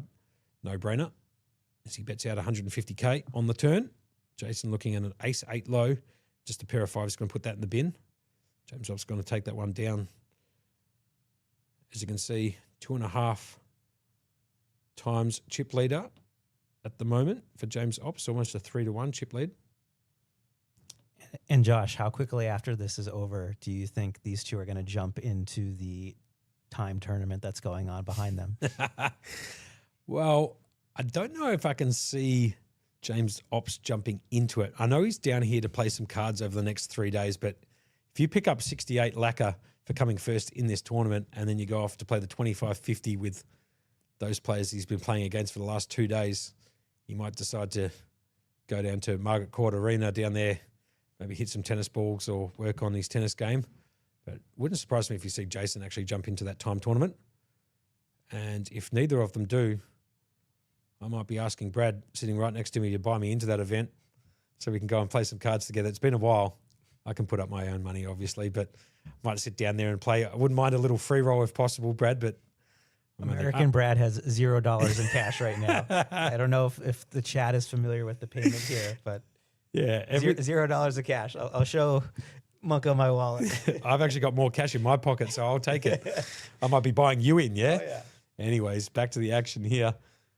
Dearie me. Having a bit of fun here in the commentary box. I hope you guys at home are enjoying what we're putting down as we are back into another hand of Omar high-low.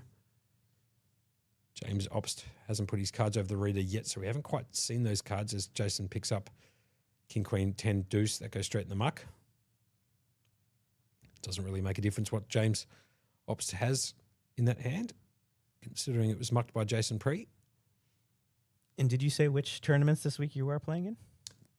You want to get that? You want to get my money that bad, huh? I think the viewers want to know. I told you which ones I'm playing. Sure. Okay. No problems. Well, I'll tell you this much for free. There is a chance tonight I might play the split mix. Sounds very I will not be there. interesting, that particular game, if I'm not playing in the time tournament that's going on behind you. You can see it in the top left-hand corner of your screen. In terms of the main, look, I'll be honest with you. I usually don't do anything on Friday and Saturday nights for obvious reasons, but I've turned 41 and I don't go out Friday, Saturday nights no matter what happens, unless one of my friends calls in a tier 1 favour, and that's the only time I go out on a Friday or Saturday night. So maybe Friday at midday I will come in and shoot a bullet into the main event for the big man himself, Shannon Vandenberg.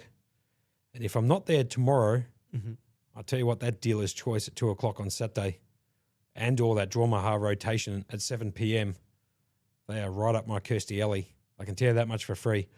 The dealer's choice at 2, shoot a couple of bullets into that, lose 1,000 there, fine. Straight into the 7 o'clock draw Maha. I play like a maniac, so I'll shoot 2 or 3 bullets into that. $2,500 weekend for me. And then maybe if I can find some money in any of those games, if I can pick up some money or get in the money, I might actually shoot into the big game, the Players' Championship. And that's Sunday? That's Sunday, the 3K buy-in. I had heard from a little birdie that you like to spend your Friday nights at the Heartbreaker. Yeah, good little rage bait from Brad next to me. For those people who have listened to the You Can't Make It Up podcast, we might actually call the action just really quickly here. Yeah. The blinds have gone up just quietly, 100K, 200K with a 20K ante, so blinds have recently gone up. I believe they're playing stud high here. And it looks like James has a very scary board with 3 hearts and actually 4 to ace straight. I think it's Raz because we just went from Okay. Omaha high-low. So Omaha high-low goes into Raz. So I'm pretty sure this is Raz right now. I do apologize for cutting you off there. So pretty No sure this worries. is Raz. So they both have very interesting Raz hands as well. Yep. James showing the 3 to an 8 on his board. Jason has 4 to a 9. Jason does have a bad one in the hole, but he certainly has enough equity to continue here if he knew what James had underneath. So obviously James at the moment's got a 987, 6. So he has actually made a 98 already on 5th Street, but he's going to fold. Jason, he's going to fold on that 5th Street to James Ops, who picks up a few more. So as you can see, James Ops miles out in front at the moment, almost a 5-1 chip lead. But yeah, and by the way, just quietly, the Hitman, I haven't spoken about that yet. That's Sunday, the 8th of Feb at 6 p.m. The Hitman, geez, hold on a second. That could be me. Plans are changing? That could be me, the Hitman. No limit, deuce to 7, single draw, tick. No limit, hold'em. Give that a pass. PLO, tick. Pot limit, deuce to 7, double draw. Okay. I have played 0 hands of that game lifetime. Pot limit, deuce to 7, double draw. Okay, so 2 draws at it. And pot limit for that structure. PLO 8, yep, big tick there. Yep. Big O, sure, why not? Tick me right up there. And 5-card draw. Okay, fine. Okay, 5-card draw, the Wild Wild West game. 5-card draw and draw my heart. Well, yeah, lock me in.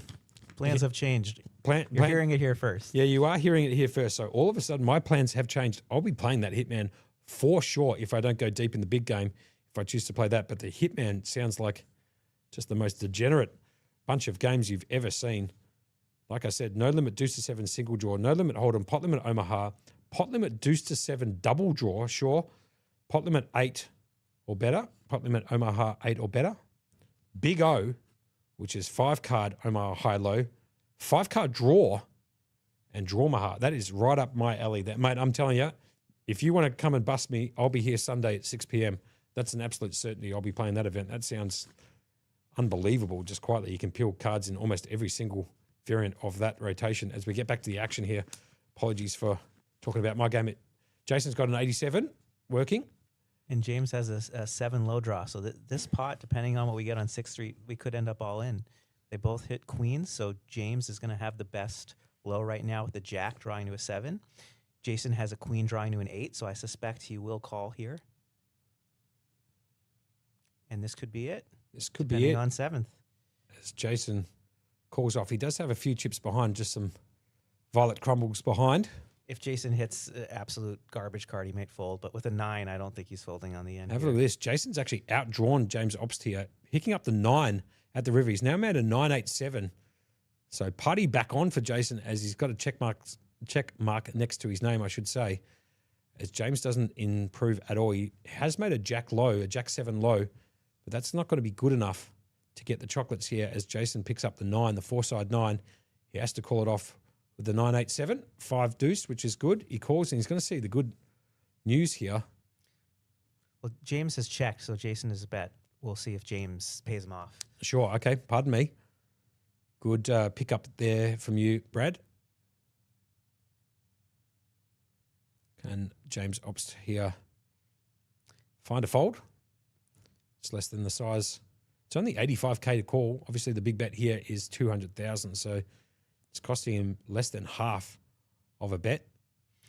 James giving it quite a bit of consideration, showing how thoughtful he is about the game, even though it's less than half a big bet. He wants to make sure he makes the right decision and wouldn't be shocked if he ends up throwing it away. What would be interesting is he's wondering, would Jason be betting on the end with a worse jack? So if Jason had caught a jack instead of a 9, Jason would have a jack 8 and James would have a jack 7. So he might be thinking, would Jason bet this with anything worse than a 9 or a 10? Well said. There's only also one ace showing on either of their boards in James Ops' hand, so there's a possibility Jason could have an ace underneath as well. There's no 4s out there outside of the whole cards of James as well, so there's a few hand combinations here that James Ops can't beat. Yeah, a lot of the cards And the that down cards for Jason, yeah. as Monk is alluding to, a lot of the cards that Jason would need to make a low, James has. James has an ace that Jason needs. James has A 2 four- 3s, a yeah. 4, a Yeah. 7. So that's why James does end up flicking in the 85. It's going to show the Jack 7. That's not going to get it done. Jason, all of a sudden, back up to 1.1. So now the 2-1 chip lead again. Jason survives that all in by spiking the 9 on 7th Street there in Raz. And all of a sudden, it's the playground kids swing going back again, back and forth and back and forth. Pardon me, I got a little hiccup there. If you caught that down the microphone, I do apologise. But that's why we have 2 people in the commentary box. I'm here, Josh Monk, a.k.a. Monkey, with American Brad coming in from Boston, all the way from Boston originally, but now lives in Melbourne. Have no fear. If Josh has any sort of incident here, I'll be calling the action through to the end. Beautiful. I love that. That's what a good wingman does in the commentary box. We hope all of you who are watching us on Playlive and Playlive.Melbourne on Facebook and YouTube are enjoying the content we're bringing to you. This is the conclusion, essentially, of a heads-up battle between James Obst and Jason for the 10K Horse Championship, brought to you by the Prince of Poker himself, Shannon Vandenberg, the Mixed Game Academy, in conjunction with that of Playlive Melbourne. I like that in the chip count, only one of the 5 players has their full name listed. Good call. I think Jason's surname is Wang, just quietly. I think it's Jason Wang. I'm almost certain it is. So Just Google who's the biggest winner at Play Live Tournaments Melbourne, and his picture will show up. He's won several tournaments here in the last few weeks. yeah, that's true. Just quietly, though, Luca is out there. Mr. Playlive himself has won quite a few. He's the tall gentleman out there. You'll see him in Playlive basically 4 days a week. He basically lives here. Surprised they haven't given him occupancy here at Playlive. He's here most of the days throughout the week at Playlive. Where's Berkey from Daryl B? Good question. I spoke to Berkey a little bit earlier this morning. I think he's out doing some chores. It's a Thursday, so not sure if he's got anything on a Thursday. He might just be doing some extracurricular activities today. So he's not in the comp box with me, but I'm proud to have American Brad join me for the conclusion of this match. Current game now is stud high. James Ops completes to 100K after the bring in from Jason with the deuce of diamonds. Jason got 3 to the flush at the moment. Pretty good. Starting hand. And here comes 4th Street. And James Ops picking up a monster, ace of hearts. Jason basically can't continue after picking up a jack of hearts on 4th Street, so it's going to go bet fold. James Ops is going to take that one away. Now, Brad, do you play much at Playlive, or is it kind of like your first time coming in, supporting the mixed game stuff? And how have you found the experience here at Playlive? Yeah, the Play Live here is fantastic. Unfortunately, I was back in the U.S. last year when they opened up and had a couple of tournaments. I've played here a number of times when they've partnered with the Mixed Game Academy in Shannon. This is first cash. Yep. And then I've also played, Playlive has done some no limit tournaments, some free rolls that I've participated in. No cash is there yet. Okay. Shout out to Playlive for running those free rolls for those of us who struggle in the no limit streets. Well said as we get back to the action. Bring in from the 8 from James Obst. Just a flat call here from Jason with the queen showing. 10-7 in the hole. King deuce for James Obst. King for Jason on 4th Street. 9 for James Obst. James Obst looks like he's going to bet this. He does. So he's betting into Jason's board. He might perceive Jason as weak since Jason only called on 3rd and didn't complete. Great shout there from Brad. Totally agree with that line of thinking. Jason, I think, picks up a 9 of spades on the turn, and James Obst picking up the jack. Now he's board showing 3 to a straight, and James Obst going absolutely nowhere, piling on the pressure here with jack 9-8 showing. Can Jason decide to peel it off? He has picked up a gut shot to make a straight. And if he puts James on just a pair of 8s, he has a lot of overcards. Agreed, but he does fold. Yeah. James Obst's aggression there takes that pot down. King Jack 9-8 deuce is the King Queen 10-9-7. So James Obst getting the job done there as Jason becomes a little bit shorter. The blinds have gone up. 100K, 200K, 200K. So now we're really in some shallow territory for Jason. I think he only has Four bigs. 4 or 5 big bets left. Yeah, so correct. 4 bigs exactly. He's got 800K exactly. So 4 bigs in play. 20K ante in the stud games. This is hand number 162. And Jason has played very well. I know we're critiquing both players' play, but having sat on the table, it's a lot easier up here when you know what everyone has. It's much more difficult when you're down there. No doubts about it. As James Obst picks up split queens here, Jason's going to fold. He had to be forced to make the bring in, but James Obst completed with split queens and gets the job done there. That outer table you can see in the top left-hand corner is a timed tournament with a couple of the guys that shot bullets into this particular event. Dan Mayer's out there, Gary Benson, Jazz Bullet is out there, Party Tricks, Eugene Portland is out there.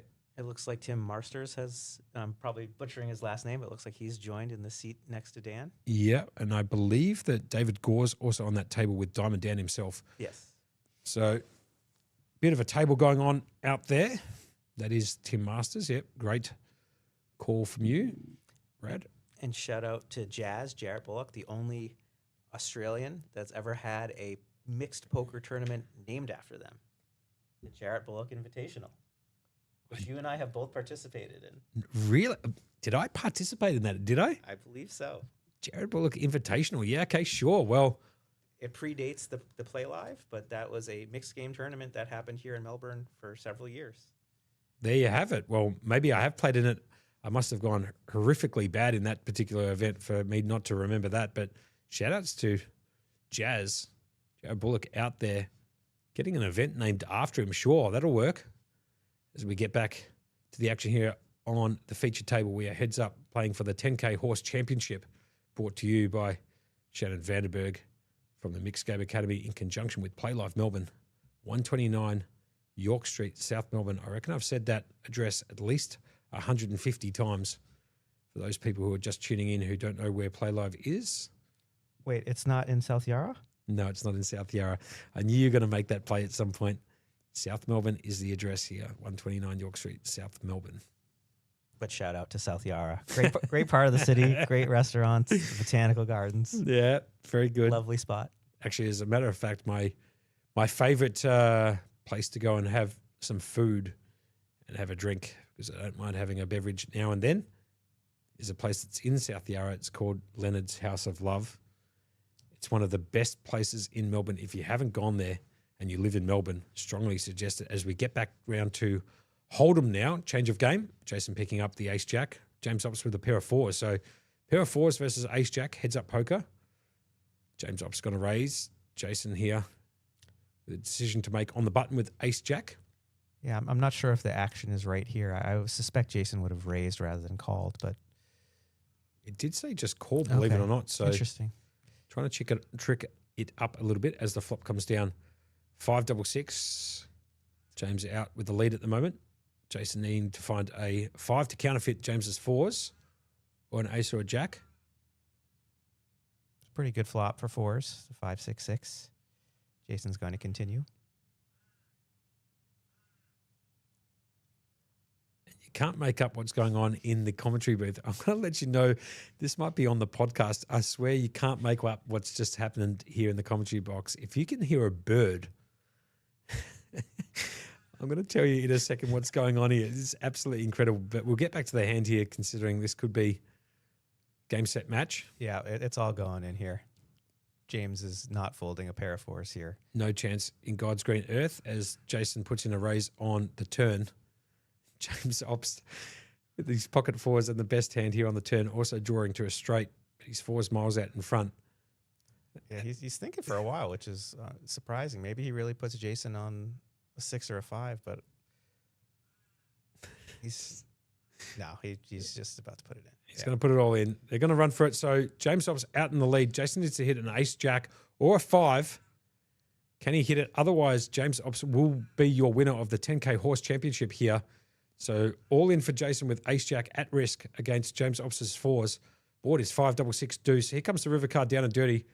And the 4 comes in. And James Ops makes a full house. That's game, set, match. Absolute showers for Jason, who goes out in second position, picking up some pretty big money for second. I think it was 42.5. Is that correct? 42.5, something like that? Yeah, I think that's exactly right. 42.5 for Jason, who came second there. James Ops taking it down for $68,000.